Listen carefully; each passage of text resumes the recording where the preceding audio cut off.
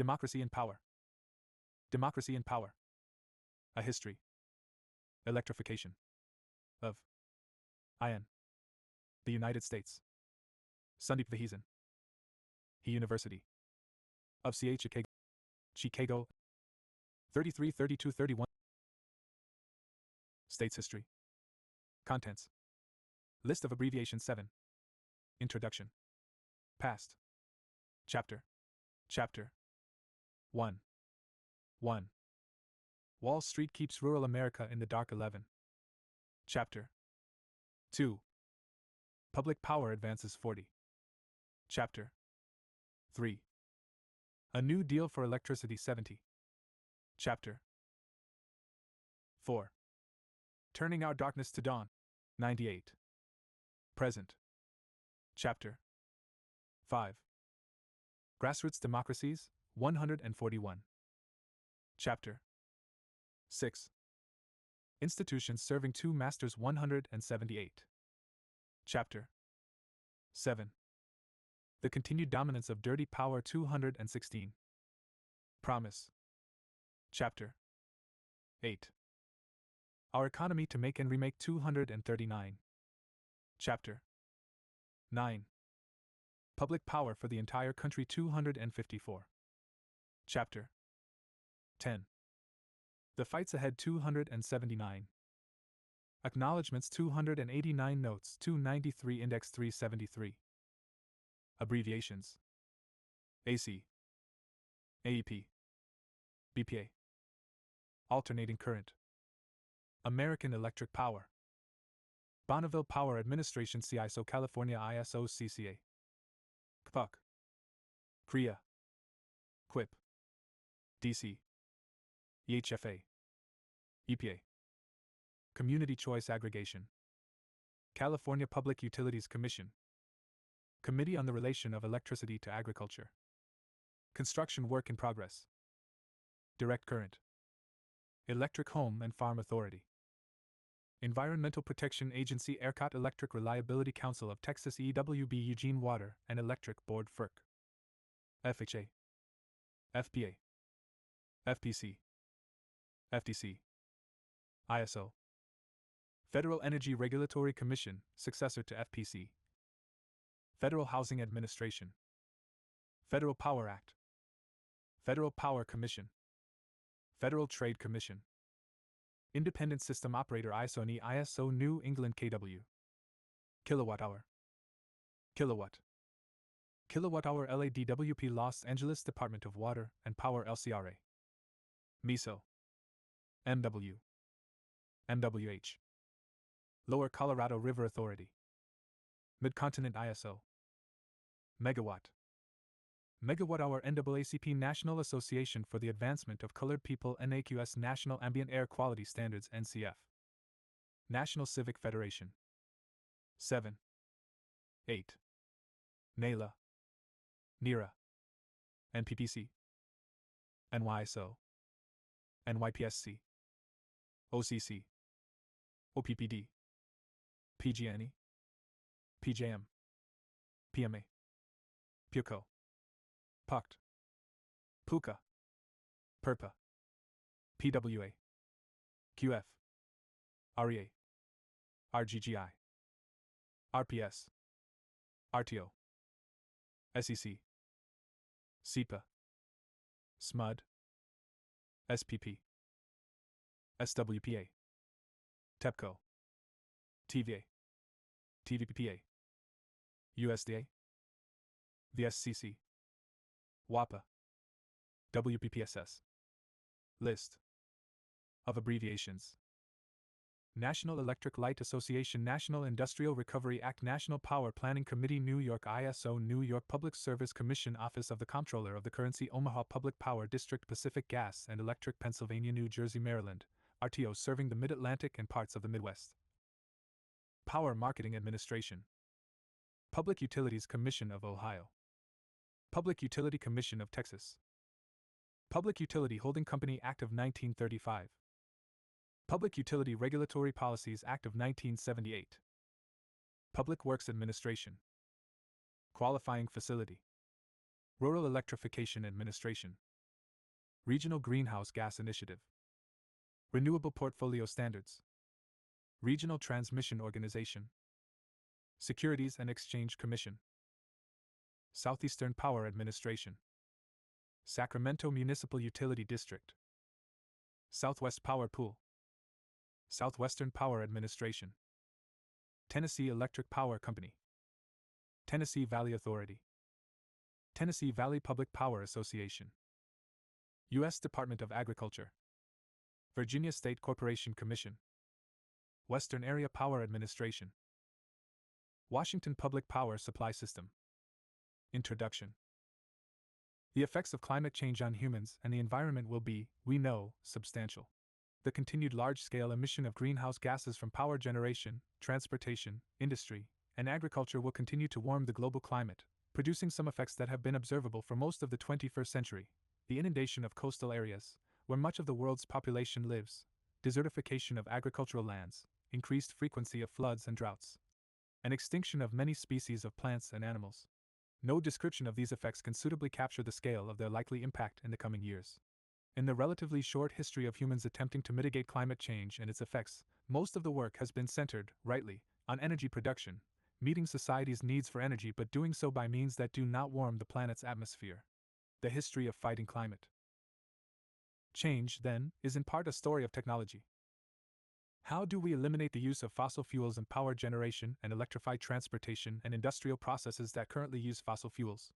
This decarbonization effort has yielded a staggering amount of research and development from engineers and scientists in the public and private sectors over the course of mere decades. So much progress was made in such a short period. Declining costs of wind and solar power, large-scale battery storage. That public-facing utility companies in the early 21st century are increasingly choosing wind and solar energy sources over coal. Theirs is not a principled commitment to decarbonization but a capitalist acknowledgement that alternative energies are potentially more profitable. While these technical aspects are important, climate change mitigation is also a political challenge, albeit less understood as such.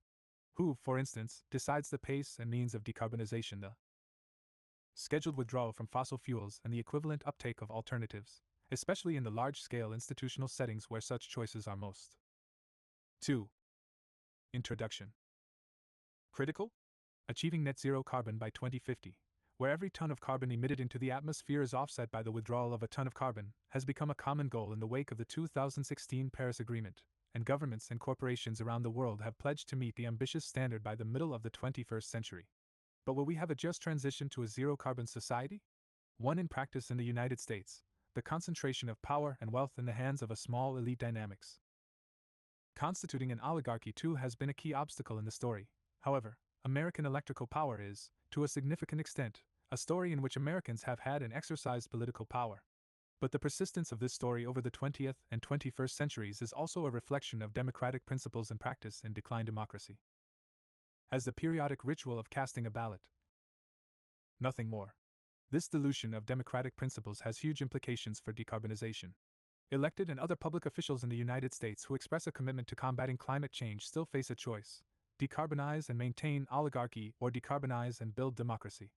Even as the net zero pledge has become a rallying cry in the fight against climate change, it should raise concerns for those committed to democracy. Until it is codified into law by Congress, net zero by 2050 is not a binding legal duty but only aspirational and discretionary. Manufacturing and oil and gas corporations will remain free to emit, or contribute to the emission of, millions of tons of carbon into the atmosphere every year. Given the trillions of dollars in polluting business assets that exist today, executives and shareholders of corporations in many sectors have resisted, and will continue to resist, mandatory action against climate change. This, one can bet, will inform our political enforcements of even the most broadly popular environmental initiatives. Corporations that have pledged to go net zero by 2050 will decide how to decarbonize with little or no public input. 3 tech corporations such as Google have publicly declared their commitment to decarbonization and want to power their data centers and other facilities with zero-carbon power. But to get there, these corporations will remake the power sector to achieve their narrow objectives. In the southeastern United States, Google executives have lobbied for the restructuring of the power sector to allow them to obtain lower-cost and zero-carbon electricity. For this would have certain benefits for Google, which houses many of its data centers in the region. But bending the decarbonization of one of America's fastest-growing and most environmentally vulnerable regions for private ends raises larger questions about the good for the public. Other corporate pledges, by relying on intrada tie-in. 3. Carbon offsets that notionally compensate for every ton of carbon emitted, likely will not ever deliver what they promise. 5. Under the current approach to net zero, the methods of decarbonization will be decided, in large measure, by a small clique of corporate executives and financiers. Some climate activists have embraced this approach and called on the US government to liberally disperse money to corporations and entrepreneurs, then let those private actors figure out the methods of decarbonization. 6. The current democratic deficit in decarbonization is not merely an academic issue, but one that has profound material consequences. In the United States, millions of people are burdened with utility debt and face threats of power service disconnection and actual disconnection. Will low-income families continue to struggle to pay their monthly energy bills, which may increase to fund the construction of zero-carbon power systems? Will energy facilities continue to be sited in poor and minority communities? Even if an array of solar panels seems innocuous compared to a coal mine or a power plant, it comes with its own share of environmental burdens, including disruption of existing land uses. To use one example, will Native American reservations and sacred lands in the West host large solar farms and pumped storage projects, 7. Perpetuating and expanding on their history of being home to coal and uranium mines and polluting power plants today? Will work in the solar industry continue to be precarious and poorly paid? 8. Or to put all these questions in a larger frame, will the economic benefits of decarbonization be captured by a small segment of the population? The answers to these questions will be a function of who gets to decide them, of the democracy that is embedded in the process. If corporations that are run by and for shareholders lead and manage the transition to a zero-carbon society, the answer to all the questions above is likely yes. In this scenario, the United States in 2050 could be decarbonized but otherwise strikingly similar to what it is today: power and wealth for the few, powerlessness, precarity, and poverty for the many.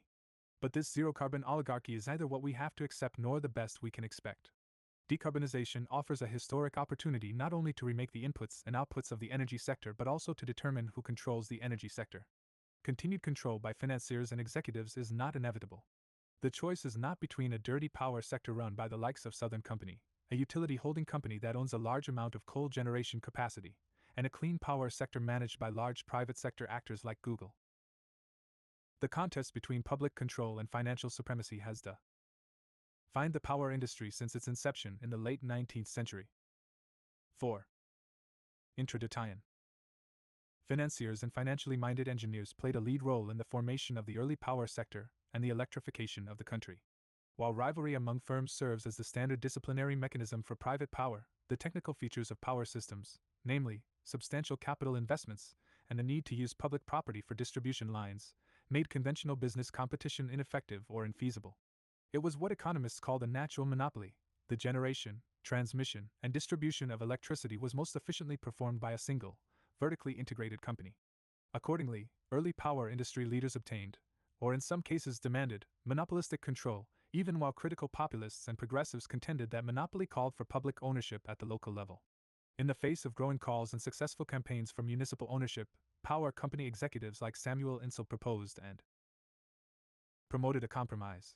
States should establish public regulation of these monopolistic electric companies but preserve private ownership of power systems. State governments, it was argued, would assert public control and mandate fair rates and non-discriminatory service. To the delight of Insull and other promoters, their proposal, or less charitably, ruse worked. With the aid of some leading progressives, state regulation robbed public ownership campaigns of political momentum. In the first 3 decades of the 20th century, the power industry was dynamic, achieving impressive progress in electrifying the United States. Yet the defects in the systems were clear from an early stage. Thanks to court-created constraints on their authority and the creation of sprawling utility holding companies, state regulation was largely ineffective. In the face of weak public control, power companies charged unfairly high rates for those they served. By the mid-192 most households in U.S. cities had electric service, but because of high rates, costly appliances, and an outmoded housing stock and design, they generally did not have electric modernization, meaning refrigerators, washing machines, and other heavy-duty appliances. Only about 1 in 5 families had electrically modernized homes. Further, power companies declined to extend lines to most rural Americans, a market they dismissed as backward, costly to serve, and an unlikely source of profits. As a result, in 1930, fewer than 1 in 10 farmers in the United States had electricity. Americans who continued to campaign for public control of the power sector won major political fights even during the conservative 1920s, a period in which corporate interests broadly exercised their prerogatives with little interference from the federal government. In 1928, Congress authorized the construction of Boulder Dam, more famously known today as Intrada. Tie-in 5. Hoover Dam, on the Colorado River, which would generate large quantities of hydroelectricity to serve the Southwest. The Great Depression pushed many over-indebted utility holding companies into insolvency, destroyed the standing of men like Samuel Insull, and created an opening for change. Building on the national, state, and local political fights of the 1920s, the New Deal Congresses and President Franklin Delano Roosevelt, FDR, in the 1930s qualitatively expanded public power and undertook the first major restructuring of the industry. Congress put the federal government in the power business in a major way through institutions such as the Tennessee Valley Authority, the Army Corps of Engineers, and the Bureau of Reclamation. The government constructed multipurpose dams on the Columbia, Sacramento, and Tennessee rivers and elsewhere that generated large amounts of low-cost power while also controlling floods, aiding navigation, and irrigating arid lands. The federal government also aided the formation of community-owned distribution systems. It supported rural electrification through financial and technical support. With assistance from the Federal Rural Electrification Administration, rural residents between 1935 and 1955 set up more than 900 electric cooperatives and obtained affordable electric service that seemed unattainable 2 decades earlier. By the mid-195 OS, more than 9 in 10 farmers had electricity. The Public Works Administration also funded the construction of municipal power systems across the country. In Tennessee and Texas, dozens of municipalities, aided by the availability of low-cost public power at wholesale, built or acquired existing distribution utilities. Rather than give up on public utility regulation, the reforms of the New Deal attempted to strengthen its public character. Many reformers, including President Roosevelt, believed that private ownership and power could be redeemed by effective regulation and institutional competition from public and cooperative systems. In one of the fiercest legislative fights of the 1930s, Congress passed a landmark law that restructured and regulated public utility holding companies. The federal government further asserted its authority to regulate the wholesale power markets and the transmission grid. Thanks to these historic but ultimately partial federal reforms in organizing, about 1 in 4 Americans today receives power service from a community-owned system. These systems, in theory, answer to the residents they serve, not absentee shareholders. They are governed by boards elected by the public or appointed by an elected official such as the mayor. This is radically different from the dominant investor-owned model in which remote shareholders who live around the world elect boards who manage the utility, subject to federal and state regulatory oversight. In lieu. 6. Introduction. Of this attenuated public control, cooperative and public power offers the promise of more direct public control over electric rates, siting of utility facilities, energy efficiency programs, and decarbonization. Not all cooperative and public power institutions have lived up to their democratic potential. Some electric cooperatives have been plagued by self-dealing and self-perpetuating boards that treat the co-op as their personal fiefdom rather than community property. In some cities, municipally owned utilities have been mismanaged and insulated from public accountability. Yet, at their best, they offer something that investor-owned utilities cannot: community control. And many cooperative and public utilities do embody good democratic governance. The uneven governance of these utilities reveals the importance of law and institutional details. Law can codify, and in some places has already codified, effective community governance. In recent decades, the federal government and many states scaled back public control of the power system. In a reversal of the New Deal's restructuring of the sector, the Federal Energy Regulatory Commission and state governments have weakened public oversight of the industry. In much of the country, policymakers have transformed publicly administered power systems into markets in which financialized corporations reign supreme and public regulators exercise a light touch. This second industrial restructuring, which legislators and regulators initiated in the late 1970s and accelerated in the 1980s and 1990s, was justified by the promise of market competition. Because the generation and retailing segments of the power sector did not require monopolistic control, they could be open to entry and competition. According to supporters of this second industrial restructuring program, competition among power generators and marketers would deliver lower electricity rates and greater efficiency, relative to public setting of wholesale and retail power rates. The potential has only been fulfilled in partial measure. Critically, the second restructuring has not delivered the promised reductions in rates, particularly for residential customers. In addition to transferring power from public authorities to financiers and corporate executives, this restructuring injected volatility into a once stable sector. Electric utilities had long been perceived as a symbol of stability, indeed boringness, and a safe place for the proverbial widows and orphans to park their savings. The electricity crises in California in 2000 and 2001 and in Texas in 2021 showed that this new power sector could be turbulent and unreliable. In the new corporate-dominated market system, prices could spike tenfold in a few hours and impose a $10,000 monthly power bill on households, and lights, heat, and life-saving medical equipment could fail during a winter freeze. Introduction 7. History shows that the future of the power sector is in the hands of the public it serves. It is not preordained to be one way or another.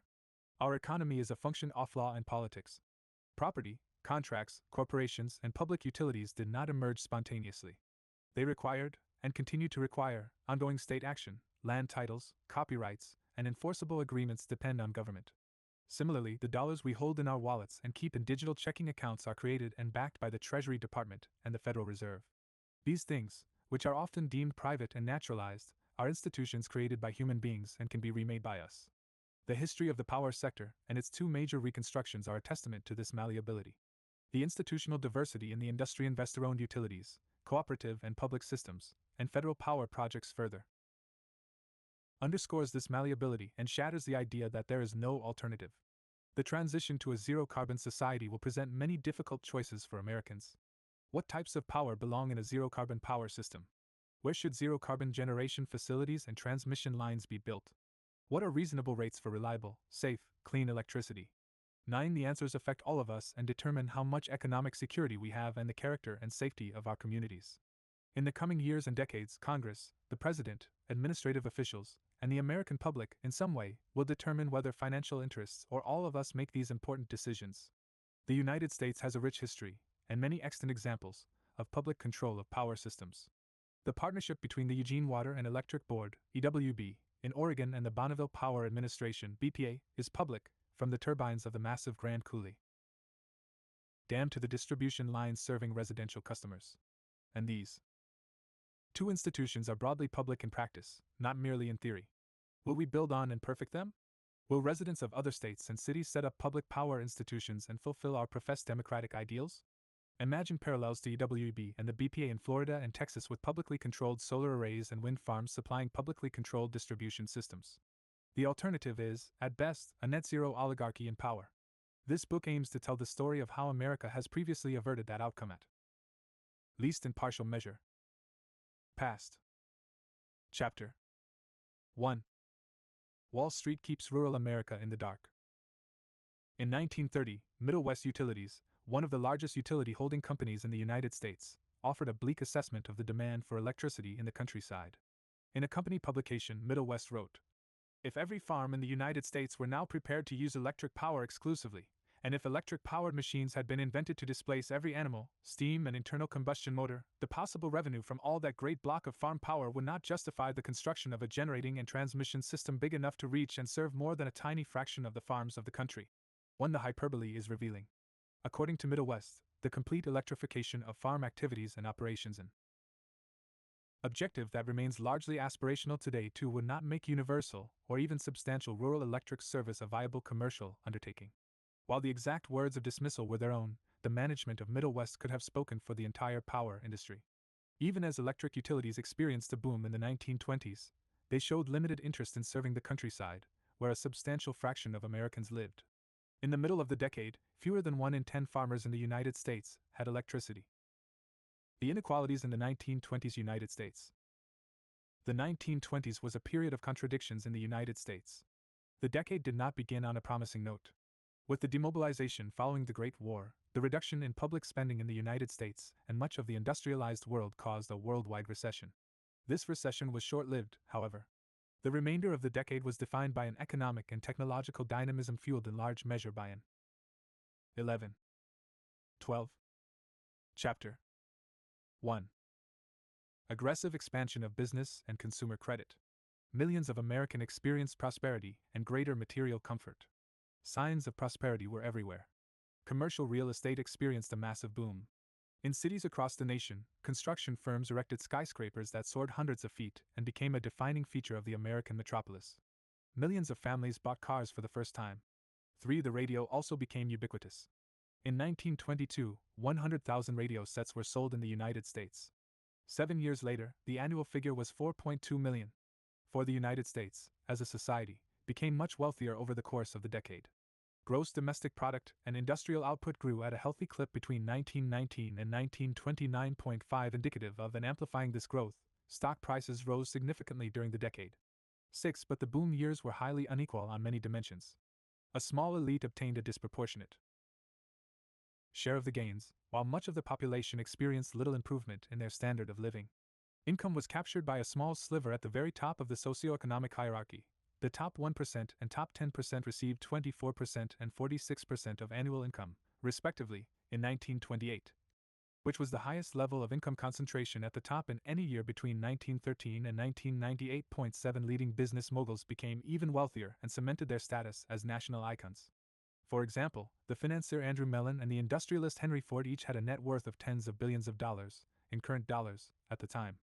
8. The middle class experienced some gains, while the poor experienced continued immiseration and saw limited benefits from the economic boom. 9. Whites almost certainly prospered much more than did blacks, who were excluded from mainstream economic life by legal segregation in the South and effective segregation almost everywhere else. The declining power of workers both contributed to and reflected this. Unequal political economy.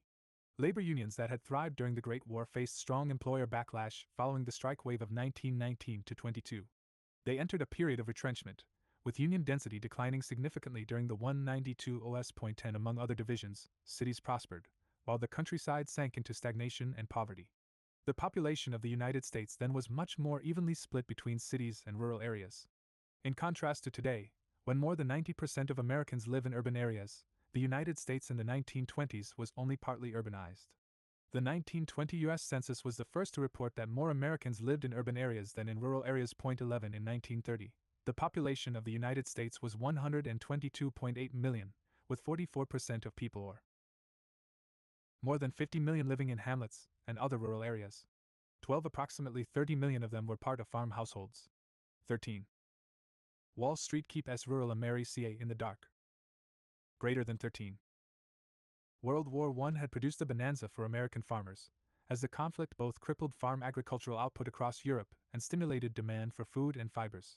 The aggregate income of farmers in the United States rose from $3.6 billion in 1914 to $8.9 billion in 1918.14. Farmers borrowed and invested in their operations with an expectation that higher prices for their grains, produce, and livestock would persist.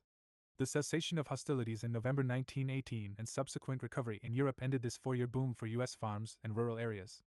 French, German, and other European farmers resumed producing crops and livestock and generated a glut in world markets. Farm incomes in the United States fell by more than 50% between 1919 and 1921.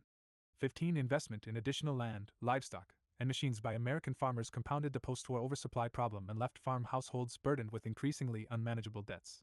16. With the collapse in prices, U.S. agriculture fell back into the deflation airy spiral that had defined the global farm economy in the closing decades of the 19th century. With an excess supply of foodstuffs around the world, farmers and ranchers made less money for the grains, livestock, and produce they sold, while the debts they incurred to acquire, run, and expand their farms remained fixed in nominal terms. The urban-rural divide was not only a matter of dollars, but also technology. Ronald Klein writes that rural reformers viewed four supposedly urbanizing technologies: the telephone, the automobile, radio, and electricity as self-evident symbols of modernity and powerful agents of social change that could transform life in the countryside. 17. In some respects, rural America appeared more advanced than the cities. In 1920, with farmers still enjoying residual wealth from the boom years of the 1910s, proportionately more farmers than urban residents owned cars and telephones. 18. By contrast, ownership of the radio, one of the cutting-edge devices of the 1920s, was significantly lower in the countryside. In 1930, only around 1 in 4 farm households had a radio, compared to 1 in 2 urban homes. 19. The bright lights of the cities, the flickering candles of the country. The availability of electric service captured urban-rural inequality better than any other technological divide. Electric power was a defining feature of the American city in the 1920s. Films such as Metropolis captured popular excitement about, as well as fears of, electricity in the United States and around the world. 20. In cities, factories had electricity to provide lighting. 14. Chapter 1. For their operations, many manufacturers had also substituted electric motors for steam engines because electricity offered greater flexibility and eliminated smoke, steam, and soot and the need for a complex system of shafts and pulleys on site. Department stores, restaurants, and theaters dazzle patrons with bright and often elaborate electric lighting fixtures and displays. City streets and public spaces were well lighted at night with electric street lamps. First and second tier cities could boast of brightly illuminated, white ways that drew local and foreign visitors. By the mid 192 OS, most households in cities had electric service. Power companies had rapidly expanded service in the years following World War 1.21. To be clear, the wide availability of electricity did not mean most households had refrigerators, vacuum cleaners, washing machines, and other electrical appliances. These appliances were luxuries limited to more. Figure 1.1 New York City. The Great White Way. Broadway south from 42nd Street in 1908. Courtesy of the Liber Y of Congress SS, LCUSC 62-23866. Wall Street. Keeps. Rural America. IN. The dark. Greater than 15. Affluent households. Most middle and working class households only had lighting and light appliances such as irons and radios. Point 22. In other words, in the city's wealthier families enjoyed electrically modernized homes, while almost everyone else had only electrified homes. The obstacles to universal electric modernization in cities were manifold and included high rates for power, expensive appliances, and home wiring that could not handle heavier loads. While most homes in cities had electric lighting by the end of the decade, electricity was a rarity in the countryside at the start and end of the 1920s.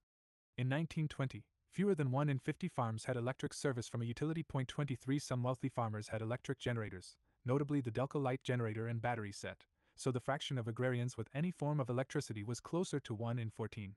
24. These generator systems were expensive to purchase and had major shortcomings. As Hell S. Barron writes there, batteries rarely stored enough power to run the lights and more than one appliance, and needed constant recharging by a noisy gas generator.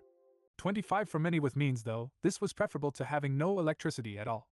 Even as some progress was made on rural electrification in the 1920s, at the start of the 1930s, only 600,000 of 6 million farms in the United States had electricity from a utility. Point 26. All told, in 1930, tens of millions of Americans, of a population of 122 million, still lived in homes without electric lighting.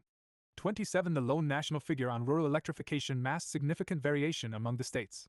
Electricity was much more common in rural areas. Figure 1.2.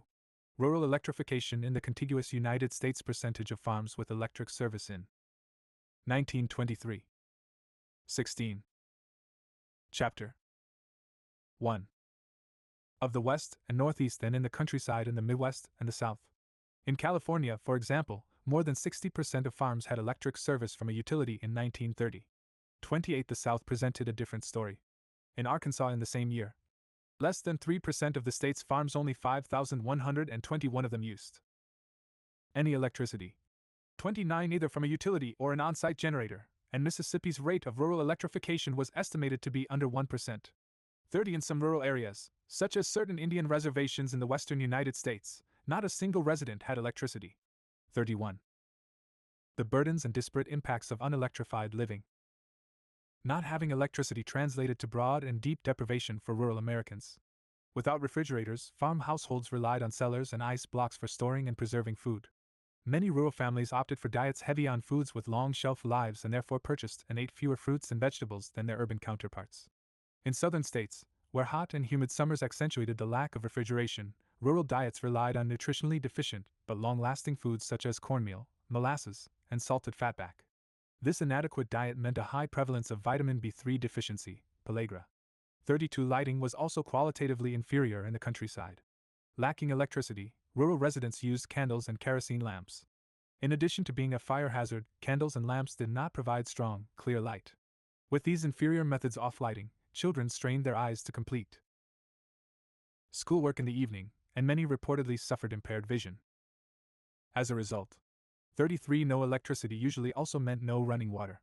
Rural families relied on hand pumps for water or hauled it in buckets from nearby creeks, rivers, and streams.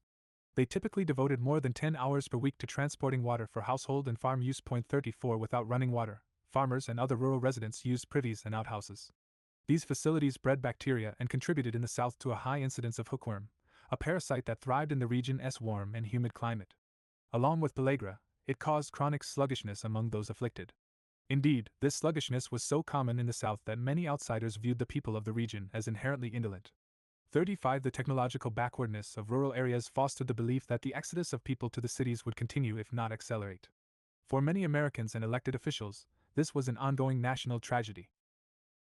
Wall Street. Keeps. Rural America. In the dark. Greater than 17. Drawing on Jeffersonian notions and ideals of agrarian life, they believed that vibrant rural life, apart from sustaining the production of foodstuffs, was intrinsically valuable and essential for national welfare. 36. With cities offering a life of comparative comfort and ease, many champions of rural life believed that young people would migrate to urban areas, leaving the countryside depopulated and desolate. Farm women felt the backwardness of rural life most acutely.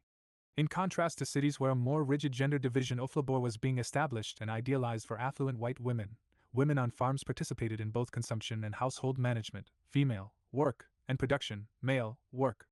Many continued to prize their role as producers and devoted significant time to market-facing activities such as maintaining home gardens, raising chickens, and selling eggs. They also did the lion's share of work maintaining the household and raising children. Whereas technology that aided production, such as automobiles and trucks, had been embraced by farmers, the technology that could assist in domestic work, electricity, was still largely absent. This disparity was not lost on farm women. Some bitterly complained that their husbands invested in equipment and machinery that made their work easier but had no interest in doing the same for their wives. 37. This meant that farm families lacked, for instance, bright, clean lighting and running water and had to rely on kerosene lamps and outhouses. Unequal gender relations meant that new technology that aided women's work was discounted by rural households relative to technological advances that helped men in their labor. 38. Consider some of the work women in unelectrified farm homes had to do. Women were typically responsible for hauling water for household uses. The drudgery associated with laundry in the countryside was infamous and motivated pity for rural women. Without electric washing machines or nearby laundromats, the gender division of labor meant women continued to wash clothes by hand, which was a backbreaking and time-consuming chore. David Nye describes washing clothes manually as follows. On the typical Texas farm, the well was 250 feet from the house, and every gallon had to be pumped to the surface and hand-carried. On wash day 3 8-gallon tubs had to be filled for each load, and most families required at least 4 loads, or 100 gallons of water. A farm wife soon had a sore, bent back from hauling water. 39. Once the washing was done, rural women had to press clothes using coal-fired irons. These irons could inflict serious burns on users. Given the demands of rural life for women in particular, a desire to save the farm woman animated many aspiring reformers of rural America, regardless of whether these women actually desired such rescue. 40. 18. Chapter 1. Farm women were not a monolith but encompassed a range of class, ethnic, and racial identities. Given the general lack of electric service in rural areas, the technological backwardness was not purely a function of class. Wives of citrus farmers in California with large landholdings enjoyed material comfort, security, and electricity. But many farm women who were affluent and middle class did not enjoy the technological advantages of their city peers. Middle-class farm women in the Midwest generally did not have power where they lived. In Nebraska in 1923, only about 8% of farms had any type of electricity. 41. With neither electricity nor the ability to hire outside labor for household work, more affluent rural women had to perform much of the same work that their poor counterparts did. Among farm women, life was generally hardest for black women in the South. They endured the triple burdens of class, gender, and race. 42L. Though elite agrarian reformers excluded them from the category, farm women, and limited it to white, Protestant, middle-class women, 43 black women were an integral part of the farm economy. In the 1920s, even with the first Great Migration underway, most African Americans lived in the South and were heavily concentrated in rural areas, where sharecropping prevailed. 44. Sharecropping was a system in which landowners, for the most part white men, attempted to recreate some of the functional relationships of slavery.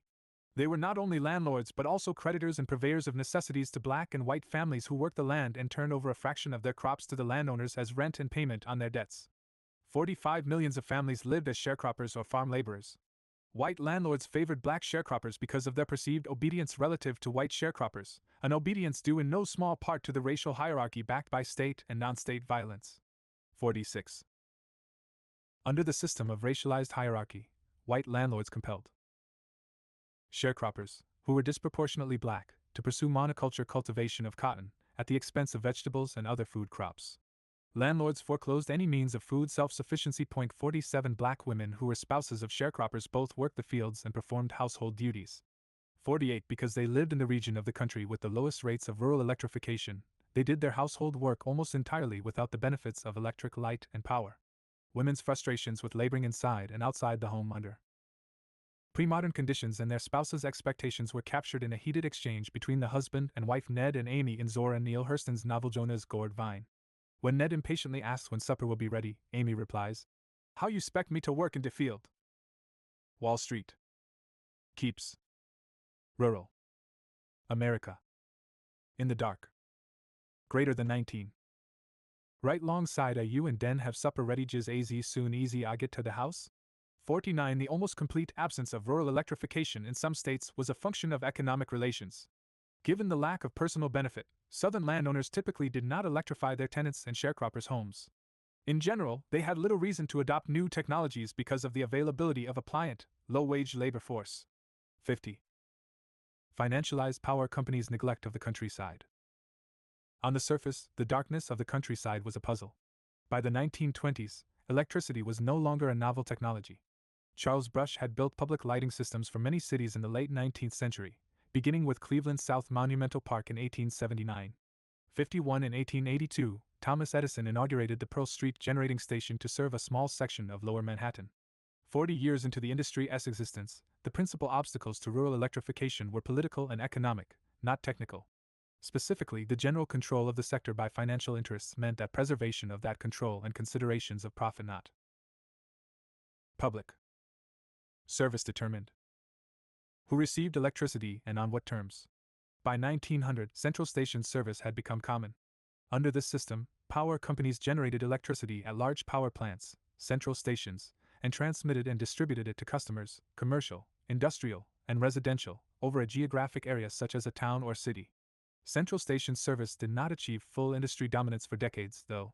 Large power users, such as factories and hotels, installed generators on site to meet their electricity needs. 52 And gas and steam power remained attractive for certain purposes, such as public lighting and some industrial activities, and were not displaced overnight by electricity. 53 Many electric rail companies also generated their own power and sold surplus electricity at off-peak hours to businesses and residences near their lines. An important technical fight was partly resolved in the late 19th century. The bulk of the industry opted for the use of alternating current AC for customers over direct current DC, because AC was easier to transmit over distances. Edison had favored direct current and sought to discredit alternating current on safety grounds, including by promoting the use of alternating current for executing prisoners by electrocution. 54 But AC did not win a total victory and continued to coexist with DC, which had 20. Chapter 1. Its own advantages, such as an effective electric motor earlier than AC did. DC service remains in use for many purposes today. Some customers in New York received DC power until as late as 2007. 55 An alternating current system of central stations connected to customers through transmission and distribution lines can be conceived as follows. Envision a person in Spain buying a cup of water from someone in the United States. The seller in the United States must deliver the water by dropping it into the Atlantic Ocean. To receive the delivery, the purchaser in Spain then dips into the Atlantic Ocean to withdraw the cup of water. The seller delivered a cup of water into the system and the purchaser withdrew a cup of water, but in no sense can either party identify the particular molecules of water that were the subject of their market transaction. 56. As this metaphor indicates, customers and generators have the right to withdraw and inject power into the grid, but a customer cannot identify which plant supplied them with power given the physics of the system. One critical technical feature of electricity was, and generally still is, the inability to store power on a large scale. In contrast to water and gas, which can be stored, every watt of consumption requires a simultaneous watt of generation. To build on the metaphor above, the level of the ocean must also remain constant every second. Because demand varies during a day and over the year, a power company must own or have access to sufficient generation capacity to meet peak demand, even if this peak is reached only a few times a year. For power companies then and now, minimizing the gap between average and peak demand or load is an important aim. This ratio, known as the load factor, is an important measure of the efficiency of system operations. If average demand is substantially lower than peak demand, meaning a low load factor, a substantial fraction of the power company's generation capacity will be idle and not generating power much of the time. For example, a power system that served mainly light customers would have a low load factor. It would generate and sell power in the evening and morning when customers are at home and awake and using their lights, but very little overnight and during the day. If average demand is only slightly lower than peak demand, implying a high load factor though, most of the generation facilities will be producing power most of the time. Such a system would typically serve a variety of loads, including industrial power applications, electric rail, and lighting and appliances for residential customers. A recurring Wall Street keeps rural America in the dark. Greater than 21. Theme in the history of the power industry is trying to smooth load over time, whether a day, month, or year, through pricing and load building strategies that encourage power use at non-peak times. The industry was an exemplar of technological dynamism at the time. Early power plants consisted of a reciprocating steam engine, typically fueled by coal, that spun an electric generator. 57 They had small capacities and could produce enough electricity to light and power their immediate surroundings. By the early 1900s, power companies were building plants that used more efficient and compact steam turbines that could be connected to a much larger generator. 58 With government prodding in many of the belligerent nations including the United States, World War I and fears of a possible power shortage during the conflict stimulated the development of high-voltage transmission interconnections that allowed for the new larger generation plants to serve a wider geographic area. 59 Through the development of larger plants and transmission networks, power companies were steadily replacing and displacing isolated local power systems with regional systems. Transmission was at the heart of the industry's vision. Private power companies proposed a superpower system to connect the northeastern United States to a regional grid running from Boston to Washington, D.C. .60 Although superpower was not developed, three major utilities in Pennsylvania and New Jersey did establish the Pennsylvania-New Jersey (P&J) power pool in the late 1920s that featured major transmission connections and the sharing of generation facilities. 61 Through pooling, power companies could take advantage of different load profiles. One company might have peak load at a different time of day than a neighboring company and rely on each other's generation instead of constructing enough capacity to meet peaks on their own. Notwithstanding the distinct technical features of electric service, power companies had mastered the generation and distribution of power by the 1920s. They had invested large amounts of capital to build the facilities to provide electric service for millions of Americans. And yet, nearly 50 years into the life of the industry, central station electric service in the countryside remained the rare exception. Rather than a product of technological difficulty or impossibility, the darkness of rural America was a function of the governance structure of the industry. Financial interests controlled most power companies. 62 Because of utilities' financial orientation, they prioritized serving areas and customers that offered the promise of profits and discounted or IG. Nor those that did not. Urban customers, especially industrial customers, presented great prospective profits because they used large quantities of 22. Chapter 1. Electricity for lighting and power. Cities and surrounding areas were also densely populated and could be served at reasonable cost. In urban areas, 1 mile of distribution line could serve many customers. Rural areas presented the opposite scenario.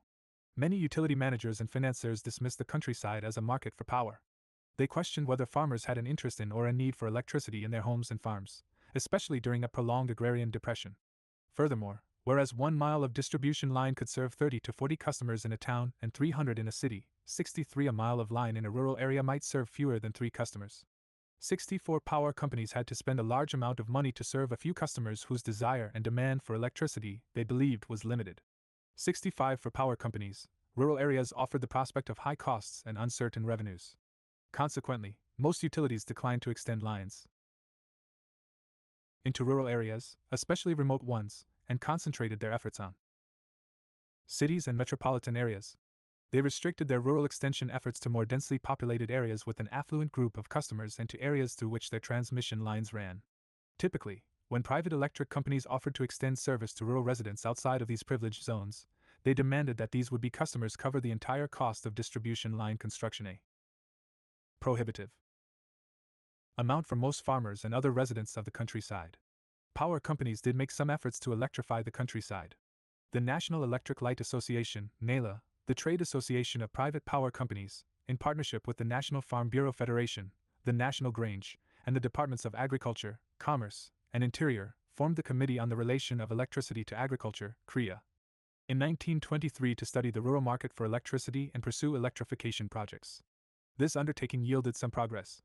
Private utilities helped develop model rural communities and farms with electric service, notably Red Wing, Minnesota, and identified dozens of uses for power on farms. 66 Whether these demonstration projects, many of which involved the free distribution of appliances and machines to farmers, represented a realistic picture of electricity's commercial prospects in rural areas was doubtful. Alabama Power pursued a more promising experiment. It extended SER Vice to around 1,900 rural families in several parts of the state, but unlike the Red Wing project, it did not provide them with free appliances, equipment, and machinery to use the power or wire their homes. This project showed that rural families, including farmers, could profitably use electricity and enjoy increased standards of living. It, however, was an exception. 67. Wall Street. Keeps. Rural America. IN. The Dark. Greater than 23. No other state CREA project had the magnitude of the Alabama venture, nor did any state group work so hard to avoid artificial conditions in the use of electricity. 68 Over the course of the decade, private utilities made limited progress extending electricity to rural residents. The rate of rural electrification did increase during the 1920s, rising from around 2% in 1920 to around 10% in 1930. Universal rural electrification, or something approaching it, however, appeared unlikely to happen through an effort led by CREA and private power companies. 69 International comparisons were not flattering for the United States. In Europe at the time, rural electrification was far more extensive. Czechoslovakia and France had rural electrification rates of 70% by 1930. 7 According to the historian D. Clayton Brown, at this private-led pace, rural areas would not have universal electric service for another century. 71. The contest between financial interests and municipalities. The dominance of finance in the electric power industry and the associated neglect of rural areas were not inevitable. Financialized power companies waged a protracted fight with local governments that regulated them and sometimes competed against and displaced them. The triumph of financial interests over cities and towns meant that private control and profit would be the guiding purposes for power companies. The outcome of the fight meant rural areas would be low priorities for electrification. Financial interests were early participants in electricity. They invested in the enterprises of Thomas Edison and other inventor entrepreneurs. Indeed, Edison built his first power station on Pearl Street in Lower Manhattan to serve banks on Wall Street, as well as local manufacturing firms and wealthy residents.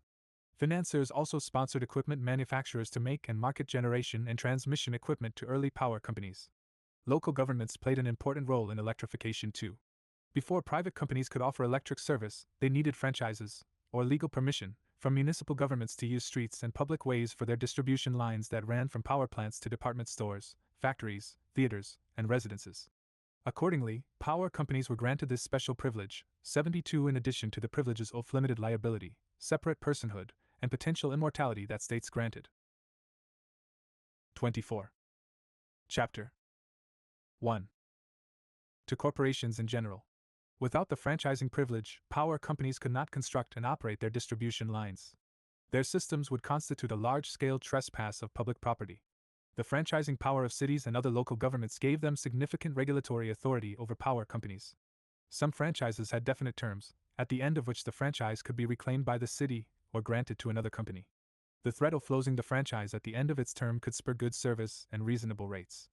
Some cities used the franchise as a regulatory instrument, conditioning the privileges on the provision of electricity at stipulated rates and minimum levels of service. 73 If they had the necessary administrative capacity, they could enforce the terms of the franchise over time, but in many cities, power companies could flout the terms of the franchise with little fear of legal repercussions. And even if enforced, fixed rates and franchises proved to be too rigid. Even when the cost of service increased or decreased, the fixed franchise terms prevented adjustments to rates, including rate reductions for the public. Other municipal governments pursued a different approach and granted franchises to multiple entities to serve the same areas.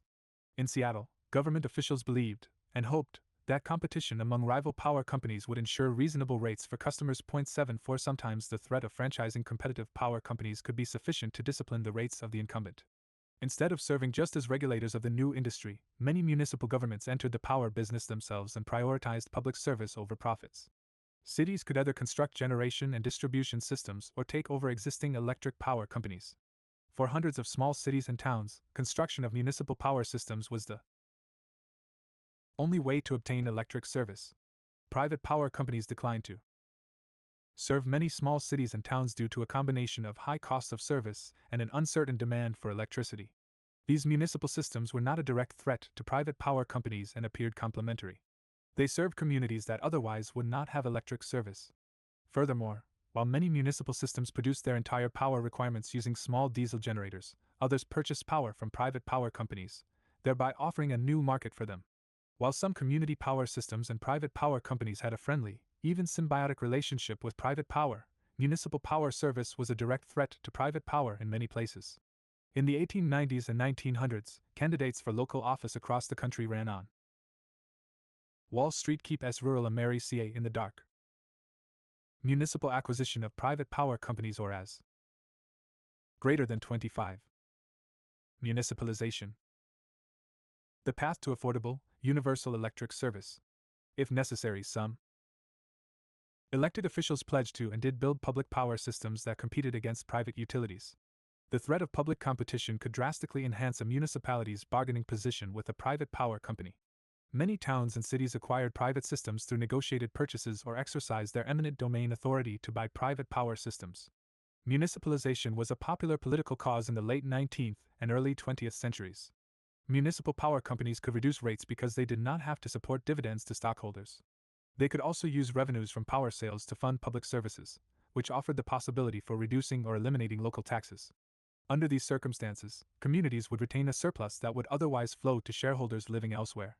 Furthermore, given their taxing authority and power to issue tax-exempt bonds, cities could sometimes raise funds at a lower cost than small private power companies. In many cities, working-class voters and reformers also saw municipalization as a method of severing the corrupt nexus that had been forged between local elected officials and power companies.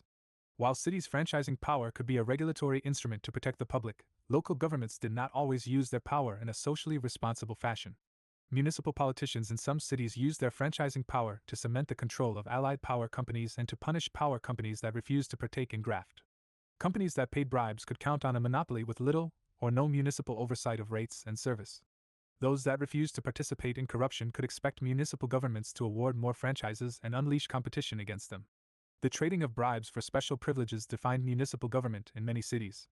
Power companies, streetcar operators, and other businesses that required the use of public property bribed elected OFFI CIOs to grant them franchises on attractive terms and deny franchises to would-be competitors. Politicians became wealthy and businesses obtained special privileges for a fraction of their fair value at the expense of the public, which paid inflated rates and received poor-quality electric and gas service and public transportation. The muckraking journalist Lincoln Steffens described this practice, commonly known as boodling, at the time, as follows. Boodling involves not thieves, gamblers, and common women, but influential citizens, capitalists, and great corporations. For the stock and trade of the boodler is the rights, privileges, franchises, and real property of the city, and his source of corruption is 26. Chapter 1. The top, not the bottom, of society. 75 For Steffens, this corruption was not in any way democratic but instead involved a close nexus between business elites and politicians. In the early 20th century, municipalization had popular support in many places and seemed poised to grow. Citizens formed local municipal ownership leagues across the country to fight for publicly owned power systems that would offer electricity at lower rates and be subject to local control. Municipal power was a working-class cause in many places and a symbol of growing popular opposition to existing political-economic arrangements in the United States. In New York, for example, by the 1905 municipal campaign, the municipal ownership movement had become an expression of working-class discontent and aspirations. 76 In that year, the newspaper baron-turned-politician William Randolph Hearst nearly won the New York mayoral election, in large measure on promising municipal takeover of the city's electric and gas companies. Winning mayoral candidates in Cleveland, Detroit, and other towns and cities ran under the banner of public power. Residents of hundreds of municipalities, large and small, fought for municipal provision of electricity. One of the most visible figures in this fight was Tom Johnson, a Cleveland Electric Railroad magnate who had entered politics as a populist. He ran to become the city's mayor in 1901 and made public power the defining theme of his candidacy. He promised lower rates and a restoration of local democracy.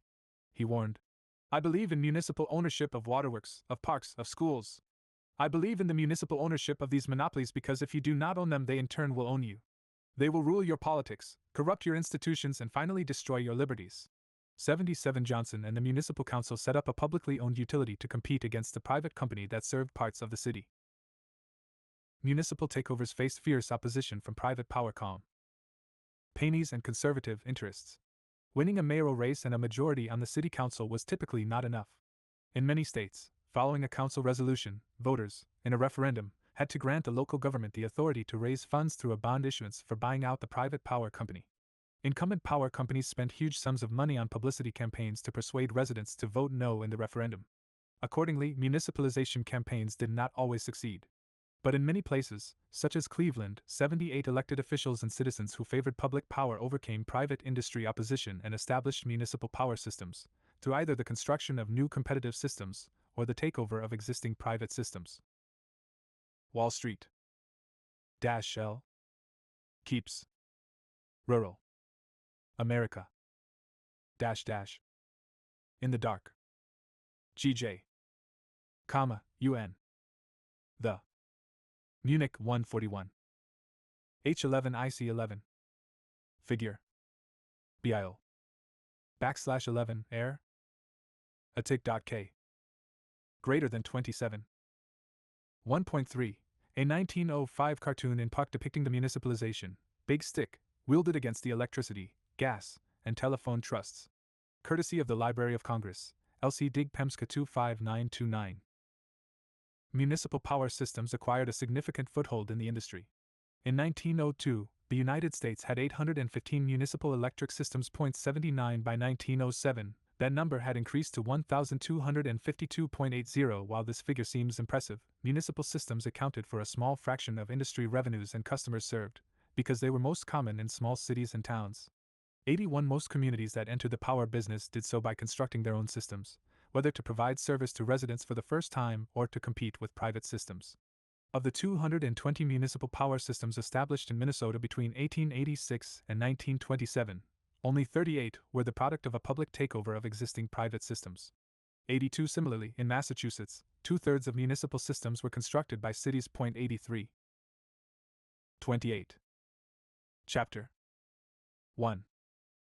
Financialized power companies and containing the municipal challenge.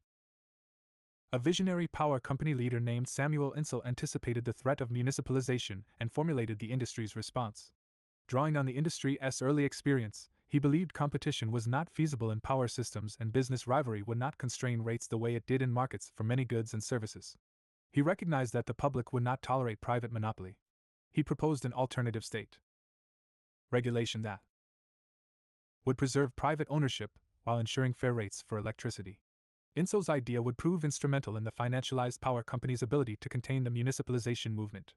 Insull was born in London and had immigrated to the United States to serve as Edison's personal secretary in 1879.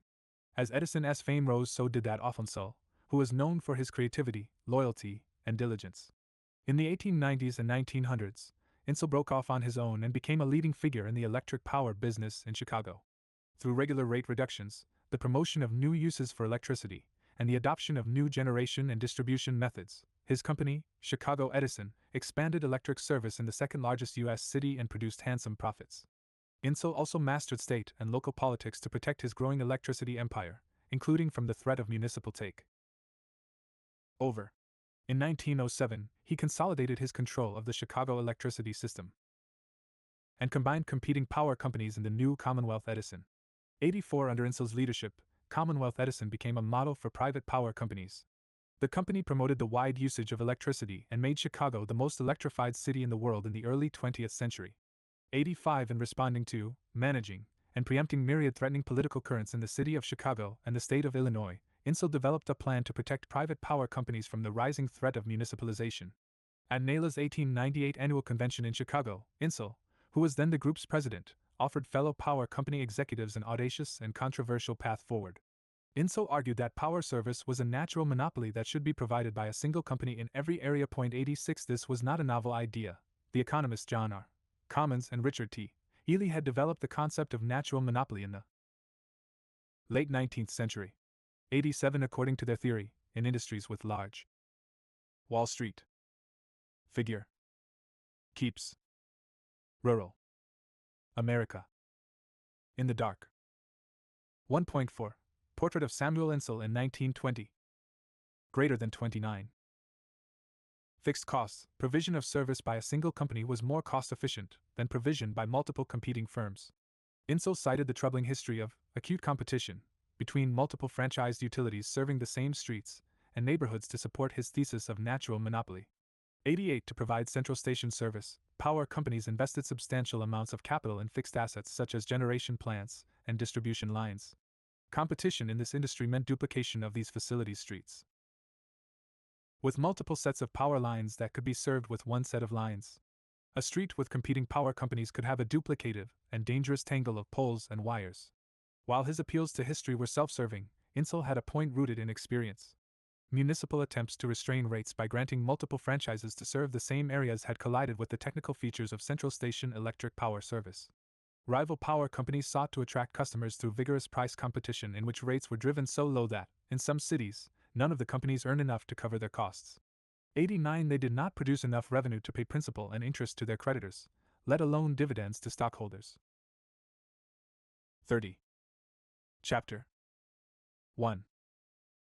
Customers benefited from this rate competition, but power companies could not maintain themselves as going concerns under these conditions. This rate competition proved ruinous to many power companies and often resulted in the consolidation of the rivals into a single entity serving a community. 90. To balance the technical need for natural monopoly against the public's interest in electric service on reasonable terms, Insull advocated for a third way between municipal socialism and acute competition.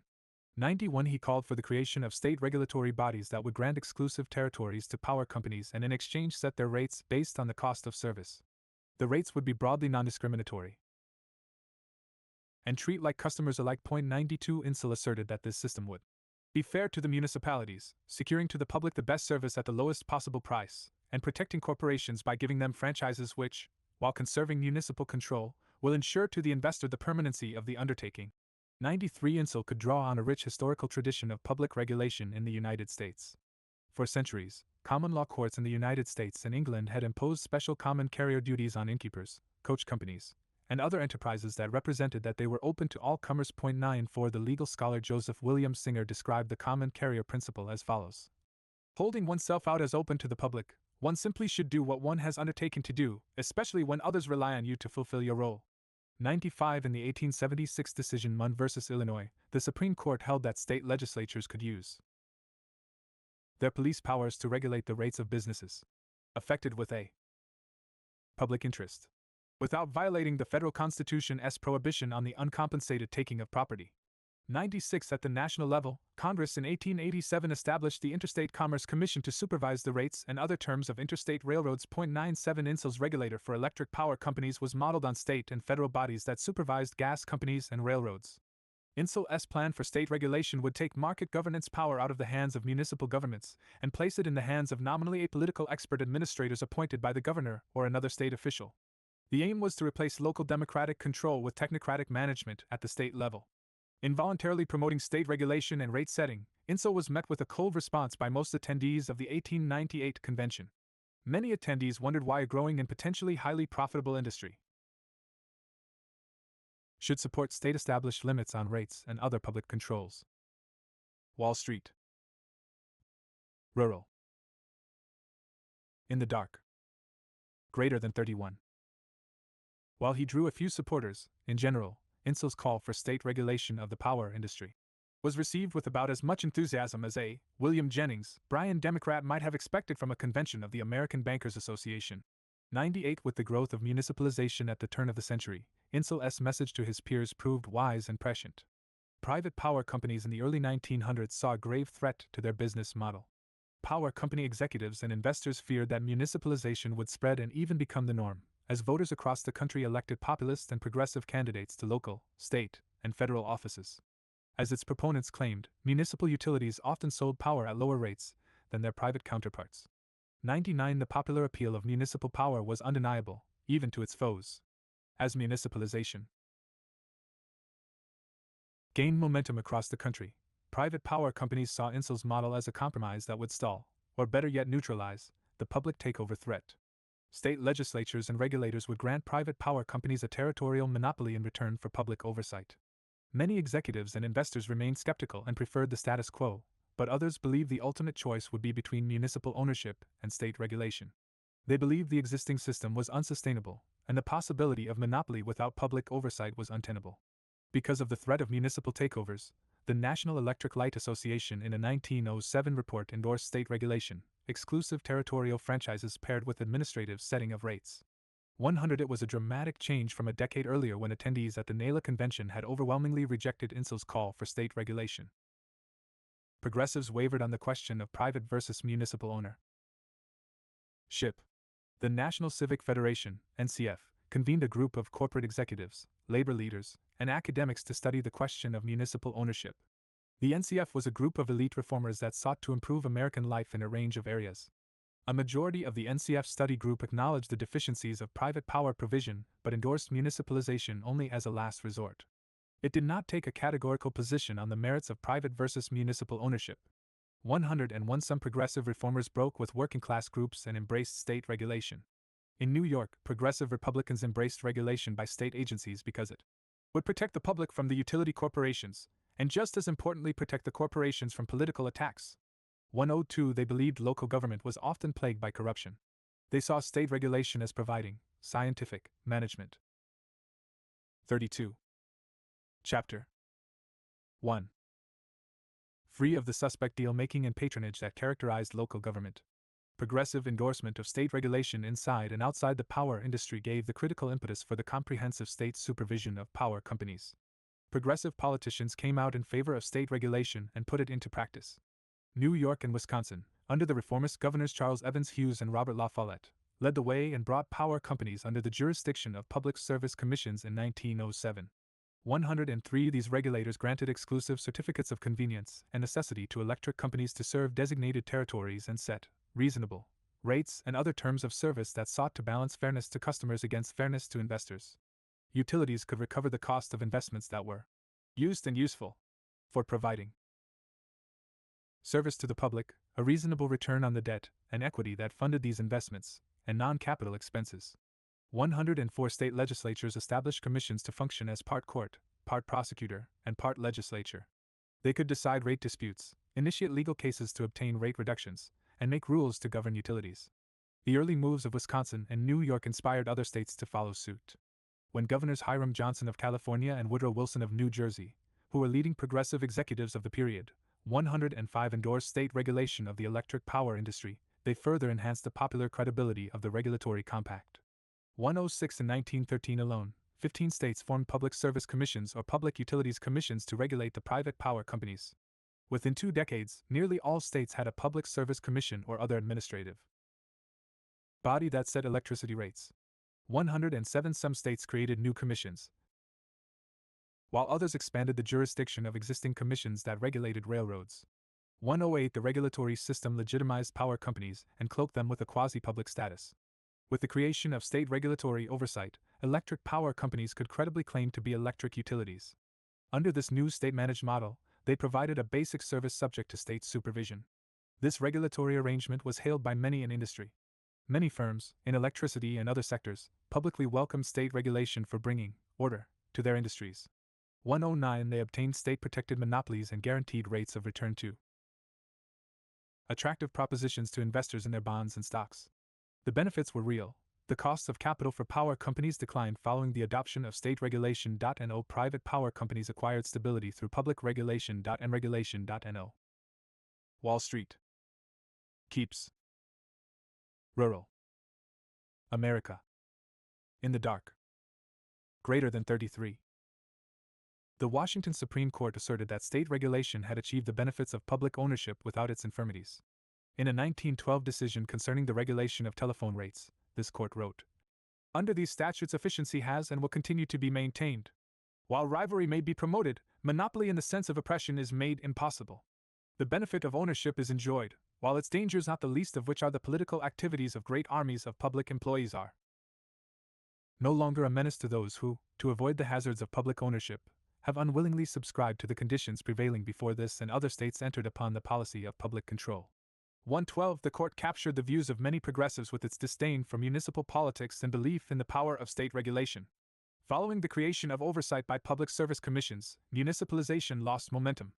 With states now involved in co-governance of power companies, public takeovers did not have the broad appeal they previously did. In theory, state commissions set rates that were fair to both customers and power company investors. The pro-municipalization slogans and pledges of candidates like Tom Johnson did not resonate the same way they did before the establishment of state regulation across the nation. 113 On top of the progressive embrace of state regulation, the Panic of 1907 dealt a critical blow to the municipalization movement. The financial CIS meant borrowers, public and private, struggled to raise funds through bond and stock issuances. Cities that had the authority to take over their electric companies could not raise the funds needed to purchase the existing systems, through either negotiation or condemnation. Even as municipal ownership promised greater freedom from the power of finance, the developments of 1907 showed that cities remained dependent on financial markets. 114 Most state regulatory systems preserved municipalization as a last resort in the event of dissatisfaction with regulated rates or the quality of service.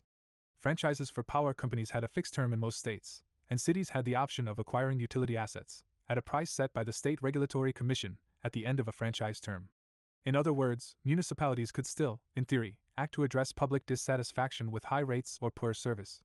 This legal right of cities and towns, however, no longer inspired the same vigorous mass political movement it previously had. At the 1909 NALA Convention, Insull could claim at least a partial victory over the municipalization movement. As chair of the Committee on Public Policy, he stated, "The committee is gratified to report the tendency toward municipal ownership as a cure for every evil, real or imaginary, has continued to lessen materially, although the movement is not dead." 115. 34. Chapter 1. The state's adoption of the regulatory compact did not end the controversy and conflict over electricity rates. Instead, the creation of state regulatory commissions moved the fights out of state and local legislatures and into administrative and judicial arenas. The stuff of democratic debate and decision-making became, in part, technocratic matters removed from popular politics.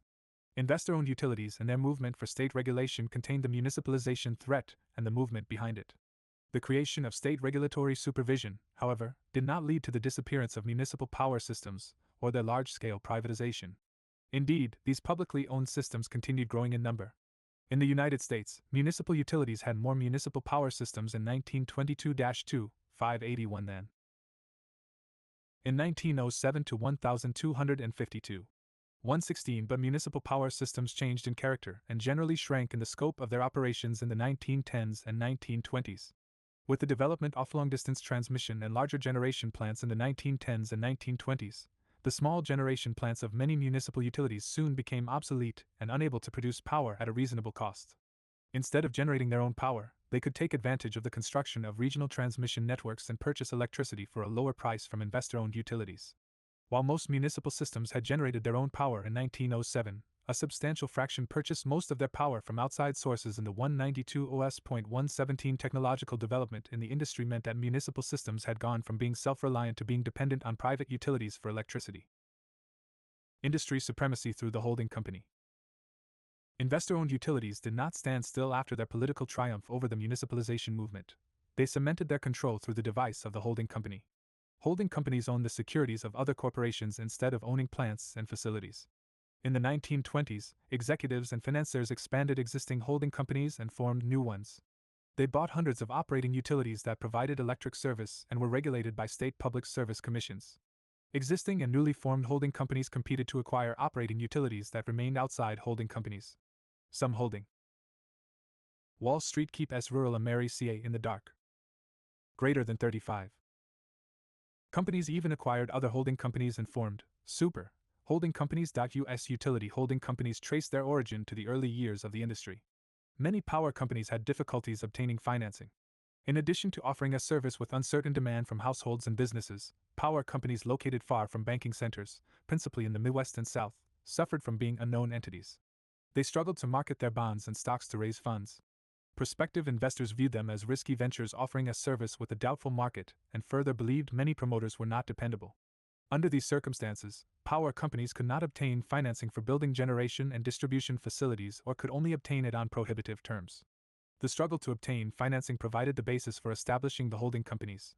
Many power companies could not pay for generation, transmission, and distribution equipment in cash, and manufacturers of electrical equipment, such as Westinghouse, Thomson-Houston Electric Manufacturing, and Edison General Electric, which became General Electric, GE, following a reorganization by the financier Henry Villard and merger with Thomson-Houston. U9 had an interest in supporting and sustaining them.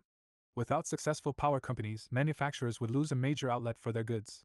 Their other principal customers, large customers that installed generators on site, and rail companies could pay for equipment because they generally used power in their own operations instead of reselling it. To support this struggling but important customer base, manufacturers accepted the bonds and stocks of local power companies for payment of equipment in lieu of cash. 120 Major engineering companies such as Stone and Webster also developed a similar relationship with power companies. In small cities and towns, power companies, on top of difficulties raising capital, did not have access to high-quality construction and engineering services. As a result, they were plagued by poor operational performance and frequently provided unreliable service to customers. Major engineering firms filled the gap and provided superior services to small power companies. Just as manufacturers did in selling electrical equipment, they accepted power company securities as payment for services.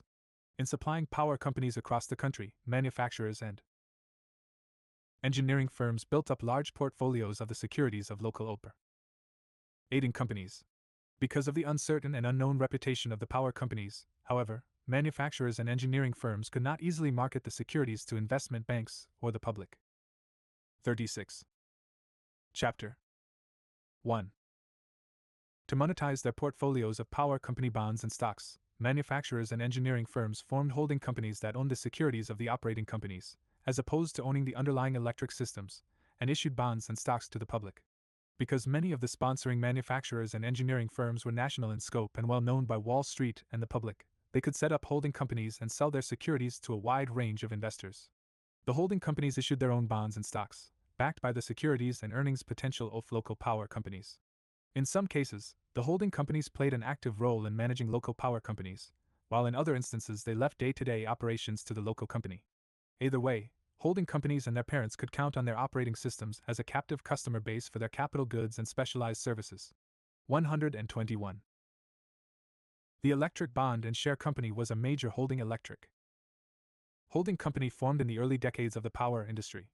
GE established the Electric Bond and Share Company in 1905 to own the securities of dozens of operating electric companies, which GE had accumulated in the course of selling them electrical equipment. It was not the first holding company, or even the first formed by GE. Unlike its GE-sponsored predecessors, though, the Electric Bond and Share Company held both stocks and bonds, not just bonds that did not carry voting rights. General Electric transferred its portfolio of power company securities to Electric Bond and Share in exchange for the common stock of this new holding company, and assigned Sidney Z. Mitchell to lead Electric Bond and Share. Owning the securities from all sections of the country and with the backing of GE, Electric Bond and Share had a diversified portfolio of companies and the standing to raise the money necessary for building generation, transmission, and distribution facilities. 122. In the 1920s, public utility holding companies came to dominate the electric power industry. During the decade, existing holding companies grew through acquisitions, and new holding companies, sometimes consisting of existing holding companies, were formed. In 1929, J.P. Morgan and other top Wall Street banks formed a super holding company, the United Corporation, that controlled the large Commonwealth and Southern Holding Company and had an affiliation with the Electric Bond and Share Company. The United Corporation, the Insull Group, and City Service Company were among the largest public utility holding companies and among the leading U.S. corporate entities during the period. In 1930, the top 10 holding company groups accounted for about 75% of power sold in the United States. 123. Wall Street keeps rural America in the dark. Greater than 37. These holding companies represented the supercharging of financial interests' control of the power industry.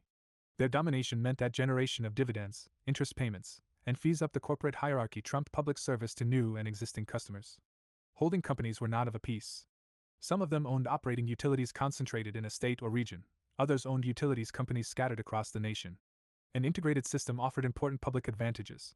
By drawing on a larger set of generation resources, these companies could obtain improvements in reliability and reductions in the cost of service. In contrast, Electric Bond and Share system was spread across the country, with operating companies in 4 geographic clusters. The first group including Oregon, Idaho, and Utah, the second, Texas, Arkansas, and Kansas, the third, Florida, and the fourth, a series of properties. from Indiana eastward to the New Jersey coast and from Ohio down to the northern part of South Carolina. 124. Like the original holding companies, some of these new ones provided financial, engineering, legal, and managerial services to operating utilities. While the challenges were not as acute as those in their early years, many operating utilities serving small cities and towns arguably still could not attract top engineers, investment bankers, lawyers, and managers. Through absorption into a regional or national holding company, these operating Figure 1.5. Electric utilities controlled by the Electric Bond and Share Company around 1930, not including those of American Gas and Electric Company. Original map prepared by the Securities and Exchange Commission. 38. Chapter 1. Companies could rely on the holding company's greater capabilities.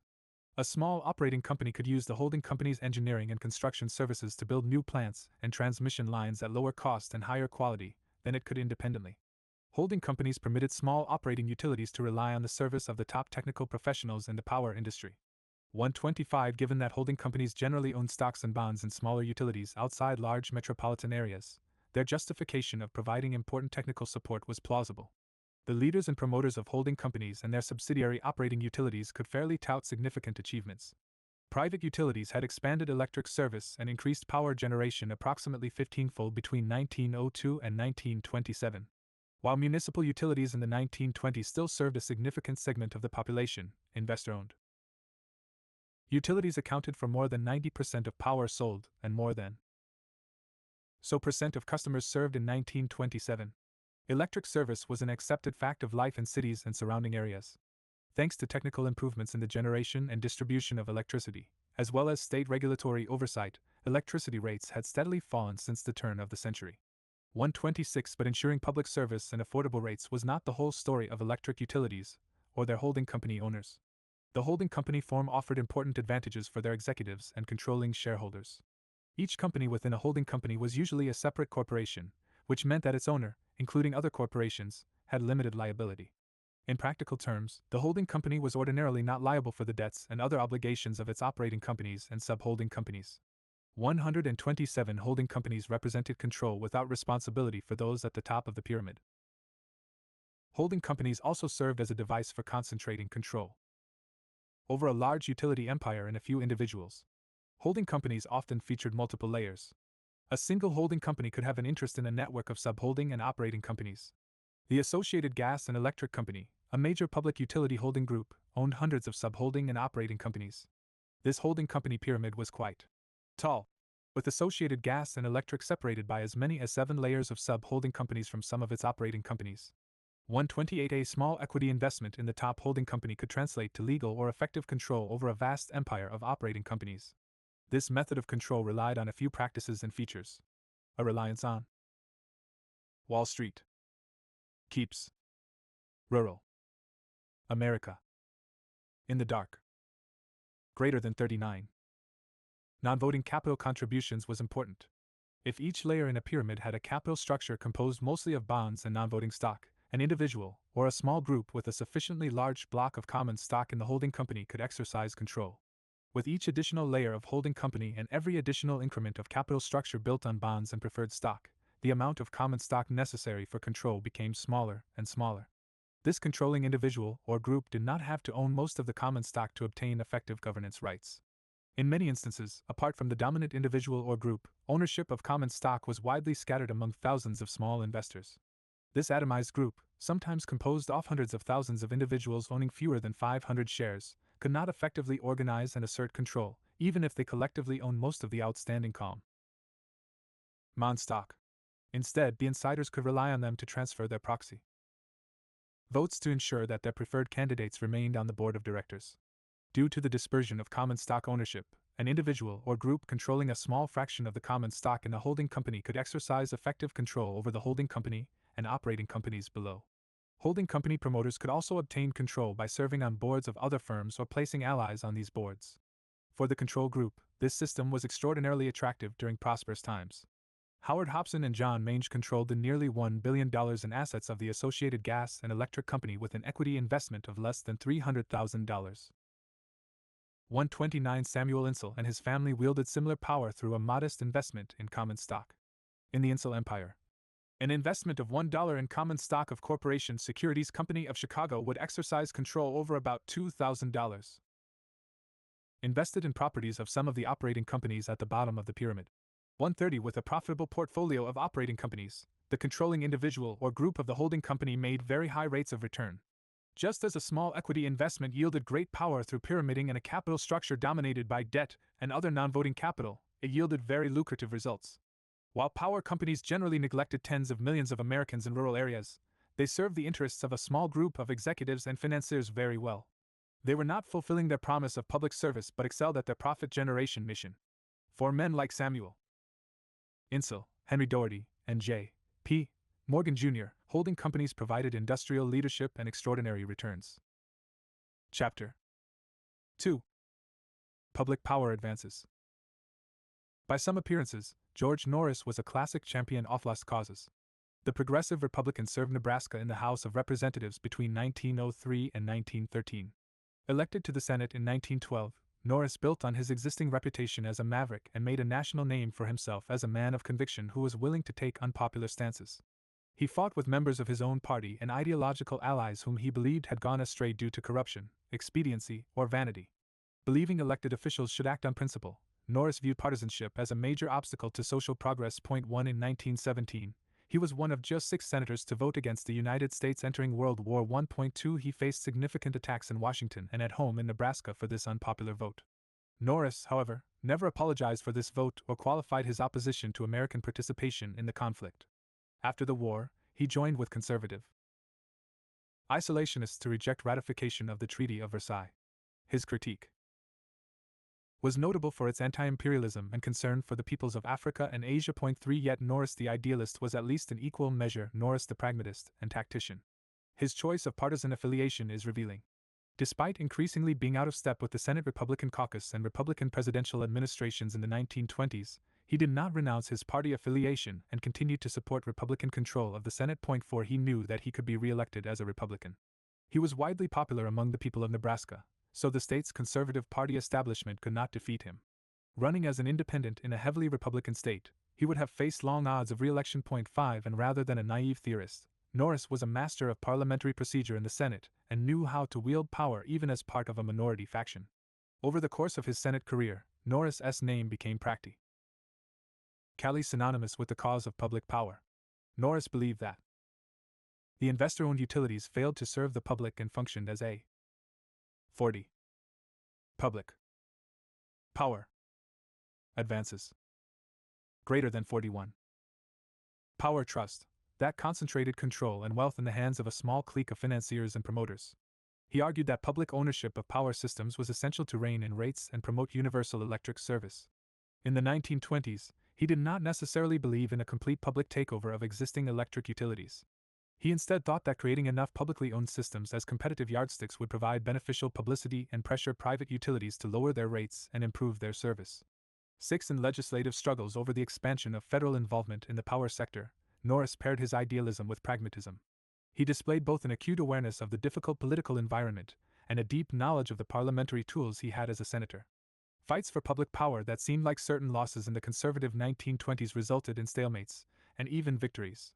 These outcomes were, in no small measure, due to the energetic advocacy of Senator Norris. Critically, Norris was not fighting a lonely campaign. Even as investor-owned utilities had contained the municipalization threat through public utility regulation, they had not vanquished the public power movement. Norris had allies such as Senators Burton Wheeler and Thomas Walsh of Montana, Representatives Phil Swing of California and Fiorello LaGuardia of New York, and Governor Franklin D. Roosevelt of New York. And the fight was not waged solely, or even principally, in elite circles. Public power had support among many citizens and in communities across the nation.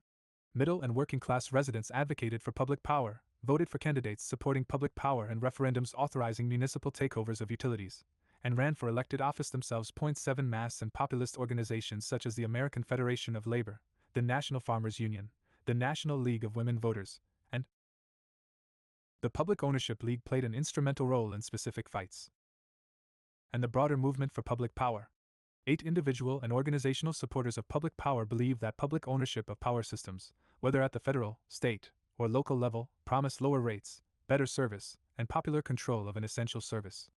foreign experience informed and inspired many American champions of municipal and public power. Government ownership played a major role in operating electric utilities in many nations. In the Canadian province of Ontario, the government established the Hydroelectric Power Commission of Ontario, or Ontario Hydro, to manage the electric power industry. Instead of pursuing financial returns, this commission sought to provide power at cost to all Ontarians. 9. For supporters of public power in the United States, Ontario Hydro was a model that American legislators should 42. Chapter 2. Adopt. 10. Ontario's rate advantage was hard to ignore. Wholesale industrial power on the Ontario side of the Niagara cost $8 per horsepower compared with $18 on the United States side. Householders of Ontario alone were saving $2,280,000 annually. 11. In Western and Northern European nations, publicly owned power systems had extended electric service to most rural residents by 1930.12. Conservationism also informed segments, particularly elite segments, of the public power movement. It stood for the idea that the nation's natural bounty belonged to the public and should be controlled by the public for public ends. Unlike individuals and groups who embraced conservationism, later in the 20th century, conservationists of the period rejected protecting nature from human development. They believed in using natural resources to raise living standards and wanted them put to use for public benefit, either left untouched nor monopolized by private interests. 13. Development of water resources, in particular, animated many conservationists.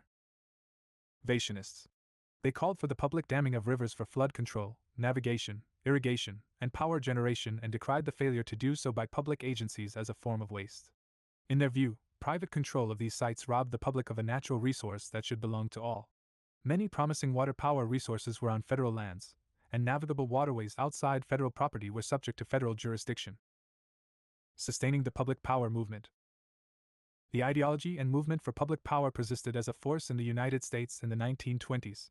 Even as investor-owned utilities had checked the municipalization threat through state regulation, their practices gave ample cause for the continued relevance and vitality of the public power movement.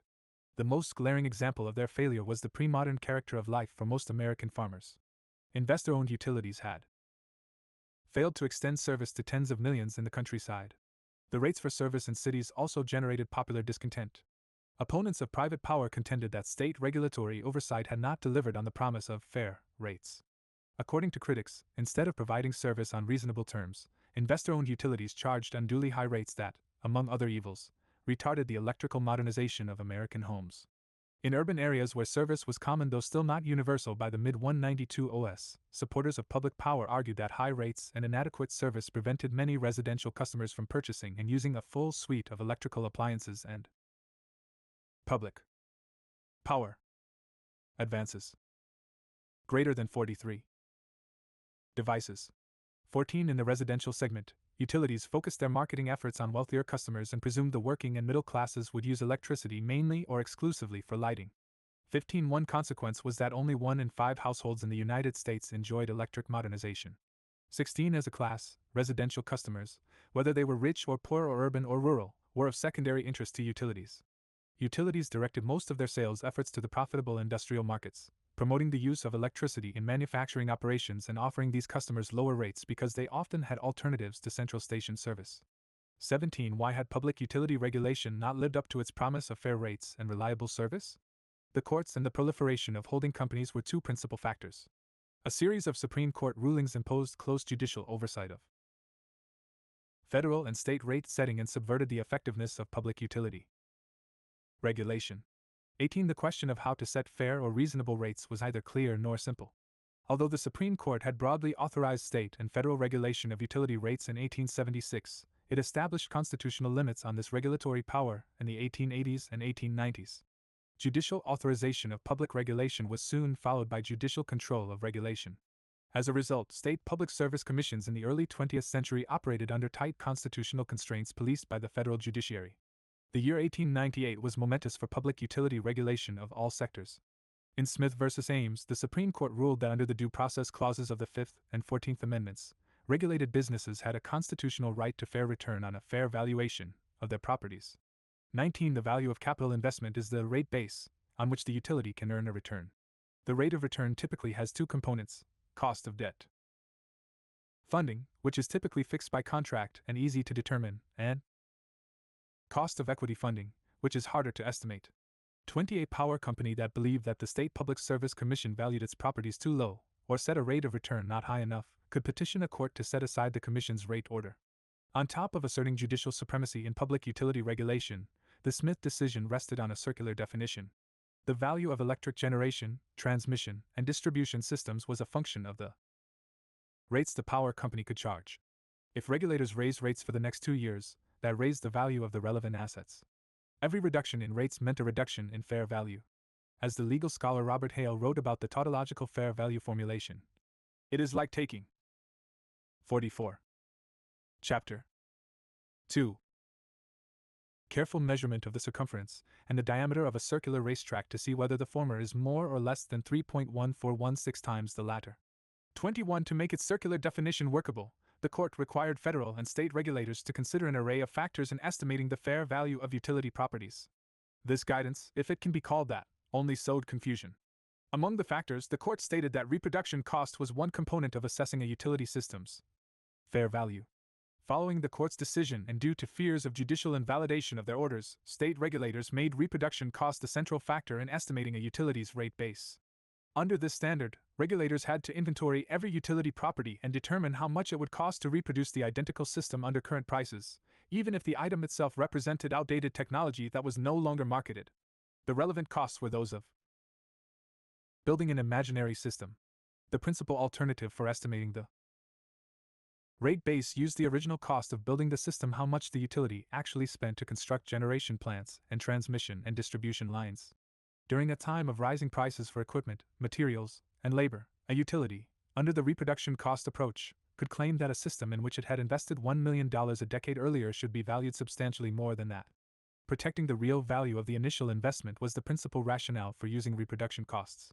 Defenders of this method of valuation contended that it ensured that the original dollars invested in the system maintained their purchasing power. They questionably assumed that the costs of constructing utility systems and the general price level tracked each other closely over time. 22. If this premise was false, the reproduction cost method would not fulfill this aim and yield system valuations that fluctuated wildly over time. The process of rate making under the fair value mandate was extraordinarily cumbersome, costly, and wasteful. 23. Ascertaining reproduction cost was a speculative enterprise that required the retention of teams of engineers, accountants, and lawyers. For a pole erected 30 years earlier to carry a distribution line, public utility regulators would need to determine the current cost of reproducing that exact pole, not the original cost of erecting the pole or the cost of a pole that would be erected using current materials and methods. The public utility regulation experts William E. Mosher and Finlay G. Crawford described the process as stupendous and recognized it must be multiplied 1,000 times over because a valuation proper covers every item and article from the rugs on the office floor to each foot of wire on the cedar poles, everything that may be construed public power advance CS greater than 45 as used and useful in the public service. 24. The court's constitutional requirements for fair value rate making made the process so onerous that formal rate cases were very rare in practice. 25. The holding company device compounded the judicially created problems of rate regulation. On top of concentrating power in the small hands of financiers and promoters, holding companies, or the power trust in the words of critics, thwarted the efficacy of state regulation. As noted earlier, holding companies typically did not provide electric service directly but instead owned stocks and bonds of companies that did provide service. As a result, most states did not regulate them as public utilities. 26. State legislatures and courts elevated formal legal relationships over functional arrangements in deciding what constituted a public utility. They generally held that only the entity that controlled operating assets directly was a utility. Ownership of the stocks and bonds of the operating company and the associated control rights over the operating company were not enough. 27. Under this definition, a holding company, which owned the securities of a public utility and thereby controlled it, was itself not a public utility under the law. Holding companies exploited these gaps and showed the limits of extant state regulation. The promise of state regulation depended on public service commissions being able to identify costs that an electric utility reasonably incurred and to set a reasonable rate of return on capital investments. Holding companies thwarted these efforts. They provided assorted services, such as construction, engineering, and management, to operating companies that they controlled, if not dominated, at often inflated prices. These were not arm's-length transactions between independent entities. The firm providing the service commonly collected a fixed percentage of the operating company's annual gross earnings as fees, regardless of whether they bore any correspondence to the cost of rendering services. 28 such affiliate servicing relationships were ubiquitous. Under ordinary circumstances, public service commissions could not modify these contracts because the Supreme Court restricted their authority over contracts between holding and operating companies. 29 through service contracts with operating companies that they controlled, holding companies circumvented the spirit of public utility rules and extracted monopolistic rates from the public. 30. The watering of stock was another practice that threatened the effectiveness of state regulation. 31. According to critics, holding company groups wrote up the value of their utility systems and issued excessive amounts of stock based on this asset inflation. This was enabled by the dominant approach to utility rate making at the time, which prevented objective. 46. Chapter 2. Valuation of utility properties. Because reproduction cost valuation was highly indeterminate, 32 holding companies had the latitude to overvalue the physical assets of their operating companies on their books. Their outstanding securities did not accurately reflect the earning potential of their underlying investments in operating companies and could not be supported through their revenues and profits. 33. In other words, the holding companies issued securities whose aggregate value exceeded the income prospects of the power generation, transmission, and distribution assets. This inflated capital structure had important consequences for operating companies under holding company ownership. The operating companies would either maintain unfairly high rates to support dividends to the holders of this excess holding company stock or fail to meet explicit or implicit commitments of financial payouts to them. Utility companies under holding company ownership had to generate enough earnings and upward flowing income to support dividend payments on any excess quantity of holding company stock. The conflict between operating and holding companies was real. Controlling holding companies sometimes directed operating companies to forego voluntary rate reductions and to postpone necessary maintenance projects. 34. As an illustrative example, in the 1920s, the president of the Memphis Power and Light Company wanted to cut electric rates to bolster the utilities standing in the city. But the holding company owners rejected the requested rate reduction. 35. Opponents of the holding companies disputed their claims of providing public benefits, whether by sharing technical know-how or attaining economies of scale. Power companies had constructed generation and distribution infrastructure across the country before the explosion of new holding company formations in the 1920s. To the extent holding companies provided needed technical assistance to small operating companies, that justification was a relic of the past because electric power systems were now technologically and organizationally well established. The geographic organization of many holding companies undercut the story of operating economies. Some holding companies brought neighboring systems under common control and built transmission connections between them to improve system reliability and economies. But not all holding companies fit this mold. Instead of clustered systems that could share generation assets, some of the leading holding companies owned properties scattered across the nation. In the words of one economist, they constituted a helter-skelter formation of systems of poorly integrated properties in defiance of all principles of engineering technique and operating efficiency that would surprise and delight the eyes of a political boss. 36. Public power advance S greater than 47. Exposing the power trust through federal investigation.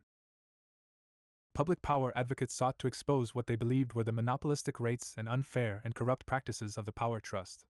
Legislators such as Senators Norris and Wheeler argued that holding companies were defrauding customers and investors. They wanted to publicize the activities and operations of holding companies and sought to initiate a federal investigation of major holding companies.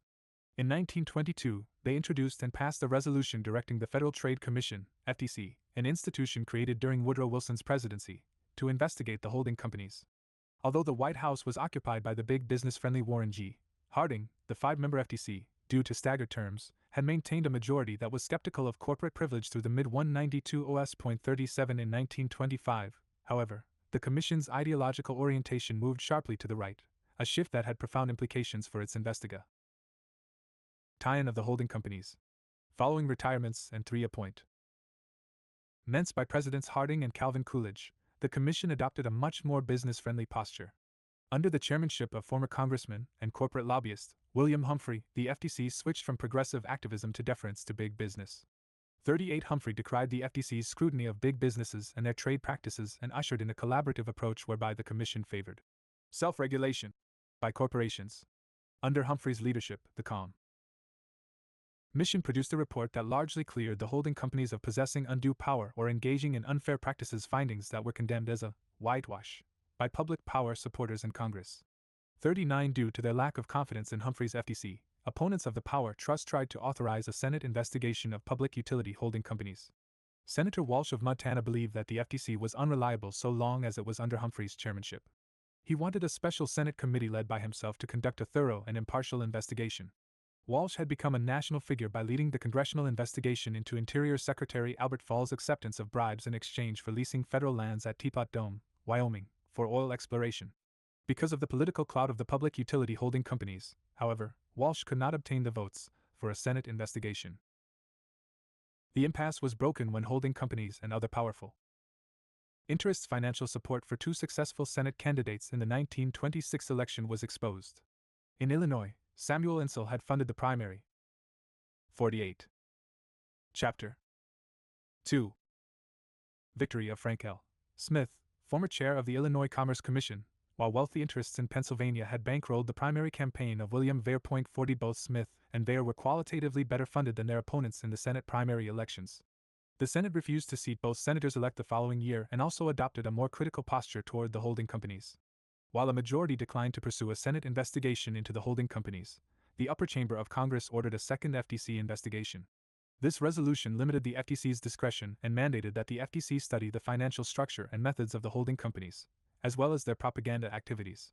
Critically, Senator Hugo Black introduced an amendment to make the FTC investigational hearings public, instead of closed, and to require the publication of interim reports. 41A compromise had been reached and would produce a radically different report from the first FTC study, ultimately affecting the course of national power policy. Federal ownership and oversight of water power resources. The control of water power resources, more commonly called hydro or hydroelectricity today, had been an important political question for 2 decades. In 1902, Congress created the Reclamation Service to construct irrigation projects in the generally arid western United States. 42 in the 1870s. The explorer and geologist John Wesley Powell had famously said that rainfall and groundwater could never support agriculture and large settlements in the West, and called for public projects to store and distribute the waters of western rivers. 43 Drawing on this wisdom, Senator Francis Newlands of Nevada and other supporters of the Reclamation Service aspired to make the desert bloom, encourage white migration out of crowded eastern cities, and create a Jeffersonian utopia of smallholders in the West. 44 The Reclamation Service would be self-funded through the federal government's extensive landholdings in the West. It would construct irrigation projects and recover the costs through the sale of public land to homestead heirs. Under the law, the newly reclaimed farms could not be larger than 160 acres or owned by absentee landlords. 45 The Reclamation Service had the authority to build multipurpose dams that would generate electricity for wide distribution, provided irrigation was the main purpose. Water impounded behind dams for irrigation could public power advances greater than 49 spin turbines and produce power to pump water and to serve homes and businesses in nearby communities. In the early decades of its existence, the Reclamation Service constructed many large dams in the West, such as Roosevelt Dam in Arizona, Arrow Rock Dam in Idaho, and Buffalo Bill Dam in Wyoming. 46 Through the 1920s, irrigation was supreme for the agency. The Reclamation Service, renamed the Bureau of Reclamation in 1923, constructed dams to store water for distribution to farms. If a dam had power generation capacity, the Bureau had the right to sell any surplus power, that is, power not used on site or for irrigation pumps, to nearby customers. Given the small generation capacity of its dams, though, the Bureau treated power sales as a subordinate function in its first few decades. 47 The Reclamation Act of 1906 established a bedrock principle of 20th century federal power policy. In the Act, Congress directed the Reclamation Service to give preference to municipalities, states, and other governmental bodies when disposing of excess power. 48 In the event of two competing and otherwise comparable public and private applications for the same block of power, the service was statutorily obligated to serve the public customer. Future federal power laws would include provisions that Figure 1. Arrow Rock Dam on the Boise River in Idaho in 1914. Courtesy of the Library of Congress, L.C. Dig Pemska 17305. 50. Chapter 2. Granted preference to certain customer classes as well as certain states and localities. While the Reclamation Service put the federal government in the power business, investor-owned utilities dominated the control of water power resources. In the late 19th and early 20th centuries, the federal government and states had indiscriminately granted permission to construct and operate power facilities on waterways. 49 private entities often received the valuable right to use public waterways forever without paying anything to federal or state governments. So, as a result of this liberal grant of dam building permissions, investor owned corporations produced the bulk of water power in the United States in the early 20th century and held leases, with long or indefinite terms, to promising sites. Nationally, the General Electric Company and allied interests controlled substantial water power resources and many sites with large power generation potential. This concentration was true at the local and regional levels too, with one or a few corporate groups dominating control of water power in states with substantial resources such as California and Washington. Whether they intended to develop these resources or keep them out of the control of rivals or government entities, which might develop them for power generation, was unclear. For instance, the Columbia River had the greatest water power potential of any river in the country. Who would develop this awesome energy? Would private interests control its prime sites and develop them and charge high rates to customers, or refuse to develop them at all? Monopolization of water power resources was a real threat. After 2 decades of national, state, and local contestation over who would control the development of water power resources, Congress passed the Federal Water Power Act in 1920. This law created the Federal Power Commission, FPC, a 3-member body composed of the Secretaries of Agriculture, Interior, and War. Congress gave the FPC the authority to license and regulate the development and operation of non-federal hydroelectric projects on navigable waterways, for terms of up to but no longer than 50 years. At the end of the 50-year term, the federal government could take control of the facility in exchange for paying the licensee its cost of investment net of depreciation, a noticeably different standard from the reproduction cost approach followed by most regulators under Smith v. Ames. Federal licensing ensured that investor-owned utilities could not monopolize the control of water power sites across the nation and promoted more systematic development of these resources. Building on the Reclamation Act of 1906, Congress included a preference clause in the law that directed the FPC to favor municipalities, states, and public power advances greater than 51 public agencies when presented with competing applications for the same water power project. 56. Federal control of the Muscle Shoals facilities. The fight over the Muscle Shoals Dam and nitrates plant in the 1920s symbolized the ongoing struggle between investor-owned utilities and champions of public power.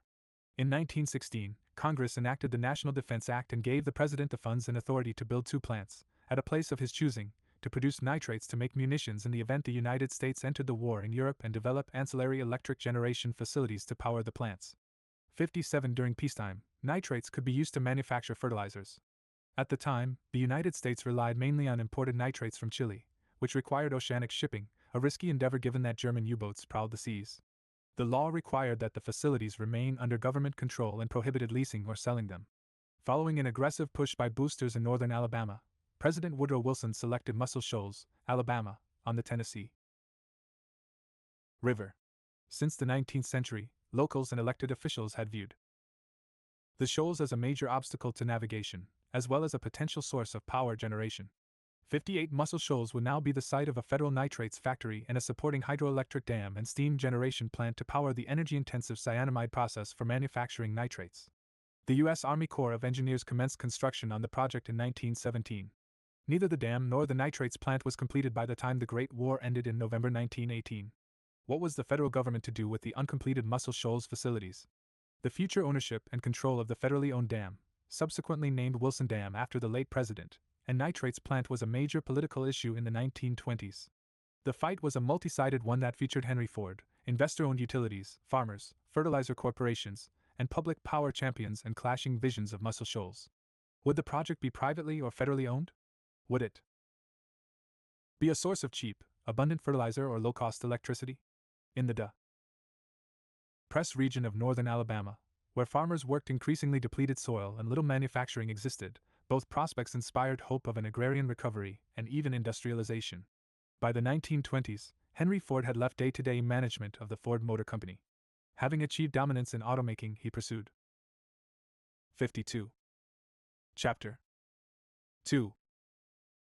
Higher, more purportedly public aims, both in the United States and abroad. As part of this ambition, he proposed to lease the Muscle Shoals Dam from the federal government for 100 years, purchase the nitrate facilities, and use them as a base to support agriculture and industrialization in the Deep South. 59. Ford's offer was vague, but critics noted one major deficiency. The 100-year lease term violated the requirements of the Federal Water Power Act, which capped leases at 50 years. 60. He pledged production of cheap fertilizer to win the support of farmers across the nation and the sale of surplus power, while being noncommittal about the terms on which he would sell nitrates and power. The pro-Ford campaign stressed his personality, not the details of his offer for leasing and operating Muscle Shoals. 61. Ford was notably clear on who should fund the completion of the unfinished Wilson Dam. With the support of Thomas Edison, he urged the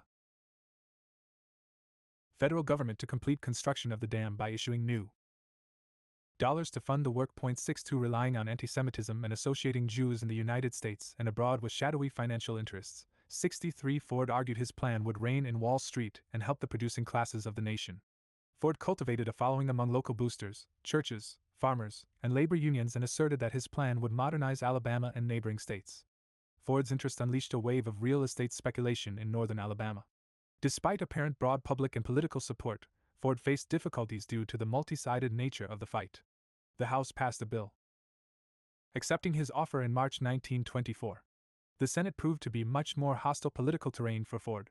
Public power advocates led by Senator George Norris, who chaired the Senate Agriculture and Forestry Committee that had jurisdiction over the disposal of Muscle Shoals, opposed his offer. Norris was categorically opposed to transferring Muscle Shoals, a federally constructed project that used public water resources, to Ford. He was joined in opposition to Ford's offer by public power advocates such as the former head of the U.S. Forest Service, Gifford Pinchot, and former Secretary of War, Newton Baker. 64. Ford's plan invited broad opposition. Many feared that Ford's control of Muscle Shoals would deprive the Deep South of low-cost power because Ford would use the power for his own fertilizer or other manufacturing facilities near Muscle Shoals. Industrialists in Alabama feared being deprived of a source of low-cost electricity.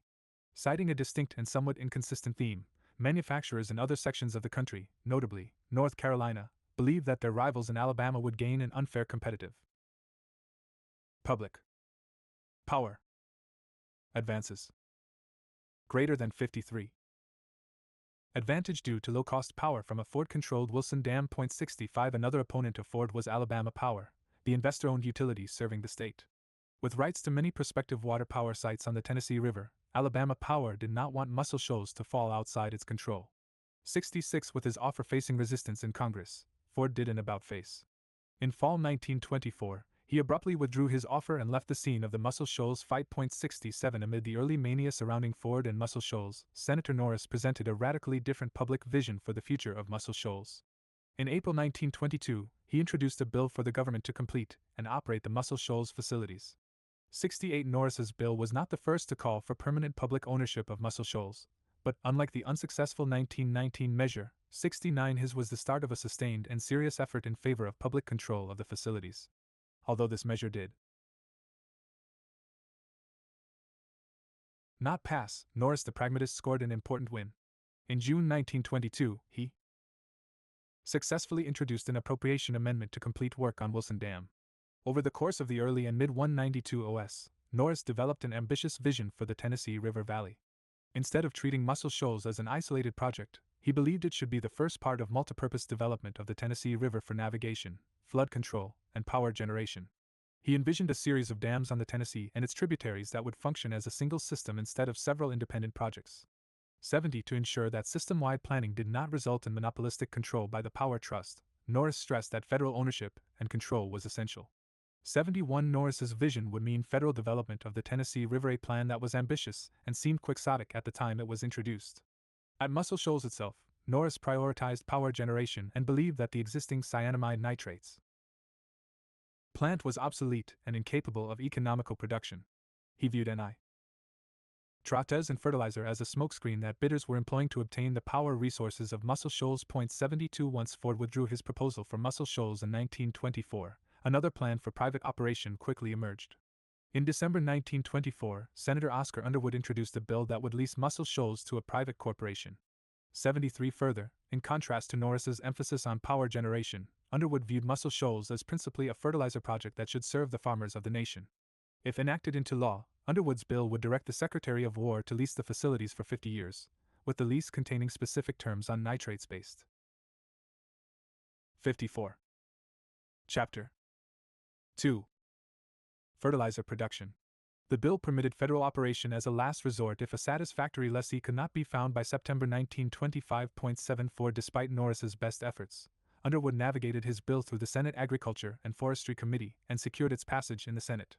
The House was a different story. That body never considered the Underwood bill. Instead, it sent the Ford offer, which it had approved in March 1924 but that Ford had subsequently withdrawn, to the Conference Committee in a peculiar procedural move. The Conference Committee would try to reconcile the now-defunct Ford offer and the Underwood bill. 75 Norris displayed his gifts as a parliamentarian in defeating the Underwood measure. The Conference Committee reported out a bill that combined features of the Ford offer and the Underwood bill, more closely hewing to the latter. It also had provisions that were not found in either bill.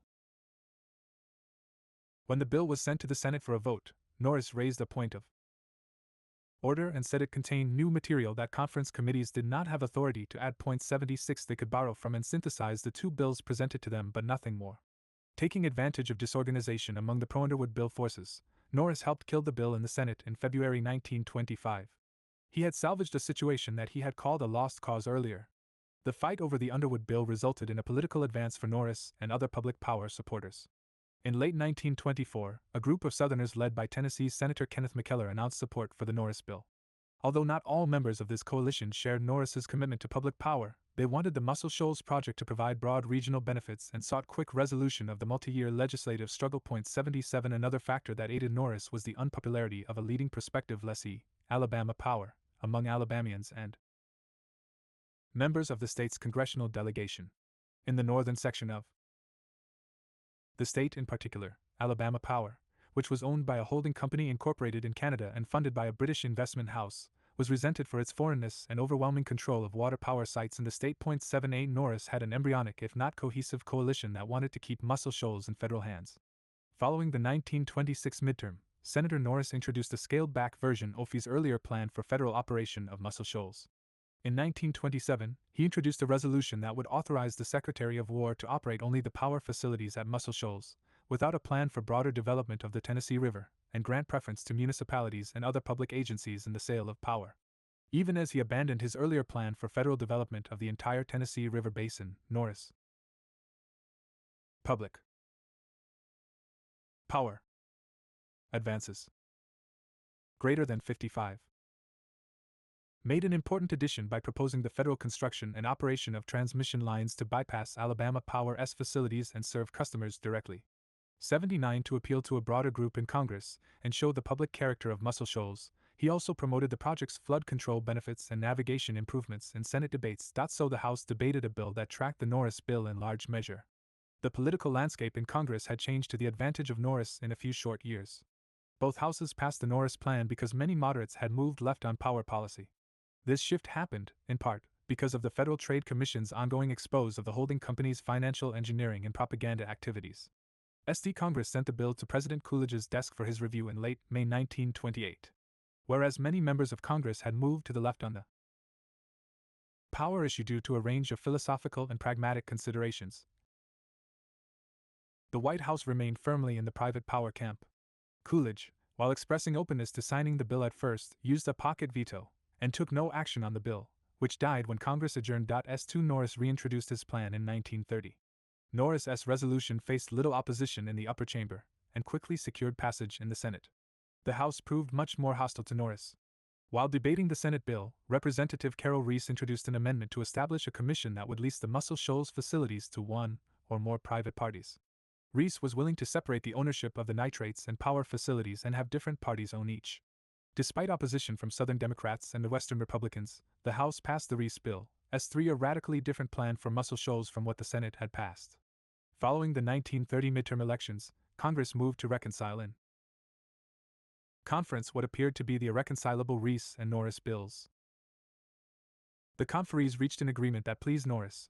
The Senate agreed to lease the nitrate facilities in line with the House bill, while the House accepted the public power provisions of the Senate plan, including federal construction of transmission lines. S4 The reconciled bill went to President Herbert Hoover for his review. The president only further prolonged the decade-long fight over Muscle Shoals. On the campaign trail in 1928, with the public and press demanding he take a position on this major question, S.S. Hoover had indicated openness, and even sympathy, for the federal government's operation of the Muscle Shoals properties. He dashed the hopes of public power supporters once in office. Unlike Coolidge's quiet killing of the earlier Norris bill through inaction, Hoover vetoed the bill and presented a muscular 56 chapter 2. Ideological case against Congress's plan for Muscle Shoals. He declared, "The power problem is not to be solved by the federal government going into the power business. The remedy for abuses in the conduct of that industry lies in regulation." 86. He condemned the possibility of elected officials becoming devoted to barter in the markets, calling that not liberalism, but degeneration. 87. Whereas Hoover denied the aspirations of Norris and other public power supporters, the latter had nonetheless won a defensive victory. They had kept the Muscle Shoals facilities out of private hands during a decade in which so-called laissez-faire orthodoxy was dominant. In 1929, citing the Dickensian litigation of interminable length, the Senate Committee on Agriculture and Forestry, chaired by George Norris, wrote about the status of the Muscle Shoals facilities. "Senators have been born into and have died out of its various controversies, and like Jarndyce v. Jarndyce, it is still with us." 88. After a decade of legislative combat over its future, Muscle Shoals remained federal property. Public-private partnership for Boulder Dam. Along with the fate of the Muscle Shoals project, the development of the Colorado River was a major national power issue in the 1920s. The Colorado and its tributaries touch 7 states: Arizona, California, Colorado, Nevada, New Mexico, Utah, and Wyoming. The issue of the Colorado was more complicated than Muscle Shoals and was intertwined with an existential issue in the arid West: who would use the waters of the river? While it was a potential source of electricity, the early debate turned on who would have rights to the waters of this important river in the region. Many Western states follow a different set of legal principles for water rights than the East does. In the East, where rainfall is generally plentiful, riparian rights, which grant landowners next to a river or lake the right to use its water, prevail. By contrast, in the largely arid western United States, the doctrine of prior appropriation generally governs water use. 89. Who ever used a given quantity of water first for a productive and acquired a property-like right to continue using that amount indefinitely. 90. Prior appropriation can be summed up as first in time, first in right. California was a notable exception and followed the riparian rights doctrine. 91. Residents and elected officials in Arizona, Colorado, Nevada, New Mexico, Utah, and Wyoming feared that California would claim a disproportionate share of the Colorado River's waters. If the prior appropriation doctrine applied to water disputes between states in the West, California threatened public power advances greater than 57. To deprive these thinly populated states of using the river's waters years or decades before they could develop their agricultural and industrial sectors. Without water, they might be doomed to a perpetual state of underdevelopment. To compound the injustice for other Westerners, California, of the 7 states, had the smallest geographic footprint in the Colorado River Basin. 92. What were California's interests in the river? The Colorado River's waters could support agriculture in the fertile but arid Imperial Valley and sustain the rapidly growing metropolis of Los Angeles. In 1920, farmers in Southern California already drew on the river's waters but relied on a canal that crossed Mexican territory. To end their dependence on a foreign nation that was in the midst of a revolution, they demanded a canal from the Colorado to Southern California that ran entirely in U.S. territory. Further, the river, if dammed, could also generate large amounts of power. Publicly and privately owned utilities in Southern California eyed the Colorado River as a source of low-cost power for Los Angeles. 93. But the state's interest in, and concern with, the river was not solely about using its water. A series of destructive floods on the lower Colorado in the 1900s and 1910s had wreaked great damage in the fast-growing Imperial Valley. Much of the area was below sea level, with no outlet to the ocean and vulnerable to long-term inundation.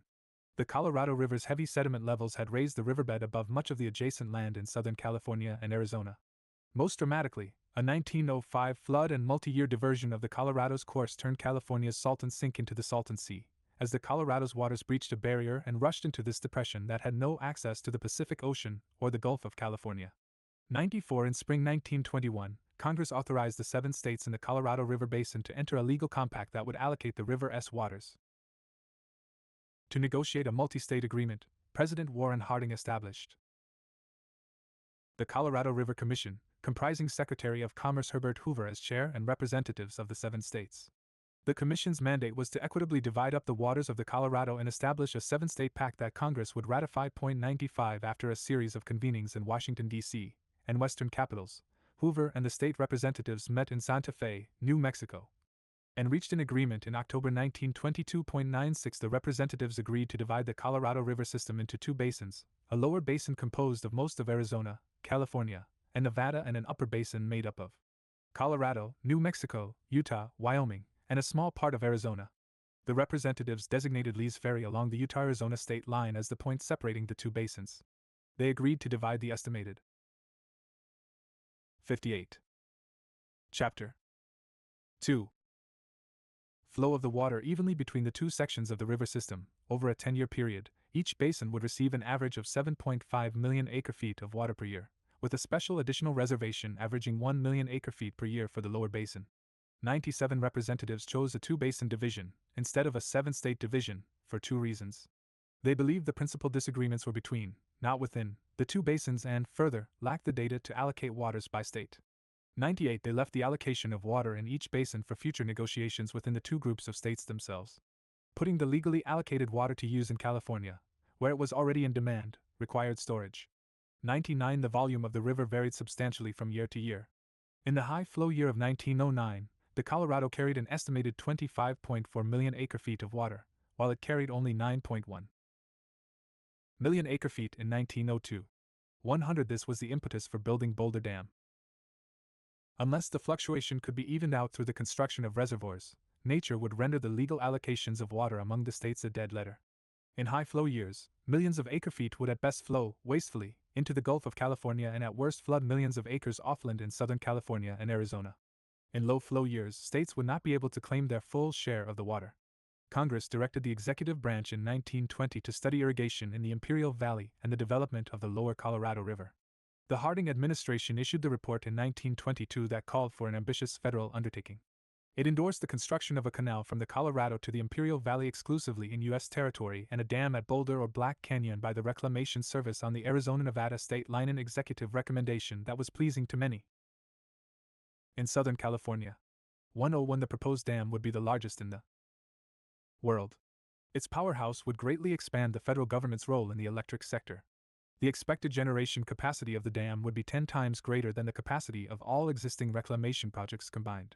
102 In 1922, Representative Phil Swing and Senator Hiram Johnson of California, previously governor of the Golden State, introduced the first Boulder Canyon Project Act, or Swing-Johnson Bill. The bill authorized the construction of a high dam at Boulder or Black Canyon and a canal from the Colorado River to the Imperial Valley. The bill did not receive a floor vote and died when Congress adjourned. Two subsequent bills also did not make it out of Congress. 103 Although the federal government would build a dam capable of producing large amounts of power, supporters of the bill downplayed power. Public power advances greater than 59 generation in legislative debates.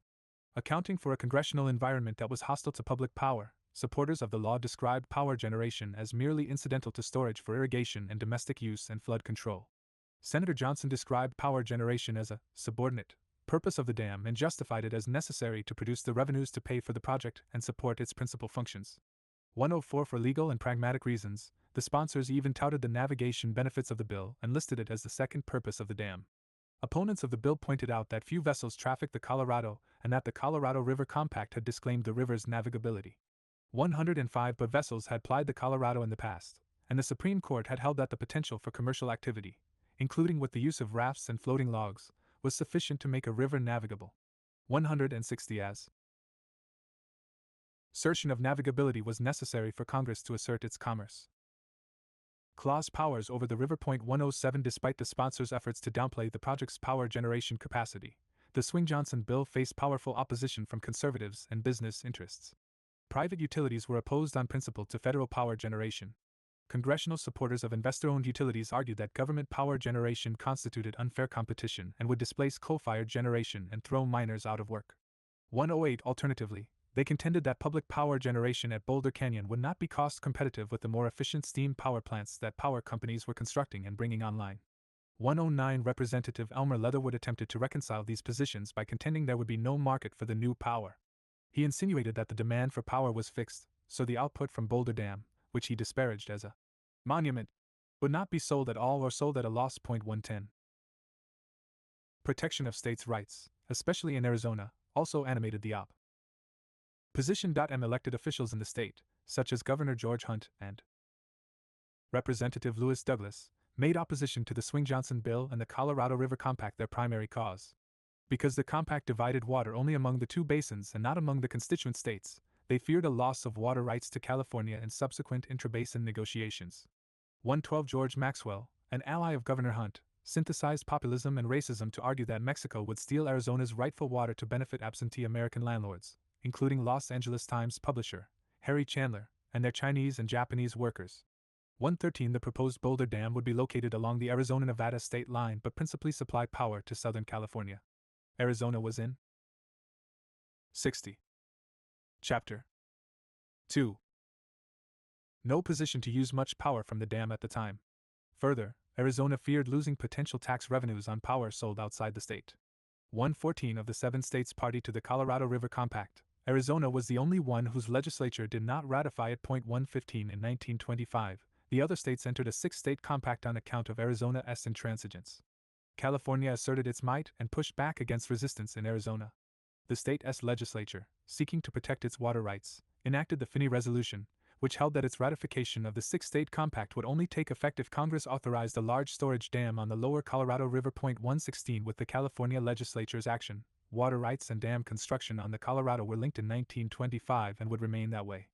The federal government would allocate the river's waters among the 2 basins and construct a high dam on the Colorado River or do either. With California's fears of flooding, demands for electricity and water, and growing political clout, Congress settled, in significant measure, the Colorado River water rights, irrigation, and storage questions in 1928. A devastating flood on the Mississippi in 1927 helped the California delegation make the case that a dam for flood control was essential. Highlighting the flood threat, a House report in support of the Swing-Johnson bill described the Imperial Valley as a great saucer with the Colorado running along its rim from 100 to 300 feet above the valley's floor. 117 In December 1928, Congress passed the Swing-Johnson bill. In doing so, Congress authorized the Bureau of Reclamation to construct, own, and operate a 550-foot-high dam at either Black Canyon or Boulder Canyon and the All-American Canal to transfer Colorado River water to the Imperial and Coachella valleys in Southern California. 118 The Bureau of Reclamation had chosen Black Canyon as the site for the dam, but the name Boulder Dam stuck. 119 It authorized a future agreement among the 3 lower basin states that would give Arizona enough water to support future development. The law would take effect once the states involved ratified the Colorado River Compact. In the event that all 7 states did not ratify the compact within 6 months of the bill becoming law, the approval of the agreement by 6 of the 7 states, including California, was sufficient to give the compact legal force and allocate the waters of the river among the upper and lower basin states of the Colorado. Although power was downplayed as a purpose of the project, it would fund the construction of the dam. The Bureau of Reclamation could only begin construction on the dam once it had entered contracts for the sale of power and stored water that would generate sufficient revenues to cover the costs of construction and repay the full amount with interest within. Public figure power advances greater than 61. 2.2 Black Canyon Dam site before construction in 1922. Courtesy of the Library of Congress, LC Dig Stereo 1 So 9556. 50 years. 120 The prevailing assumption was that power sales would account for most revenues. Because power carried the burden of funding the project, that would mean higher power rates for customers. The law authorized a federal-non-federal power partnership. It did not mandate federal operation of the powerhouse and sale of electricity but delegated the power question to the Secretary of the Interior. The Secretary had 3 options: direct the Bureau of Reclamation to 1. Construct generators, operate them, and sell power at the switchboard; 2. Install generators and lease them to non-federal utilities for operation, or 3. Lease the powerhouse section of the dam to non-federal utilities for them to construct and operate generators. 121 Given the conservative Hoover administration of the late 1920s, the Secretary would not likely pursue option 1. Johnson and Swing were closely aligned with the public power camp and faced criticism for this compromise provision. 122 Senator Norris, who supported the bill, privately feared that the discretion granted to the Secretary of the Interior would result in the extraordinary water power of the new dam being turned over to the Power Trust. 123 While expressing philosophical agreement, Swing defended this omission on pragmatic grounds and argued it was necessary for passage of the law. 124 His position was reasonable given the history of the bill. In support of his position, Swing pointed to the long fight to secure passage of the bill and the obstacles he had faced over the 6 years since he first introduced it. An earlier version of the bill that mandated federal construction and operation of the powerhouse had been filibustered by Senator Henry Ashurst of Arizona. 125. 62. Chapter 2. In addition to the discretion it granted to the Interior Secretary, the bill was not a full commitment to public power in other important ways. Even if the Secretary pursued federal operation of the dam's powerhouse, the Bureau could not build transmission lines and had to rely on the transmission facilities of investor-owned and other non-federal utilities. This was a major difference from George Norris's plan for Muscle Shoals. The Swing-Johnson bill also featured a circumscribed preference clause that cited the same provision in the Federal Water Power Act of 1920. It made the states of Arizona, California, and Nevada the first tier of preference customers and gave the 3 states and public agencies, the other preferred customers, time to obtain financing. 126 on the whole, though, it did not represent a strong preference for public over private purchasers of power. In the event of conflicting applications of power, the Interior Secretary would give preference to states and municipalities, with the Secretary having the freedom to give due regard to the public interest in deciding among competing public and private requests for power. 127. Public power gains at the state and local levels. Along with these national fights, advocates for public power made advances at the state and local levels in the 1920s. Even after many states established public service commissions and made electric service a publicly regulated, private monopoly, municipalization was not fully defeated as a cause. Fights continued in many cities, towns, and villages across the country over who should control local electric systems. In small communities across the country, such as Bangor, Wisconsin, and Sikeston, Missouri, voters in the 1920s and early 1930s endorsed government takeovers of existing investor-owned systems. 128. Even with investor-owned utilities and holding companies seemingly dominant, citizens organized and won fights for municipal control. Showing that public power had not been defeated by public utility regulation, the aggregate number of municipal systems in the United States continued to rise after 1907 and only peaked in 1923.129.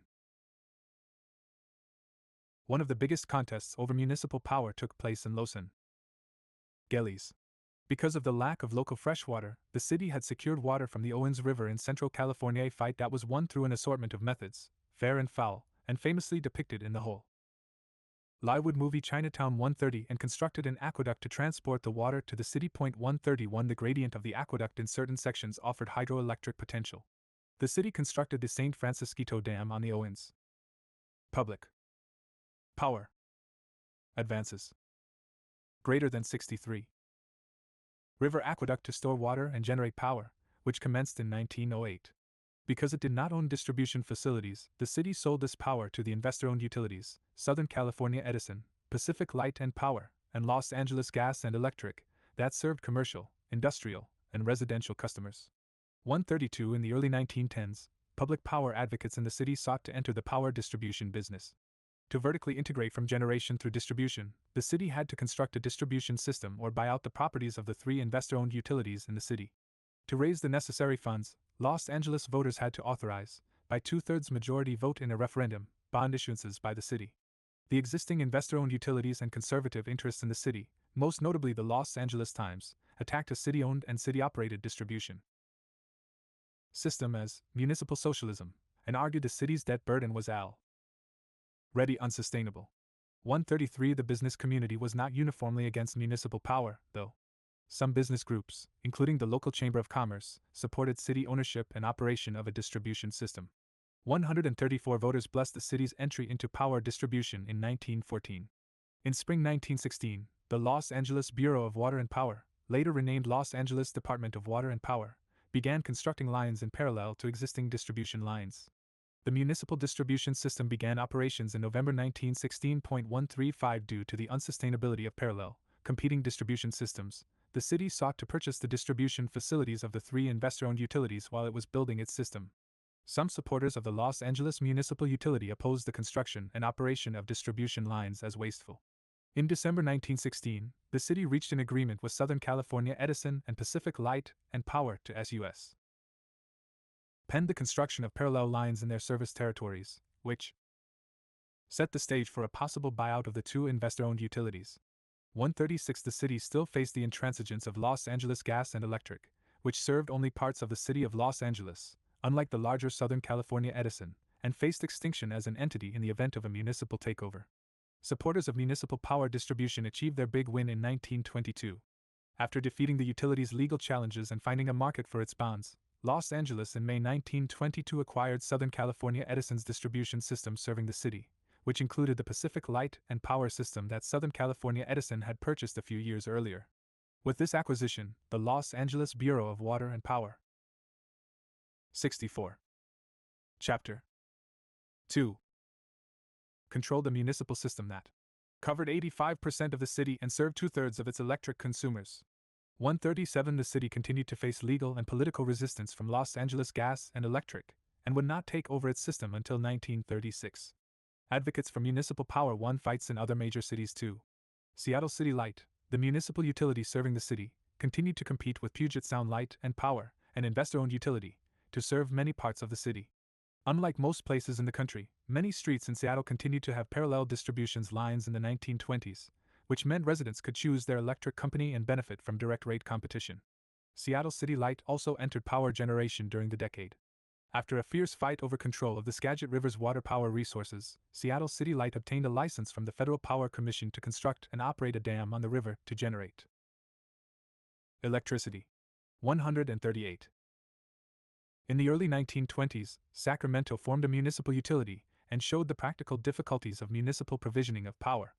The city established the Sacramento Municipal Utility District, SMUD, in 1923. 139 Because of protracted litigation and the inability to obtain popular authorization of bond issuances, though, SMUD did not acquire the system of Pacific Gas and Electric, an investor-owned utility, and commence its own power operations until 1946. Starting in the 1910s, several states gave unincorporated communities the means of setting up locally controlled electric utilities. In 1913, California enacted the nation's first public utility district law.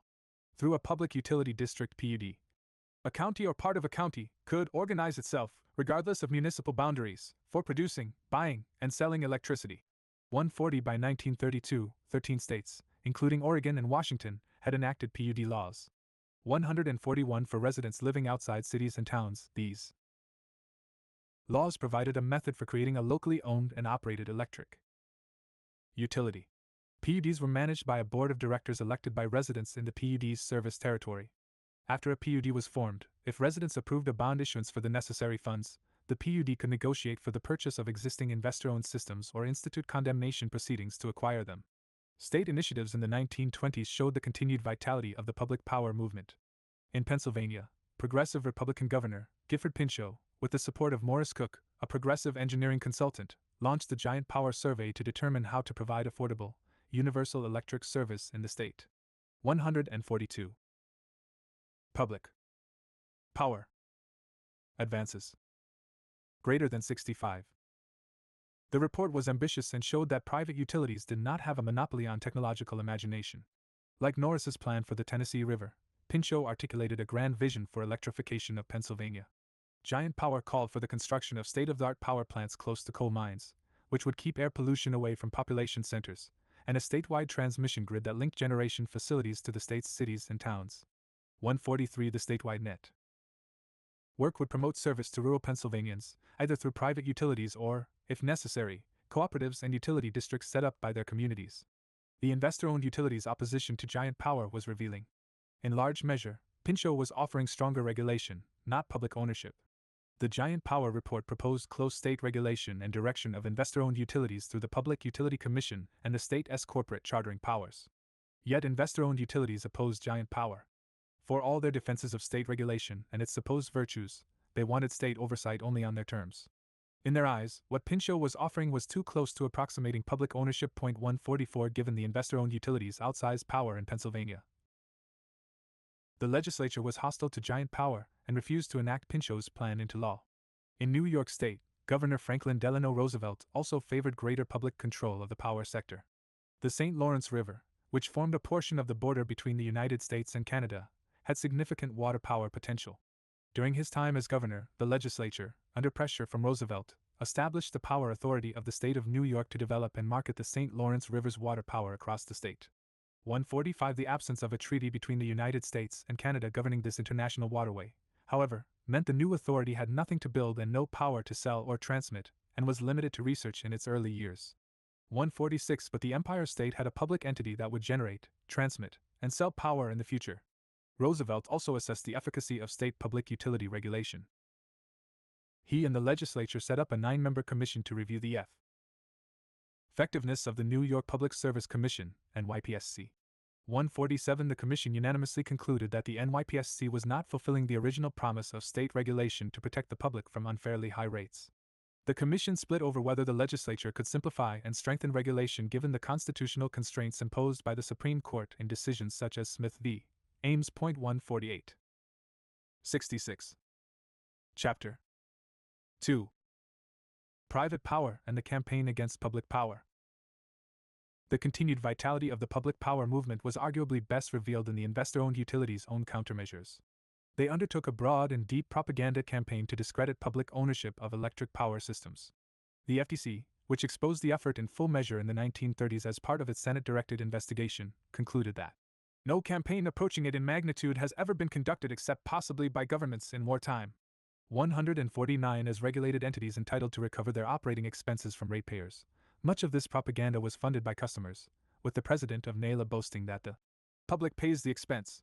150 private utilities aimed to flood the media and schools with information and stories attacking municipal and federal involvement in power generation. They also worked in concert with groups such as the Investment Bankers Association, the U.S. Chamber of Commerce, and the National Association of Railroad and Utility Commissioners, appealing to their pecuniary interests and to the threats to their privileges from the growth of public ownership. Samuel Insull was a central figure in this propaganda effort. He had played an important role in the domestic propaganda campaign during the Great War. 151 Drawing on this experience, Insull was the originator of this gigantic plan to indoctrinate the American people, and among other activities, helped form state public utility information committees to wage a public relations war against federal, state, and local ownership of power systems. 152 Private utilities challenged the general principle of public ownership. NAILA and other private utilities' interests engaged in red baiting. With the Russian Revolution of 1917 still fresh in the public consciousness and the international prominence of the new Soviet Union, they accused public power advocates of seeking to Sovietize the American economy.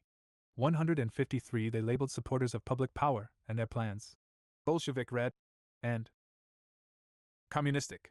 154 According to private utility executives and allied ACA academics and scholars, public ownership of electric utilities was the first step in an effort to bring all businesses in the United States under public ownership.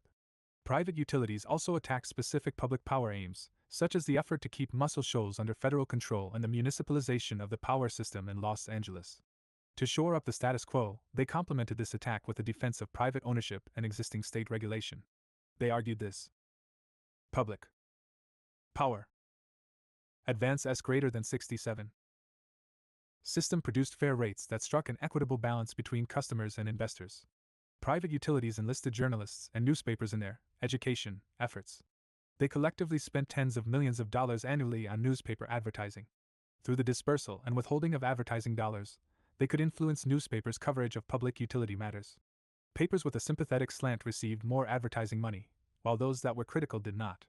This use of advertising budgets could induce favorable editorials and stories and suppress unfavorable commentary and coverage. With large newspaper advertising budgets, the private power industry wielded significant power over the press and used it to spread its message. NAILA and state public utility information committees took pride in the increasing volume of favorable press coverage during the 1920s. The industry also produced its own press materials, including editorials and transcripts of speeches delivered by leading figures in the industry. These were offered to newspapers free of charge for publication under their imprint and journalists' bylines. The power companies once again used marketing dollars to their advantage. Purchasing advertisements could induce editors to use these industry-supplied materials and spur sympathetic coverage of the industry in general. 155 individual utilities and their trade associations also funded publications and editorial services. Public Utilities Reports, Utilities Publication Company, and Public Service Magazine received funding from utilities and consistently opposed public ownership efforts. Private utilities also financed services that supplied newspapers with editorial content, such as the Hofer News Service, whose articles were reproduced by nearly 13,000 newspapers in 1927.156. These funding arrangements were rarely disclosed to the public by either party involved. The utilities recognized that opposition to public power from nominally independent parties carried more weight than opposition coming directly from the industry itself. In addition to the press, the private power interests made schools, colleges, and universities a principal target of their efforts. They sent millions of pamphlets to school superintendents, principals, and teachers. These materials were intended for use in a variety of classes and aimed to present electric utilities in a cool, dispassionate fashion to avoid charges of propaganda. Even children as young as kindergartners were targeted. Through an industry-funded picture book called The Ohm Queen, children learned of the benefits of electricity and the achievements of private power. 157 private utility leaders believed that reaching primary and secondary school students was critical, because 9/10 of students, at the time, did not pursue higher education. 68. Chapter 2. A critical part of the industry's targeting of students involved screening and producing textbooks and other academic materials. In the first half of the 1920s, industry leaders believed that many textbooks favored public ownership of utilities and presented private ownership in a negative light. To purge textbooks of such radical material, NALA and state public utility information committees worked with publishers to develop content and work with authors to revise deficient materials. They complemented this effort with the purchase and distribution of pro-private ownership textbooks to educational institutions and bulletins that corrected purported deficiencies in existing textbooks. Working with leading academics such as Richard T. Ely, private utilities produced textbooks and articles that defended investor-owned utilities and state regulation and cast doubt on the benefits of public ownership. 158 for the 1 in 10 students who went to college, the industry offered summer jobs. Some students with relevant technical skills could learn and support utility operations, while others received positions purely for public relations purposes. Private power also hijacked respected public institutions for their ends. Seeking intellectual legitimacy for its agenda, NALA and Duquesne Power and Light, through improper methods, used the imprimatur of the Smithsonian Institution to publish and disseminate widely a study of dubious qual. ITY attacking Ontario Hydro and challenging the basis for its low rates. 159. In addition, the propaganda campaign focused on the training of public speakers. NALA, state public utility information committees, and individual utilities taught executives and staff to speak on behalf of their industry. These trainings aim to equip employees to talk about private utilities and the threat of public ownership with family and friends in everyday conversations about politics. On top of influencing daily private conversations, the utilities wanted to reach local organizations and encourage employees to join groups such as Kiwanis and the Lions Club and influence the selection of speakers. One industry representative stated the aim was to reach every type of event. Whether it is a women's convention, a bankers' convention, a doctor's convention, and by some hook or crook arrange for a representative of our association to speak. 160 They also recruited gifted public speakers, including a reformed socialist. 161 to go on the lecture circuit.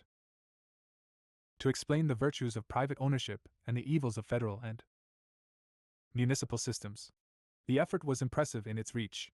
According to NALA's Committee on Public Speaking, from January 1, 1925 through December 31, 1930, 149,701 speeches were made in all to a total audience of 19,057, 776.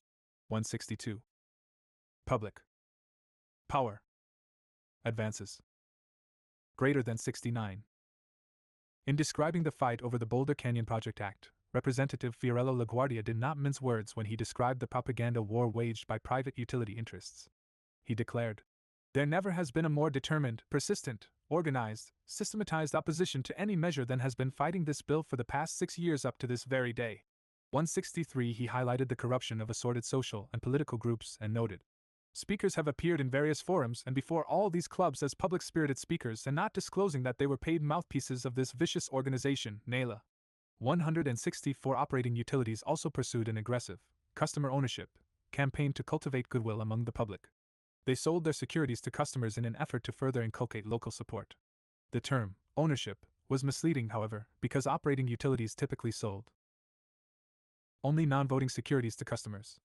According to NALA statistics, only 11.5% of shares sold in 1924 through customer ownership had voting rights, a figure that declined to a mere 1.6% in 1926.165. What was dubbed customer ownership was actually customer investment.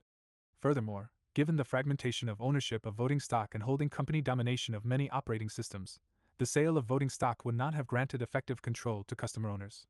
With thousands of local investors, operating utilities had a customer base they could mobilize against regulatory rate reductions or other adverse state action. To blunt the appeal of public power, private utilities even argued that their system of customer ownership amounted to true public ownership, in contrast to political, municipal ownership. 166 In support of this claim, NALA and other industry organizations claimed that 2.5 million Americans directly owned utility securities and that millions more indirectly owned them through their bank accounts and insurance policies. 167 Insel described the utilities as being really publicly owned and yet having the advantage of the skill, energy, initiative, and business push of private operation. 168 Insel's choice to co-opt the language of public power showed that the ideology of and movement for public control of power, while contained, had not been defeated. Chapter 3. A New Deal for Electricity. In 1930, Samuel Insull was the leading figure in the American power industry and at the very top of the corporate sector. In the words of a sympathetic biographer, he had become the Babe Ruth, the Jack Dempsey, the Red Grange of the business world. When the Insull Group was a major holding company network, although not the largest in 1930, that title belonged to the United Corporation. Point 2 as described in chapters 1 and 2, Insull was an industrial institutional pioneer and made important contributions to the development and growth of electric power in the United States. He helped initiate the model offload rates and promoted increased use of power and high utilization of generation facilities and the regulatory system that helped contain the political and economic threat of municipalization to investor-owned utilities. He also spearheaded and influenced propaganda efforts in support of private power and against public ownership in the 1920s. Insull and his family maintained control of a network of operating utilities that spanned the nation and had become the faces of private electric utilities in the United States. His power was so great in his base of Chicago that one writer dubbed the city Insulopolis. 3. The electric power industry weathered the crash of 1929 and the early years of the Great Depression better than most industries. Demand for many products and services collapsed between 1929 and 1932. But the power sector was not as severely affected as other parts of the economy. While industrial output in the United States fell by 45% between 1929 and 1932, power generation declined by only 15% over the same time and returned nearly to the pre-Depression level by 1934.4 in general. The reputation of the utility holding companies and their leaders like Samuel Insull at first remained unaffected and even improved comparatively. Whereas many bankers had fallen into disgrace over revelations of irresponsible speculation and illegal activity after the stock market crash of 1929, 5 Insull appeared unscathed and even symbolized stability. And 70. A New Deal for Electricity. Greater than 71. Integrity during this turbulent period.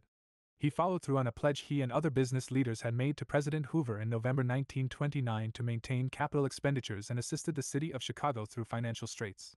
6 Insull served as the president of the Chicago Civic Opera and helped dedicate its grand new home in February 1930, calling it a splendid gift from Chicagoans to Chicago and to the world at large. 7 But trouble lay underneath the calm surface. In 1929, Insull sought to bring his empire under tighter control.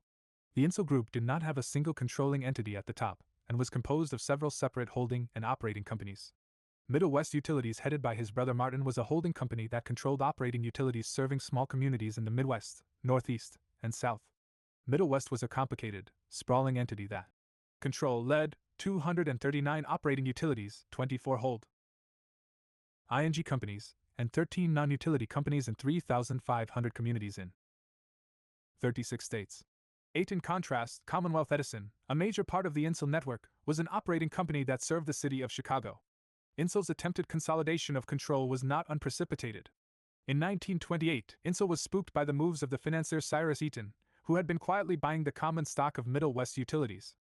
9 To shore up his family's control of these properties, Insull created 2 investment companies, Insull Utility Investments, IUI, and Corporation Securities Control, CSC, that concentrated voting power in the hands of the Insulls, issuing additional debt to effect this arrangement. 10 The Insull Group's over-reliance on debt proved to be its undoing. Because of their highly leveraged structure, many holding companies were fragile entities. Even a small decline in revenues and profits could threaten the entire structure. An operating utility with a capital structure made up of debt and equity could withstand a small fall in power sales. It would pay creditors principal and interest and reduce or eliminate dividends to common stock owners. These dividends, however, sustained the corporate layers above the operating utility. Without the anticipated dividends flowing up a holding company pyramid, one or more of the entities faced the possibility of being unable to pay their bondholders and other creditors. The more removed a holding company was from the operating utility, the more likely it would default on payments to creditors. With each level of a corporate pyramid receiving smaller dividends than it had before, there was less to pay creditors and companies above. A holding company group that was heavily indebted and featured several layers in its pyramid was fragile and could not survive even a modest fall in power sales at the bottom. 11. By long spurning the New York banking establishment, Insull had made powerful enemies. Since his days as Thomas Edison's personal secretary. 72. Chapter 3. Table 3.1. Illustration of the financial fragility of leveraged holding companies. Operating company in 1928. Power sales, operating costs, surplus, principal and interest payments, dividend payments. Holding company has $3 million in annual principal and interest payments. In millions of dollars. $100, $90, $10, $4, $6. Sufficient dividends from operating company to support holding company's debt obligations. Table 3. 2. Illustration of the financial fragility of leveraged holding companies. Operating company in 1931. Power sales, operating costs, surplus, principal and interest payments, dividends. Holding company has $3 million in annual principal and interest payments. In millions of dollars. $95, $90, $5, $4. $1. Insufficient dividends from operating company to support holding company's debt obligations. Insull had resented the New York banking establishment. He believed they had unfairly muscled Edison out of his company, Edison General Electric. Accordingly, he had relied on Chicago, Boston, and London investment houses to raise capital for his power companies and generated millions in underwriting fees for them, at the expense of their Wall Street rivals. 12. The high leverage of the Insull Group and the enmity of the New York banking establishment proved to be a fatal combination. Although Eaton was open to allowing Insull to control his shares and to remain in charge, Insull was paranoid and borrowed more to purchase shares back from Eaton, pledging his shares in IUI and CSC and compounding the existing excessive indebtedness of his holding companies. 13. Bankers in New York sensed weakness and fragility. Debt, which had been a potent instrument for exercising control and producing outsized returns, now became a fatal weakness. In April 1932, the lenders insisted on a new measure of depreciation in valuing the Insull holdings. This accounting decision rendered a new deal for ELECTRI City greater than 73. Middle West Utilities and therefore IUI and CSC insolvent, and pushed them into receivership. 14. In June, Insull was asked to resign from his 60-member plus board and executive positions at other companies, both inside and outside the Insull Group. 15. His reign atop the utility industry was over. Not a single Insull operating company entered bankruptcy, which accentuated the holding company and its leveraged financial structure as the problem. 16. Insull next faced legal reckoning. A state prosecutor in Chicago opened an investigation into Insull in September 1932 and indicted him the following month. At the time, he was in France and fled from there to Italy, Greece, and Turkey, the last of which did not have extradition agreements with the United States, in an effort to avoid prosecution. 17. In May 1934, Insull was brought back to the United States to face trial. A jury acquitted Insull of all charges that November. Notwithstanding his legal exoneration, the era of Insull was over. Insull died of a heart attack at a subway station in Paris in 1938. Thomas Edison had told the young Insull, "Whatever you do, Sammy, make either a brilliant success off it or a brilliant failure." 18. Insull had done both. The collapse of the Insull Group was spectacular but not exceptional. W. B. Fauché and Company, a smaller utility holding company, had collapsed into receivership in 1929.19. Although power sales only fell slightly between 1929 and 1932, it was enough to trigger a devastating ripple effect up the pyramid of many holding companies. In the 1930s, dozens of holding companies collapsed and entered bankruptcy. 20 millions of ordinary Americans, who had invested in holding companies relying on the glowing representations of their executives, lost their life savings. Investors in the Insull Group lost more than $600 million. 21 securities that had been marketed as blue chip rested on a precarious financial structure that the Depression exposed. The fall of the holding companies created possibilities for much more extensive public governance of the power sector. FDR and his public power campaign. The 1932 presidential election pitted the conservative Republican incumbent, Herbert Hoover, against progressive New York Governor, Franklin Delano Roosevelt. Control of the power industry was an important issue in the election. Left-leaning members of Congress from both parties, including Republicans George Norris and Gerald Nye and Democrats Clarence Dill and Thomas Walsh, put out a statement placing control of the power industry as a central issue in the upcoming election. 74. Chapter 3. We regard the power question in its economic, financial, industrial, and social aspects as one of the most important issues before the American people in this campaign of 1932. The reason is plain. The combined utility and banking interests, headed by the Power Trust, have the most powerful and widely organized political machine ever known in our history. This machine cooperates with other reactionary economic, industrial, and financial groups. It is strenuously working to control the nomination of candidates for the presidency and the Congress of both dominant political parties. 22. These officials believed the election would decide the future of the power industry, for better or for worse. Hoover favored continued investor control of the industry and opposed greater direct public involvement in the generation and distribution of power. While Boulder Dam, authorized by Congress in 1928, later came to bear Hoover's name, he, as Secretary of Commerce in the Harding and Coolidge administrations, had opposed public power, including federal generation and marketing of electricity. As described in Chapter 2, Boulder Dam was authorized in a statute that reflected the conservatism of the 1920s and represented, at most, a partial embrace of public power ideals by Congress. Hoover had made his views known in no uncertain terms in 1931. That year, the president had vetoed the bill that would have transferred the Muscle Shoals facilities to a federal authority and issued a strong condemnation of public power in his veto message. 23. Roosevelt, in contrast, supported greater public development and control of power generation and transmission. He had taken an interest in questions of power when he went to Warm Springs, Georgia, to rest and continue his recovery from the polio that had stricken him in 1923. He noticed that his power bill in Warm Springs was several times higher than the bill for his estate at Hyde Park in upstate New York. 24. This experience sparked in Roosevelt an abiding interest in affordable, reliable electricity for all. Elected governor of New York in 1928, Roosevelt supported state development of the water power potential of the St. Lawrence River and sought to improve the performance of the New York Public Service Commission. Given the political might of investor-owned utilities in New York politics, he achieved only limited wins as governor but, in pursuing these initiatives, established himself in the public power camp. What was Roosevelt's vision of public power? After prodding from ideological sympathizers to articulate his plans for the power sector if elected, 25. Roosevelt offered his philosophy at a campaign stop in Portland, Oregon. In September 1932. He offered a wide-ranging examination of the state of a new deal for Electric city greater than 75. Electric power industry and laid out a three-part plan that represented both continuity and a break with prevailing governance arrangements. In Portland, Roosevelt called out the failings of the state regulatory commissions that had supervised the industry since the early 20th century. He criticized public utility regulators, including those in his own state, for not aggressively protecting the public from monopolistic rates and instead meekly serving as umpires adjudicating disputes between customers and power companies. But he recognized that they face real obstacles to carrying out their public mission. He acknowledged the limits of their authority to confront the power and financial manipulations of the utility holding companies, singling out the insular monstrosity. 27. Roosevelt called for an expansion of public ownership of electric utilities. He endorsed the right of local communities to take over and operate power distribution systems if they were dissatisfied with the rates and service offered by existing investor-owned utilities. He applied the same principle to federal and state power projects. He called for public ownership of water power resources and declared, "The natural hydroelectric power resources belonging to the people of the United States, or the several states, shall remain forever in their possession."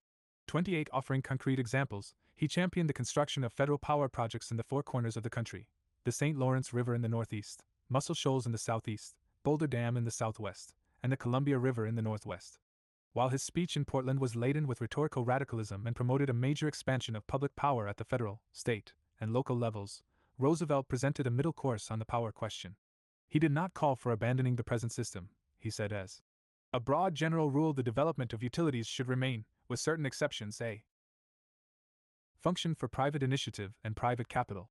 29. Even as he stridently attacked the holding companies and called out the fecklessness of state public regulators, he paid tribute to the common law of common carriage and innkeeping the historical antecedents for public utility regulation and called for laws that would make public service regulation effective. He offered a series of reforms that he believed would ensure effective state regulation of investor-owned utilities, including replacing the fair value standard of Smith versus Ames with the more administrable prudent cost standard. Roosevelt believed that public service commissions could fulfill their original promise provided they served as the agent of the public themselves, not a mere arbitrator as between the people and the public utilities. 30. Roosevelt believed that with legislative reforms public utility regulation could still serve the public. 76. Chapter 3. Roosevelt wanted public power, whether at the federal, state, or local level, to serve as a regulatory instrument, not displace investor ownership in full measure. At Portland, he offered two metaphors to describe his philosophy of public power. In the milder version, he emphasized the value of publicity and argued public power would serve as a yardstick, against which the rates and performance of investor-owned utilities would be measured. 31. In a more disciplinary spirit, he described public ownership of power systems as a birch rod in the cupboard to be taken out and used only when the child gets beyond the point where a mere scolding does no good. 32. In his view, public power offered both an objective measure of rates against which to judge investor-owned utilities and a competitive weapon to ensure their rates were fair. In the November 1932 presidential election, Roosevelt defeated Hoover in a landslide, winning 42 of 48 states and 472 votes in the Electoral College. In Congress, the Democrats won big. After the election, they controlled nearly 3/4 of the seats in the House and commanded a 59-vote majority in the Senate. 33. Once in office, Roosevelt and his allies in Congress initiated a major reconstruction of the power industry. Their attempt to restructure the sector produced some of the fiercest political fights of the 1930s and showed the beleaguered investor-owned utilities and holding companies still wielded great power in Washington and across the nation. With the Depression that had thrown millions out of work, the collapse of many utility holding companies, and the resulting political realignment in Washington, however, the public power movement had an unprecedented opening to make advances. In restructuring this key economic sector, Roosevelt and his allies were not writing on a blank slate but drew on a rich bank of experience and ideas from previous decades. Although New Deal power policy had many pieces that did not always appear consistent, it broadly followed Roosevelt's three-part vision as announced in Portland: expansion of the federal role in power generation and transmission, federal support for community controlled distribution utilities, and improved public control of investor-owned utilities. The creation of the Tennessee Valley Authority and other federal yardsticks across the nation. The new president and Congress moved quickly to resolve the decade-long fight over Muscle Shoals. At Portland, Roosevelt had made clear he was with George Norris and supported federal ownership and operation. A new deal for Electrification City greater than 77 of the dam at Muscle Shoals.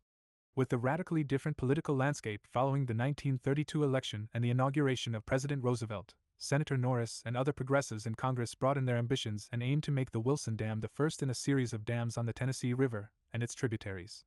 On January 21, 1933, Roosevelt, who was still only president-elect and would be the last president inaugurated in March, visited Muscle Shoals with Norris and told the Nebraska senator, "This ought to be a happy day for you, George." To this, Norris replied, "It is, Mr. President. I see my dreams come true." 34. In Roosevelt's first month in office, bills were introduced in both houses of Congress to create the Tennessee Valley Authority, TVA.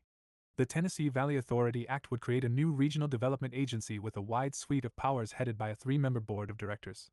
In a message to Congress, Roosevelt described the proposed authority as a corporation clothed with the power of government but possessed of the flexibility and initiative of a private enterprise. 35. The proposed TVA would have much broader authority than the Muscle Shoals Corporation, which Senator Norris had attempted to create during the Hoover administration. It would have the authority to build and operate multipurpose dams in the Tennessee River Basin, which would facilitate navigation, control flooding, and generate power. Congress directed the TVA to construct the Cove Creek Dam on the Clinch River in Tennessee and granted it the discretionary power to build other dams on the Tennessee River and its tributaries. 36. The bill's power features were expansive and promoted the growth of public power institutions in the region. In disposing of surplus power, the TVA was directed to give preference to states, counties, municipalities, or cooperative organizations of citizens or farmers, not organized or doing business for profit. 37. While Congress had included preference clauses favoring state and local governments in earlier power laws, the inclusion of cooperatives in the list of preferred purchasers was new. To ensure that these preferred customers could be served in practice, the TVA had the authority to construct transmission facilities on its own to sell power to customers within transmission distance of a TVA generation facility. 38. Preference customers would not be dependent on the transmission lines of investor-owned utilities that viewed cooperative and public power organizations as economic and ideological rivals. The law gave the TVA the power to terminate contracts to private utilities and customers on 5 years' notice if this electricity was needed to meet the requirements of public agencies or cooperatives. 78. Chapter 3. The Tennessee Valley Authority Act created an entity with broad economic and social aims. An important part of the TVA's broader mission would be the production of fertilizer and demonstration of its uses, undertakings that had been promoted and even placed front and center by some in the 1920s. The act directed the TVA to manufacture nitrogen fertilizer and sell it at a low cost and to work with farmers and farm organizations for large-scale practical use of the new forms of fertilizers under conditions permitting an accurate measure of the economic return they produce. 39 Further, the sponsors sought federal-led development of the depressed sections of Alabama, Mississippi, and Tennessee. The TVA's statutory purposes included the following: to provide for reforestation and the proper use of marginal lands in the Tennessee Valley, to provide for the agricultural and industrial development of said valley. 40 This ambit appeared to be in line with Roosevelt's vision. When the president had called on Congress to create the new agency, he stated full development of the Tennessee River transcends mere power development. 41 The introduction of the Tennessee Valley Authority Act generated strong opposition from private power interests and their allies in Congress. They recited many of the same criticisms they had leveled against continued government ownership of Muscle Shoals in the previous decade. Senator Jesse Metcalf, Republican Rhode Island, described the act as unquestionably an opening wedge for socialism, and it should, for the very safety of the government itself, be defeated. 42 Offering 6 specific objections, Senator Warren Austin, Republican Vermont, said in the floor debates. First, as an experiment, the bill is untimely. Second, as an investment of the people's money, it comes at a time when they have no money to invest. Third, any estimate of the income from the project as set up by this proposed legislation will show a loss. Fourth, it put the government into direct competition with private enterprise. Fifth, additional generating equipment in this country is wholly unnecessary at the present time. And sixth, it threatens the welfare of depositors in banks and policyholders with loss through depreciation of public utility bonds, which constitute a large part of the assets of such institutions. 43. In opposing the act, Austin tied concerns about public finance to possible economic injuries to private enterprise from public competition. A minority report from the House Military Committee contended that the TVA would unfairly compete against private power companies, as well as fertilizer manufacturers. This conservative faction wrote that the region already had excess power generation capacity, 30% by their a new deal for electricity estimate and greater than 79 stated they could not visualize a market for this great additional power, particularly when one considers the financial condition of the country at this time. 44 They also attacked the TVA's authority to construct transmission lines that might run parallel to the existing lines of investor-owned utilities and destroy bona fide investments in the amount of approximately $400 million, a great part of which is held by consumer customers and other citizens of the 6 southern states. 45 Despite this opposition, Congress passed the Tennessee Valley Authority Act in Roosevelt's first 100 days in office. The bill advanced through both houses by large margins. 46 Supporters of government operation of Muscle Shoals had mostly fought a defensive battle in the 1920s and went on the offensive only in the last few years of the decade. Even then, their proposal for a government authority to run Muscle Shoals had been defeated by 2 presidential vetoes. Now they had congressional and presidential support for their project. In 1933, Congress established a much more ambitious project than what Senator Norris had proposed just a few years earlier. The Depression, the fall of multiple holding companies and the precarious position of other ones, and the 1932 election had reoriented national politics away from deference to big businesses and in favor of a more muscular federal government in economic life.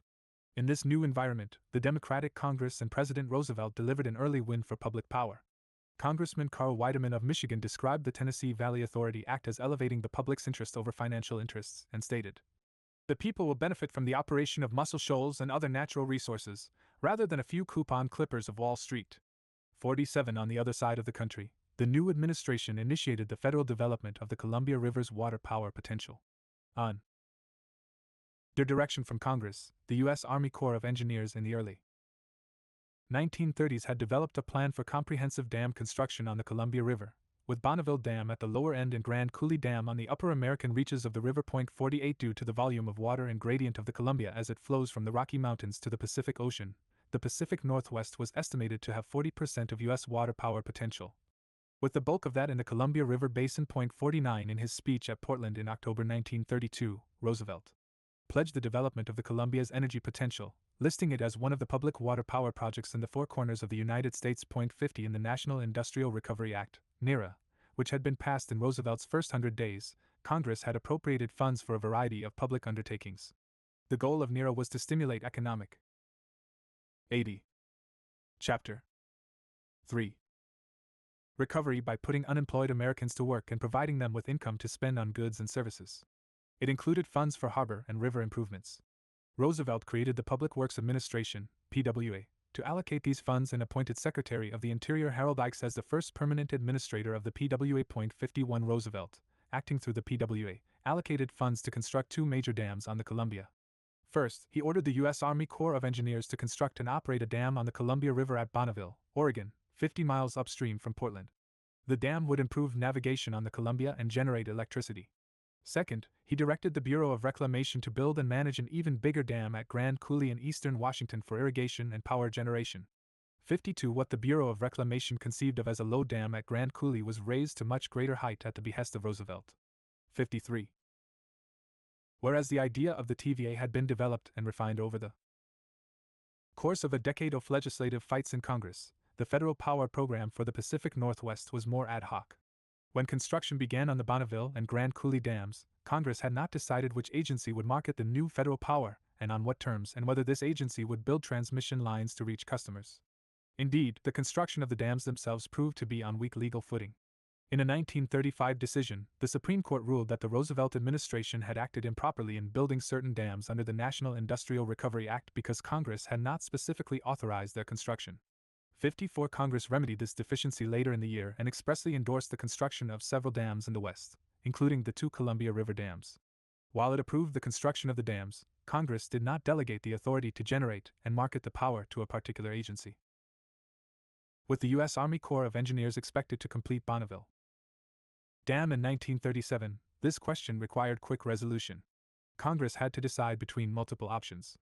A public power faction led by Senator James Pope of Idaho proposed emulating the TVA in the Pacific Northwest and creating the Columbia Valley Authority, CVA, to operate the dams and generate and transmit power across the region. 55 Like the TVA, the CVA would undertake broader regional development. A group associated with manufacturing interests in Portland favored full control of Bonneville Dam by the U.S. Army Corps of Engineers.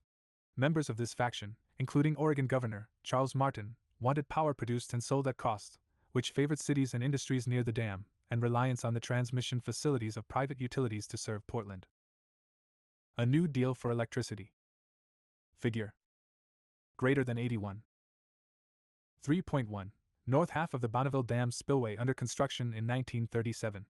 Library of Congress, Prints and Photographs Division, HERORE, 26 BONV, 2F87. And surrounding areas. 56 They rejected the development of a federal transmission grid for the region and disputed whether a market for power existed in the region, which was still thinly populated. As an institution, the Army Corps of Engineers was conservative in orientation. It was generally hostile to public power and wanted to build dams principally, if not exclusively, for improving navigation. The Army Corps of Engineers had only recently become open to building dams for any non-navigation purposes. For flood control, its leaders had insisted through the late 1920s that levees were sufficient. Congress did not resolve the power generation and transmission issue until 1937. The CVA and the Army Corps of Engineers camps represented two different visions for public power. The former supported public power as an instrument for broader regional development, while the latter viewed public power as a method of developing and sustaining Portland area industries. On the question of who would generate and transmit power, the Roosevelt administration waffled and adopted different positions in 1935, 1936, and 1937, at times supporting a CVA and at other times appearing in harmony with the Army Corps of Engineers and its allies. 57 In 1937, Congress pursued a middle road option. In the Bonneville Project Act, Congress created the Bonneville Power Administration to market the power from Bonneville Dam. The act was described as a temporary measure, 58, which meant Congress could still create a CVA in the future. Even though the BPA was introduced as a provisional solution, it established a strong federal public power authority for the Pacific Northwest. Unlike the TVA, which Congress set up as a regional development agency, the BPA's mission was confined to power generation, transmission, and marketing. But like the TVA, it had broad authority on power matters. The BPA would direct the Army Corps of Engineers in running and upgrading the powerhouses at Bonneville Dam, while the Corps retained authority over the remainder of the dam's operations and the adjacent ship lock. The BPA administrator had a mandate to encourage the widest possible. 82. Chapter 3. Diversified use of electric energy, and had the discretion to sell power at a single postage stamp.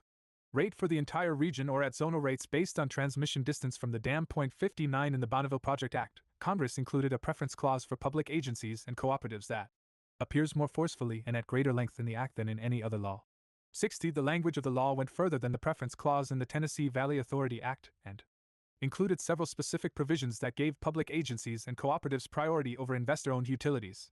Congress directed the BPA to reserve not less than 50% of the power produced at Bonneville Dam for public agencies and cooperatives until January 1, 1942. This provision was paired with allowances for residents of the region to take reasonable time to set up cooperatives and public agencies and to arrange financing for these entities. 61.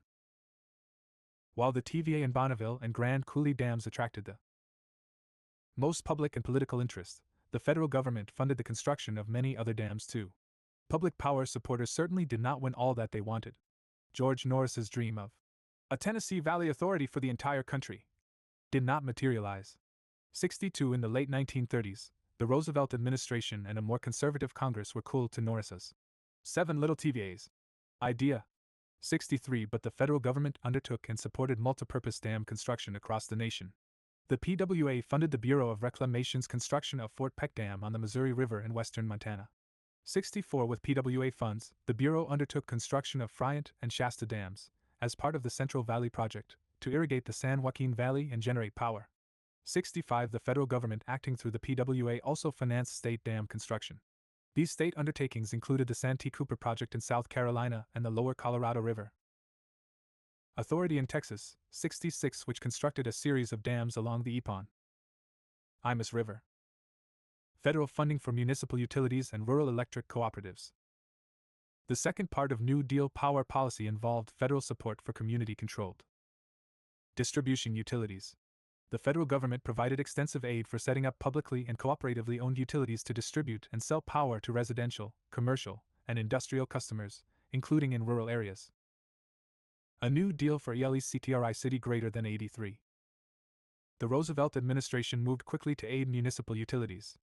In his speech in Portland in October 1932, Roosevelt had supported the right of citizens to organize a publicly owned utility, or to take over an investor-owned utility offering unduly high rates and poor service.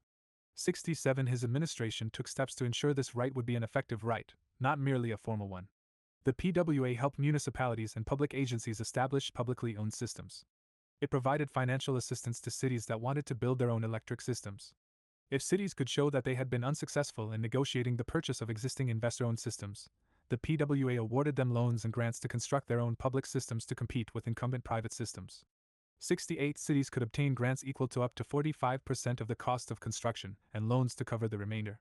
69. As a practical matter, once a local government had PWA fund to construct a competitive power system, the incumbent utility had diminished ability to resist municipalization. With a political commitment and federal financing to build a parallel system that could drive the incumbent out of business, a city could purchase the existing private system on favorable terms. The Roosevelt administration proceeded slowly on rural electrification. In his Portland speech, candidate Roosevelt had called electricity no longer a luxury, but a definite necessity, and described its potential to modernize life for the hardworking farmer. 70. Yet the president and his congressional allies made other aims a higher priority in the power sector. While they prioritized agricultural recovery, the federal government did not launch a national rural electrification program in Roosevelt's first 2 years in office. The TVA assisted in the formation of electric cooperatives in its service territory, but nothing comparable occurred at the national level in the first 2 years of the Roosevelt administration. 71 states, particularly southern states that had the lowest rates of rural electrification in the country, attempted to support rural electrification through public regulation and financing. 72. After sustained pressure from farm organizations and public power advocates, Congress and Roosevelt acted on rural electrification. Pursuant to the Federal Emergency Relief Act, which appropriated money for rural electrification, the President in May 1935 issued Executive Order, EO 7037, that created the Rural Electrification Administration, REA, to promote rural electrification and allocated $50 million for the purpose. Although Congress had allocated $100 million.73 less than a page long, EO 7037 set up the REA and directed its administrator to initiate, formulate, administer, and supervise a program of approved projects with respect to the generation, transmission, and distribution of electric energy in rural areas. 74. Roosevelt. 84. Figure. Chapter 3.3.2. Rural electrification in the contiguous United States. Percentage of farms with electric service in 1923. Figure. Point 3. Rural electrification in the contiguous United States. Percentage of farms with electric service in 1933. Appointed Morris Cook, who had helped develop Pennsylvania's giant power plan, see Chapter 2, as the first administrator. The original REA faced one major barrier. Because it was established under federal relief legislation, its first iteration was structured to put a New Deal for electricity greater than 85 unemployed Americans to work and faced important constraints on electrifying rural areas. The REA was required to devote 25% off its budget to labor and hire 90% of workers from the local unemployment rolls. 75 Given the paucity of unemployed workers with the skills and experience needed to construct power systems, the REA operated under a major statutory limitation. In 1936, Congress made the REA permanent. In January of that year, Senator Norris introduced a bill to fund the REA and secure its statutory and institutional footing. 76 2 months later, Representative Sam Rayburn of Texas introduced a companion bill in the House. 77 The two bills codified the existing REA and its structure in law but removed its unemployment relief mission and reoriented the REA to rural electrification. The agency would be headed by a single administrator nominated by the President and subject to Senate confirmation. The bill was uncontroversial relative to other power bills that Congress debated and enacted in the 1930s. The need for federal support for rural electrification was evident and widely accepted in Congress. Cook stated that, unless steps are taken to provide a program for accelerating rural line construction, it will, based on the record of the last 10 years, be some 50 years before even half of our farms are electrified. Sevens, with Senator Norris's name on the bill and his high standing in the upper house, the Senate passed the Rural Electrification Act without hearings. The debate in Congress centered on the specifics of the bill rather than the need for federal support for rural electrification. The Senate and House bills had several important differences. 79 The Senate bill limited REA funding to cooperatives and public agencies, which meant that the REA would be barred from funding the rural electrification projects of investor-owned utilities. Norris was a strong proponent of this restriction because of his distrust of the private power sector. He noted in one floor debate that investor-owned utilities had principally built lines to serve affluent rural residents. So, Norris's view was not universally held. The House bill permitted credit extensions to investor-owned utilities, with Representative Rayburn stating power companies would build rural lines using REA loans and, subject to federal oversight, would not misuse the funds. The terms of financing also stimulated strong debate in the House. The Rural Electrification Act allowed the REA to fund up to 100% of a project secured by the project itself. For example, a $40,000 loan to a rural electric cooperative for constructing a distribution line would require no equity from the co-op and would be secured by the line. In hearings for the bill, some members of Congress asserted this credit policy was exceptional and too permissive, contending that requiring funded utilities to raise 86. Chapter 3. Equity was reasonable. According to some critics, the need for equity was heightened because farmers would organize cooperatives to enter a business in which they typically had no experience. 82 Others warned against subsidizing rural electric projects. 83 The contrast between PWA grants for cities and REA loans for the countryside struck some proponents of the Rural Electrification Act as unfair. Testifying in support of the bill and responding to critics of the REA being permitted to lend up to 100% of a project's costs, Morris Cook noted that the PWA had awarded 30 to 45% grants to urban communities for sewer systems, schools, and dog pounds. 84 He contrasted this largesse with the fiscal conservatism practiced toward rural areas, asking, when you come into the rural districts you insist on the thing being made self-liquidating, with no grants or subsidies? 85 Cook had a point. The federal government offered grants and loans to cities that already had power systems but provided only loans to rural areas that had no electricity at all. Whether out of principle or pragmatism or both, the sponsors accepted this disparate treatment of cities and rural areas without much question. For instance, the Senate Committee on Agriculture and Forestry, chaired by Senator Norris, touted the bill for not providing grants and stressed the REA would only extend credit if the borrower could repay the government. 86 The anti-subsidy view reflected a common sentiment in rural America. Many rural residents and their representatives rejected grants and subsidies and wanted electrification to be done without federal handouts. 87 The Rural Electrification Act represented an important national commitment to electrifying the countryside. Congress directed the Reconstruction Finance Corporation to extend $50 million in credit to the REA for the first fiscal year and appropriated $40 million in funds for each of the subsequent 9 years. 88. The REA was directed to use the funds for two purposes: 1. To finance generation, transmission, and distribution projects to serve rural residents without central station electric service, and 2. To extend credit to rural residents seeking to wire their homes and purchase electrical appliances. The Act required the loans to be self-liquidating. Before extending credit, the REA would review projects to ensure they would generate sufficient revenue to pay off the loans on their original terms. 89. Congress directed the REA to allocate half its budget based on rural electrification needs. A state with a lower rate of rural electrification would receive proportionately more from the REA than a state with a higher rate of rural electrification. In practice, the South, which had the lowest rates of rural electrification, would be the biggest beneficiary of federal support from the REA. The final bill featured terms generally favorable to borrowers and a pro-public power provision. Loans for electrification projects could have a new deal for ELECTRI city greater than 87. Repayment terms as long as 25 years, and loans for home wiring and appliance purchases could be repaid over terms as long as 5 years. 90. The law set an interest rate that was equal to the average rate of interest on the federal government's debt obligations with a term of 10 or more years. 91. The REA could make loans for appliance purchases and wiring to appliance dealers, installers, and borrower utilities but not to customers themselves. 92. Rejecting Senator Norris's absolute prohibition on loans to investor-owned utilities, the conference committee included a preference clause that directed the REA to favor states, territories, and subdivisions and agencies thereof, municipalities, people's utility districts, and cooperative, nonprofit, or limited dividend associations. When awarding loans. 93. The preference principle was now embodied in federal power marketing laws, the federal licensing of water power sites, and federal lending for rural electrification. The deconstruction and regulation of public utility holding companies. The third part of New Deal power policy was controlling the practices, size, and structure of utility holding companies. The FTC completed its 8-year investigation into the holding companies in 1935.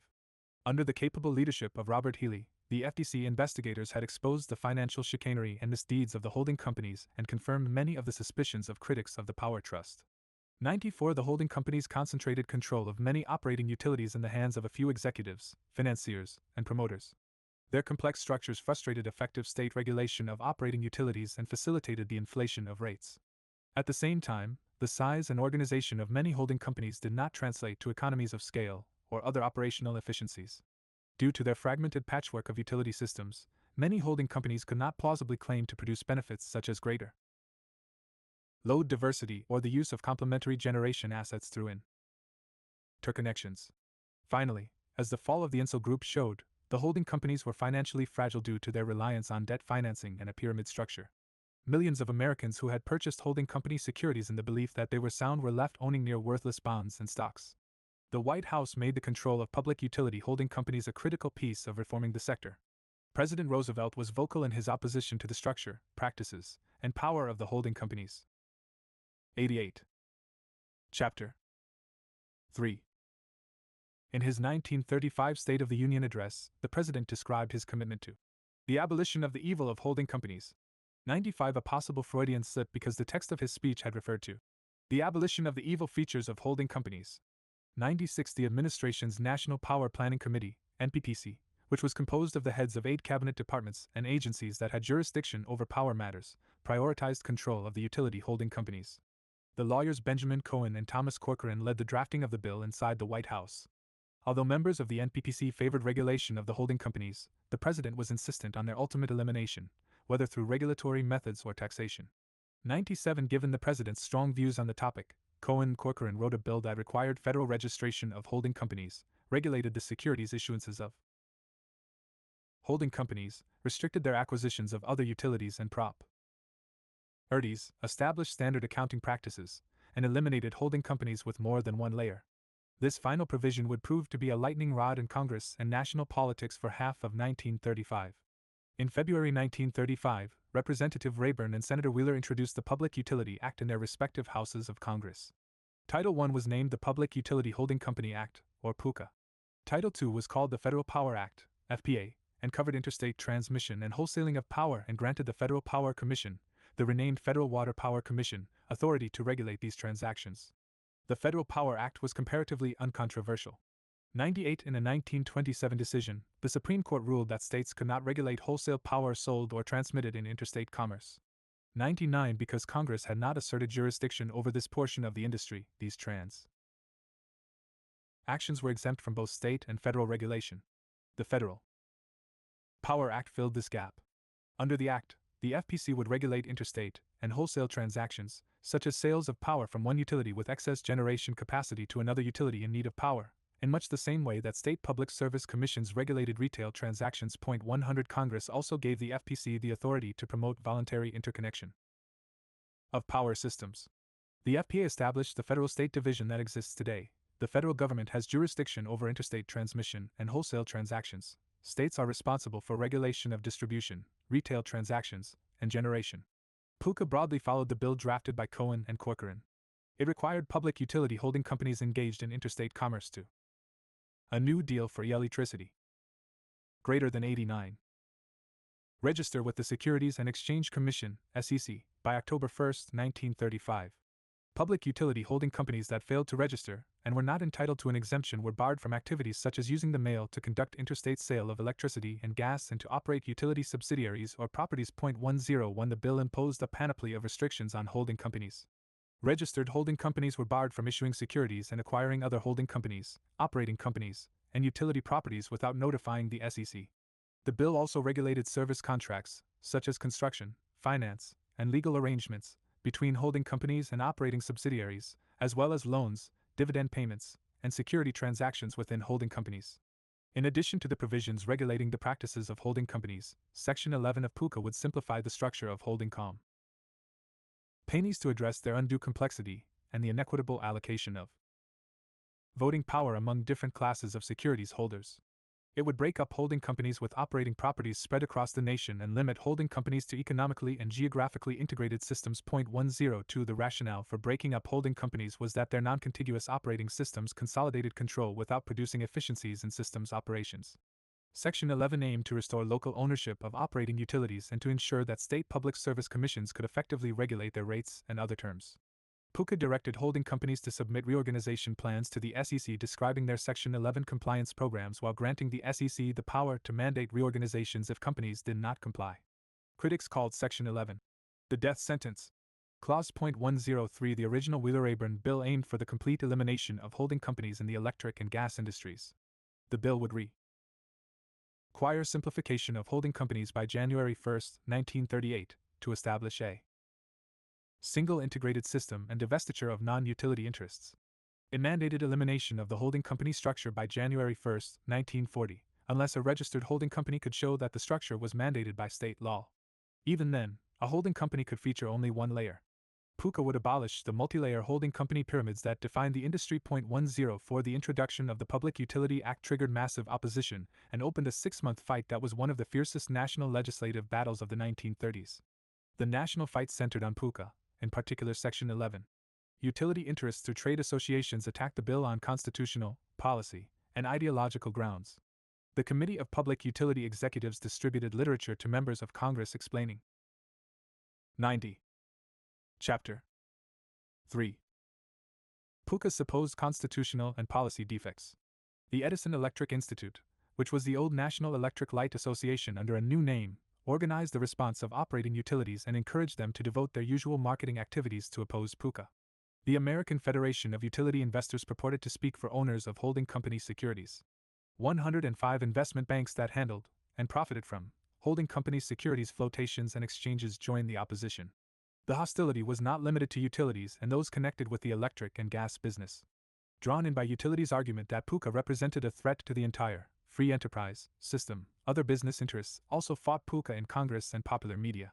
Right-wing organizations such as the American Liberty League also joined the chorus of opposition. 106 The press was generally opposed to PUCA. The New York Times and the Washington Post deemed Section 11 draconian. 107. The opposition to the bill also had a seemingly popular and populist element.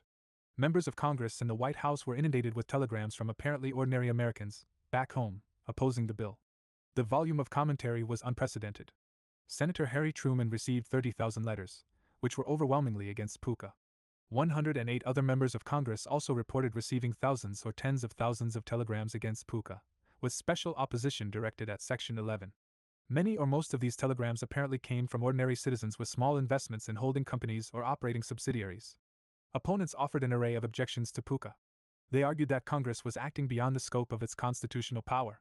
Specifically, they alleged that the national legislature was exceeding its constitutional authority to regulate interstate commerce.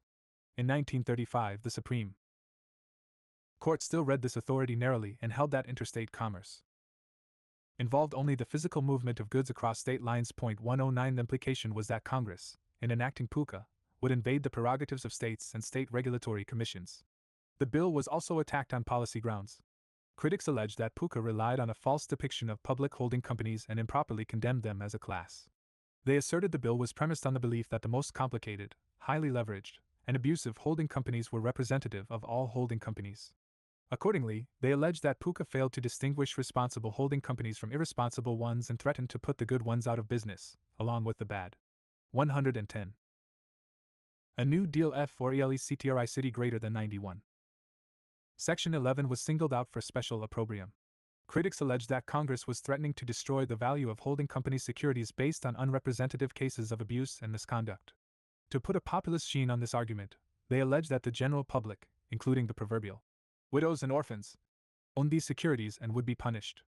111 As with the debate over public power bills, opponents raised the specter of state control of the power sector and the entire economy. They alleged the bill was a socialist and communist measure. 112 In response to this line, some supporters of Puka touted its moderate approach. The bill aimed to make state utility regulation effective, not nationalize utilities. 113 So long as the holding companies existed, they could evade state regulation and collect exorbitant fees for construction, financing, and legal services they provided to operating subsidiaries. The supporters of Puka could not draw comparable popular support for their bill. Yet they had important supporters, notably the president himself. Although initially practicing restraint to avoid the appearance of interfering in legislative prerogatives, Roosevelt spoke in favor of the bill on several occasions, directly challenging arguments made against Puka. 114 While the press was generally opposed to Puka, one newspaper chain came out in support of the law. The Scripps-Howard family of newspapers, which was overrepresented in small and medium-sized towns and cities across the country, consistently published pieces in favor of the bill.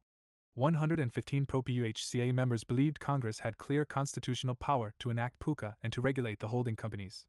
Senator Wheeler asked rhetorically, "If a holding company owns and controls operating companies in the various cities and states, how can it conduct the business of those operating companies except through the medium of the mails and through the channels of interstate commerce?" 116 Further, proponents emphasized that only holding companies that conducted interstate commerce and used the mail would have to register and comply with Puka, while purely intrastate holding companies would not be covered. 117 Proponents of the bill noted that holding companies' securities had been grossly overvalued and based on inflated projections of earnings. The stock of many holding companies had already declined significantly in price since their peak, well before Puka had even been introduced in Congress. 118 Supporters of Puka ridiculed the appeals to protecting widows and orphans. Senator Alban W.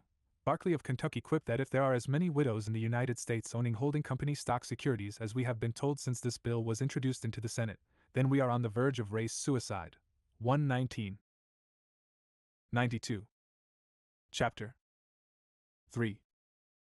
Some members of Congress disputed whether holding companies had any public justification. Toward the end of the debate over Puka, Representative John Rankin of Mississippi presented estimates of how much residents of each state were paying in excess relative to the rates of the TVA, due to utility companies' inflation of asset values, overpriced service contracts, and other improper conduct. 120 Representative Rayburn identified 17 evils of holding companies, including their appropriation of operating company profits and saddling these companies with service contracts with inflated fees. 121 One member of Congress described the holding company as having no purpose besides concentrating control in the hands of a few individuals who had little or nothing to do with the development of the power sector. 122 Norris introduced massive charts on the Senate floor depicting the extraordinarily complicated structure of many top holding companies. 123. Puka was not universally hailed on the left. Parts of the public power coalition were muted in their support of Puka. Figures such as Judson King favored full public control of the power sector and believed that Puka merely sought to shore up an irredeemably defective system of investor-owned utilities regulated by the state. 124 In congressional debates, some supporters of PUCA argued that public ownership was the only way to ensure affordable rates for electricity. Representative Marian Zionchek of Washington, a supporter of the Senate version of Section 11, unwittingly undercut the case for PUCA and questioned the potential effectiveness of the SEC administering the law. He expressed pessimism about regulation, stating, "You can talk about regulations until the end of time, but the only way to regulate them is by public ownership, because as soon as you undertake to regulate these companies, with their various ramifications, very soon they are regulating the regulators." 125 In other words, some pub. Lick power proponents supported a measure that aimed to fix a regulatory system that they viewed as inherently defective. The growing opposition to the bill inside and outside Congress slowed its progress in spring 1935. In the upper house, Senator Wheeler sought to reclaim the initiative. In early May 1935, under his skillful leadership, the Senate reported out and passed a bill in less than a month.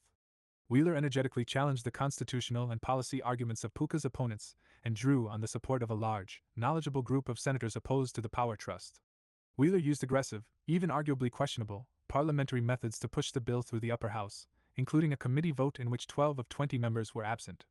126 The breakup mandate in Section 11 still faced strong opposition on the Senate floor, with William Dietrich of Illinois leading the charge to remove a New Deal for electricity greater than 93. This provision from the bill. By the narrowest of margins, the full Senate rejected Dietrich's amendment, when South Dakota Republican Peter Norbeck joined with Democrats to defeat this modification in a 45-44 vote. With the threat to Section 11 defeated, the Senate passed it in an almost anticlimactic 56-32 vote on June 11, 1935.127. The House was a different story and the target of an intense lobbying campaign both by the Roosevelt administration in favor of the bill and especially utility and other business interests against it. The House did not have a public power coalition comparable to the one in the Senate. Many representatives were new and not well versed in power issues and, as a result, susceptible to the anti-PUCA campaign. 128 In contrast to the Senate, the bill was slow in moving through committee. Its prospects seemed uncertain in the late spring and early summer. In June 1935, the House Committee on Foreign and Interstate Commerce reported out a bill with a significantly weakened Section 11. Instead of or during the SEC to restructure and eliminate most holding companies, the House bill vested broad discretion in the SEC and directed it to restructure and simplify holding companies only if it found that their continued existence was against the public interest or necessary for the protection of investors or consumers. By granting discretion to the SEC instead of mandating simplification of holding companies, the amended House bill fell short of what the President and a majority in the Senate aimed to do. 129 By rejecting the bright-line rule approach of the Senate, the House, in effect, would punt to the SEC the question of whether to break up holding companies and, if so, which ones to restructure. Supporters of a strong Section 11 suffered a major defeat on July 1, 1935. To restore the original version of Section 11, Representative Rayburn organized the House into a committee of the whole. In a day-long debate that featured proponents and opponents of the Senate's Section 11 marshalling their strongest and most evocative arguments, Democrats, led by George Huddleston of Alabama and Samuel Pettengill of Indiana, joined with Republicans to defeat an attempt to replace the House version of Section 11 with the stronger Senate version.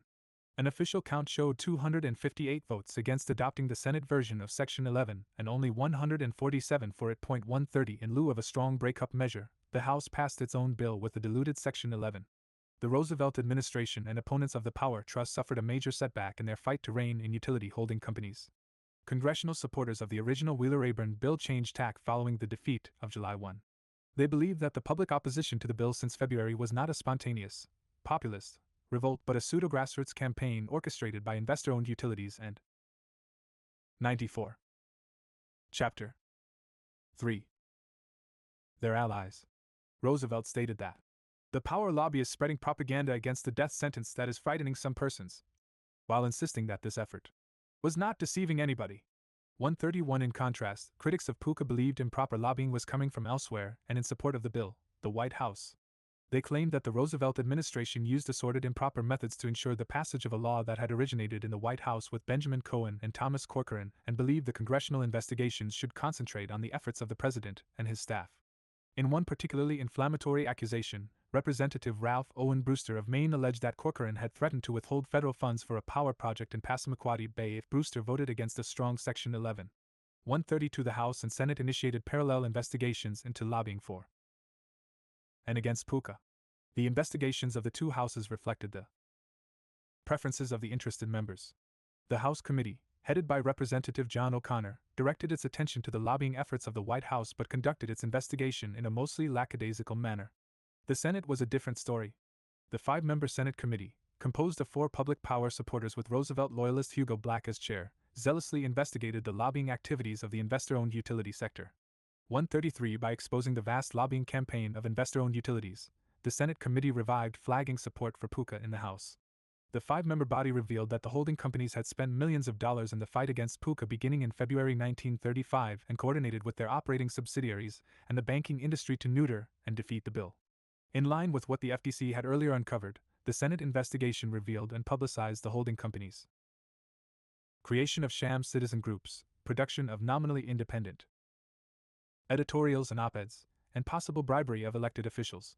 Their campaign against PUCA, and Section 11 in particular, was broad and deep and funded by rates in which lobbying expenses were embedded as a cost of electric service to the public. 134 private utilities had deployed the propaganda machinery they had built and perfected in the 1920s against public ownership in service of defeating PUCA.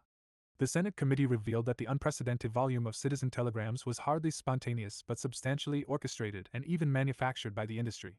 Representative Dennis Driscoll of Pennsylvania helped expose the fraudulent character of the mass submission of anti-PUCA telegrams from ordinary Americans. Noting that he had received hundreds of telegrams, he testified that, though well acquainted, a new deal for Yale's CTRI city greater than 95.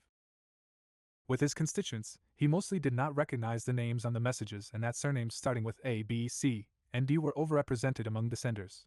135 in Warren, Pennsylvania, an official with the Associated Gas and Electric Company had dictated more than 1,000 messages on behalf of names he selected from the local telephone directory to a Western Union employee. 136 Working with another Western Union agent, he tried to conceal the creation of forged telegrams by burning them in a stove in the basement of the Western Union office, even though federal law required telegrams to be retained for 1 year. An Associated Gas and Electric employee paid local Western Union messenger boys 3 cents per signer to obtain signatures on pre-written telegrams expressing opposition to PUCA. 137 The company misled messenger boys about the purpose of PUCA and their own signature collection effort, with one saying, "I was told that if the bill went through, the utility companies would be in the hands of big men." 138 While the skullduggery orchestrated in Warren received special attention from the Senate Committee, holding and operating companies across the country apparently supported the submission of phony constituent telegrams to members of Congress expressing opposition to PUCA. 139 The testimony of Howard Hobson of Associated Gas and Electric in August 1935 proved to be decisive in securing legislative passage of PUCA. When ordered to testify by the Senate Committee, Hobson fled and could not be found. One journalist drew on Uncle Tom's Cabin and described Hobson's flight colorfully. Eliza crossing the ice, hotly pursued by bloodhounds, had nothing on Howard. Sick Hobson. 140 He was eventually found in Maryland by congressional police. The House Committee, led by the anti-PUCA Representative O'Connor, sought to shield Hobson from testifying before the Senate Committee. 141 After wrangling between the two committees, Hobson testified before the Senate Investigatory Group in mid-August 1935. Because of his arrogance and condescending attitude to the questioning senators, Hobson damned the holding companies as a class in the eyes of Congress. In trying to explain the structure of Associated Gas and Electric to Black and his colleagues, Hobson demonstrated the extraordinary complexity of his holding company. 142 According to Senator Louis Schwellenbach, Hobson had used this complex system to obtain extraordinary income for himself and his partner, John Mange, and their families. Through a combination of capital gains, dividend payments, securities transactions, and self-dealing contracts, their combined income between the mid-192 and 1930s was nearly $30 million. 143 As such, Hobson helped undercut the notion that holding companies, as then constituted, produced better service or lower rates for the public and showed that at least Associated Gas. 96. Chapter 3. And Electric served as a device for financial manipulation and concentrating control in the hands of a select few. Furthermore, his testimony confirmed Associated Gas and Electric's systematic anti-PUCA campaign, including through the dispersal and withholding of advertising dollars to pressure newspapers to publish editorials in opposition to PUCA. 144 With the Senate investigation revealing that the organic opposition to PUCA was a sham, the possibility of enacting a PUCA with a strong Section 11 became real once again. The conference committee appeared poised for deadlock, with Senate conferees insistent on retaining their strong Section 11 and House conferees generally in favor of their Section 11 that gave the SEC broad discretion. The president remained firmly in favor of the Senate bill. White House advisor and law professor, Felix Frankfurter, however, persuaded Roosevelt to accept a compromise that gave the SEC general discretion while constrained by certain bright-line rules. 145 specif. Equally, the SEC could permit retention of more than one integrated system only if the second system could not be operated feasibly on its own and did. Figure 3.4. Howard Hobson explaining the structure of the Associated Gas and Electric Holding Company system to Senators Louis Schwellenbach and Hugo Black in August 1935. Photographed by Harris and Ewing. Library of Congress, Prints and Photographs Division, LC Dig Hec 39194. A New Deal for Electricity. Greater than 97. Not frustrate effective state regulation. Moreover, registered holding companies could not have more than 3 corporate layers. 146. In other words, a holding company could feature only one sub-holding company between itself and operating systems. To ensure passage of the compromise measure, Vice President and former House Speaker John Nance Garner, a man with significant sway in Congress, employed bold parliamentary strategy. Exercising his prerogatives as President of the Senate, Garner selected a conference committee disproportionately featuring supporters of the President's National Power Program and Section 11. 147. He chose the popular Senator Alban Barkley over the more knowledgeable but adversarial Burton Wheeler to chair the conference committee. Under Barkley's leadership, the conference committee recommended that both houses pass the amended bill. On August 22, the House and Senate passed the compromise version of PUCA by comfort. Able margins. The President signed it into law on August 26. The holding company's massive lobbying blitz against PUCA had failed. They had defeated the Senate's stringent simplification and divestiture provision and frustrated a personal aim of the President, but had been unable to eliminate Section 11 entirely. Instead, under the bill passed by Congress and signed into law by Roosevelt, the SEC would have the power to reorganize holding companies, abolish scattered holding groups, and terminate the corporate pyramids that had more than 3 layers. Why had the anti-PUCA effort failed? Philip Funigiello explained that the private power industry had not come to terms with the radical change in political environment and popular opinion in the 1930s. The industry had spent too much in a vulgar and naked show of influence, precisely when the climate of public opinion was distinctly cooled to the business community's omniscience. The Depression and the revelations of the FTC had seriously undermined public confidence in the leadership in the private utility industry. 148. The holding companies had followed a lobbying and public relations strategy that had succeeded in the 1920s and contained the growth of public ownership and enactment of effective regulation. They, however, did not recognize that the political environment was decidedly less conducive to their philosophy and aims in 1935. Even as the Great Depression had inflicted major damage on their prestige and standing, they opted to deploy their same old weapons on a very different political battlefield. Chapter 4. Turning Our Darkness to Dawn. On October 9, 1936, 1 million people gathered in Los Angeles to celebrate the start of electricity generation at Boulder Dam. Local and national notables paid tribute to the project and the bountiful future it portended for Los Angeles and Southern California. 1 at 7:36 p.m. 1936 military time, Elizabeth Scattergood, daughter of the Los Angeles Bureau of Water and Power's chief engineer, E.F. Scattergood, pressed a large switch in downtown Los Angeles and turned on a giant light above the Los Angeles Civic Center to signify the Boulder Dam commencing power generation. 2. The large group exploded into celebration that lasted deep into the night. The dam, located nearly 300 miles away, would provide electricity and water for the Southern California metropolis and further accelerate its growth. Boulder Dam was not the first federal power project, nor could the new dealers then in power in Washington claim sole parentage. In the closing months of his presidency in late 1928, President Coolidge had signed the Boulder Canyon Project Act into law. Its scale and significance were a symbol of the transformation of the power sector and broader society that was then underway. The dam itself was the largest in the world and a massive expansion of the federal government's role in the power sector. Some maintained the dam's capacity would be 30 times that of all other federal projects combined. 3. The passage of the New Deal power laws initiated a reconstruction of the sector. Contrary to the warnings of private utilities, the landmark power laws of the decade did not result in broad socialization of the power sector, let alone the rest of the economy. Indeed, private utilities would still generate most of the power and serve most customers in the United States. Yet the New Deal did remake the power sector and expanded public and community ownership on a large scale. The legislative and regulatory program of the federal government directly and indirectly promoted the growth of federal, municipal, and cooperative power systems. Turning our darkness to dawn. Greater than 99. These reforms transformed American society and aided the victorious Allied effort in World War II. The federal-led expansion of power generation and reductions in the cost of power helped modernize domestic life in the countryside and cities.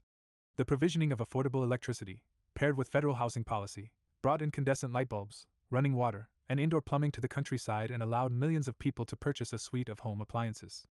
Further, federal power projects supplied energy to the war industries that supported the United States, the United Kingdom, the Soviet Union, and other allied nations in the war against fascism. The establishment of federal yardsticks across the country.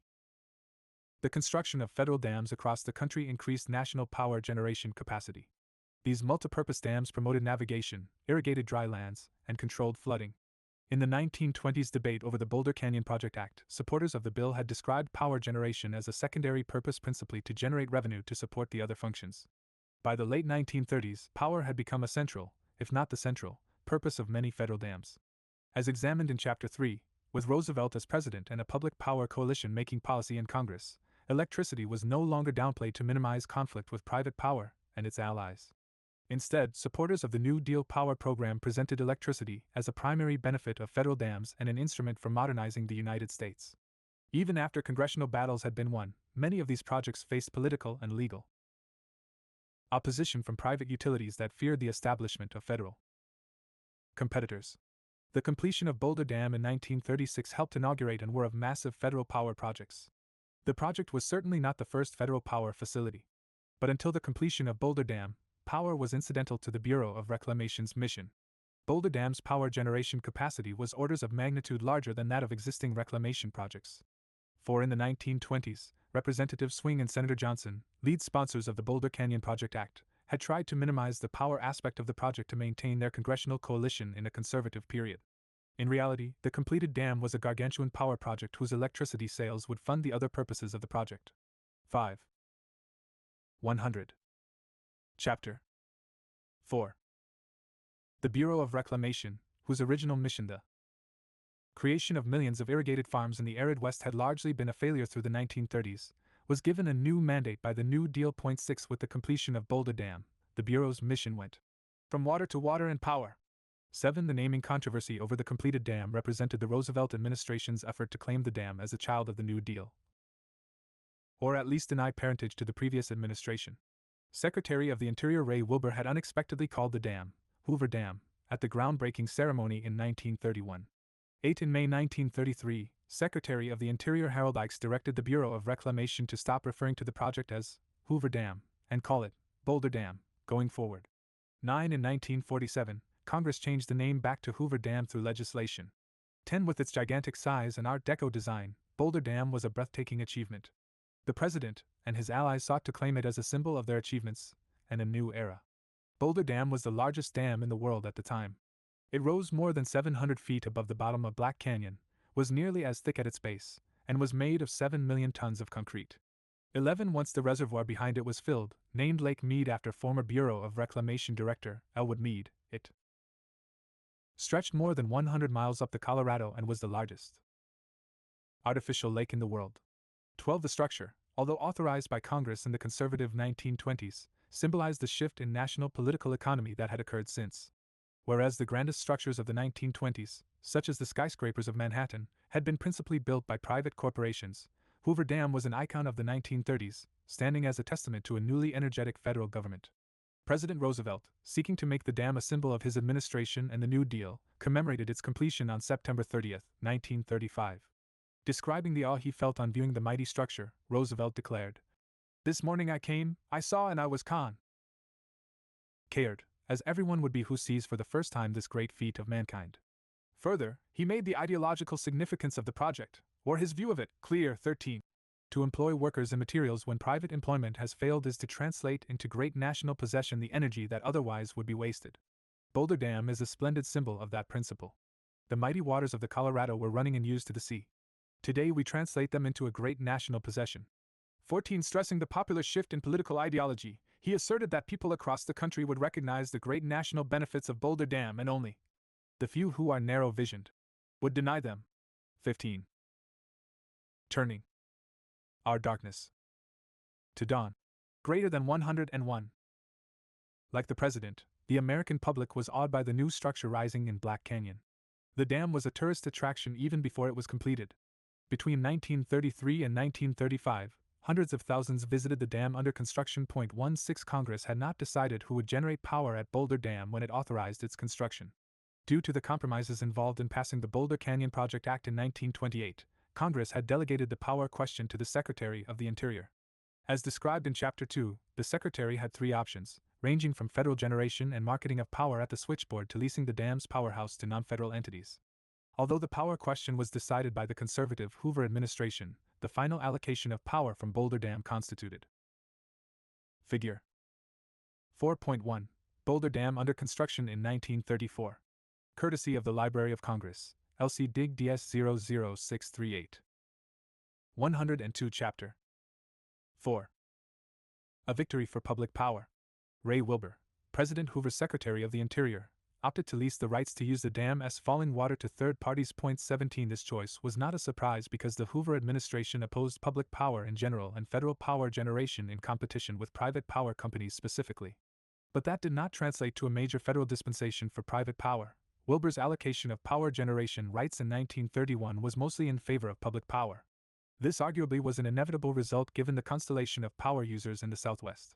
Southern California was the clear outlet for Boulder Dam power, and public power and water agencies had grown in the region over the 192 OS. The Los Angeles Bureau of Water and Power had taken over Southern California Edison's system in the city of Los Angeles. A group of cities, including Los Angeles, had formed the Metropolitan Water District to obtain water for domestic use and industry from the Colorado River. Given Southern California's demand for power and water and local institutions, Secretary Wilbur allocated more than 90% of the falling water rights to public entities in Southern California. He assigned 36% of the power to the Metropolitan Water District, which would use the energy to pump water from the Colorado River to Southern California. 18 He allocated 13% to the Los Angeles Bureau of Water and Power, and 6% to 11 cities and towns in Southern California. 19 Private power was not shut out entirely. Wilbur granted 9% to Southern California Edison, the private utility that served parts of Los Angeles County, and 3 small private utilities. 20 The remaining 36% was evenly divided between Arizona and Nevada, although neither state was in a position to use its full entitlement due to small populations and little industrial development. 21 Because the Metropolitan Water District had priority rights to power not used by Arizona and Nevada, the public agencies of Southern California claimed an even larger fraction of the power. 22 As a result of Wilbur's decision, power arrangements at the dam were peculiar. The federal government owned and operated the dam, and non-federal entities owned and operated the dam's powerhouse. The Los Angeles Bureau of Water and Power received the right to install and operate more than 90% of the dam's generation capacity for all state and public agencies, while Southern California Edison ran the remaining 9%. 23 The powerhouse was a public-private partnership composed of the federal government, municipal agencies, and a private utility. Because the Boulder Canyon Project Act did not authorize federal construction of transmission lines, the Los Angeles Bureau of Water and Power and Southern California Edison built high-voltage lines to move power from the dam to their distribution systems.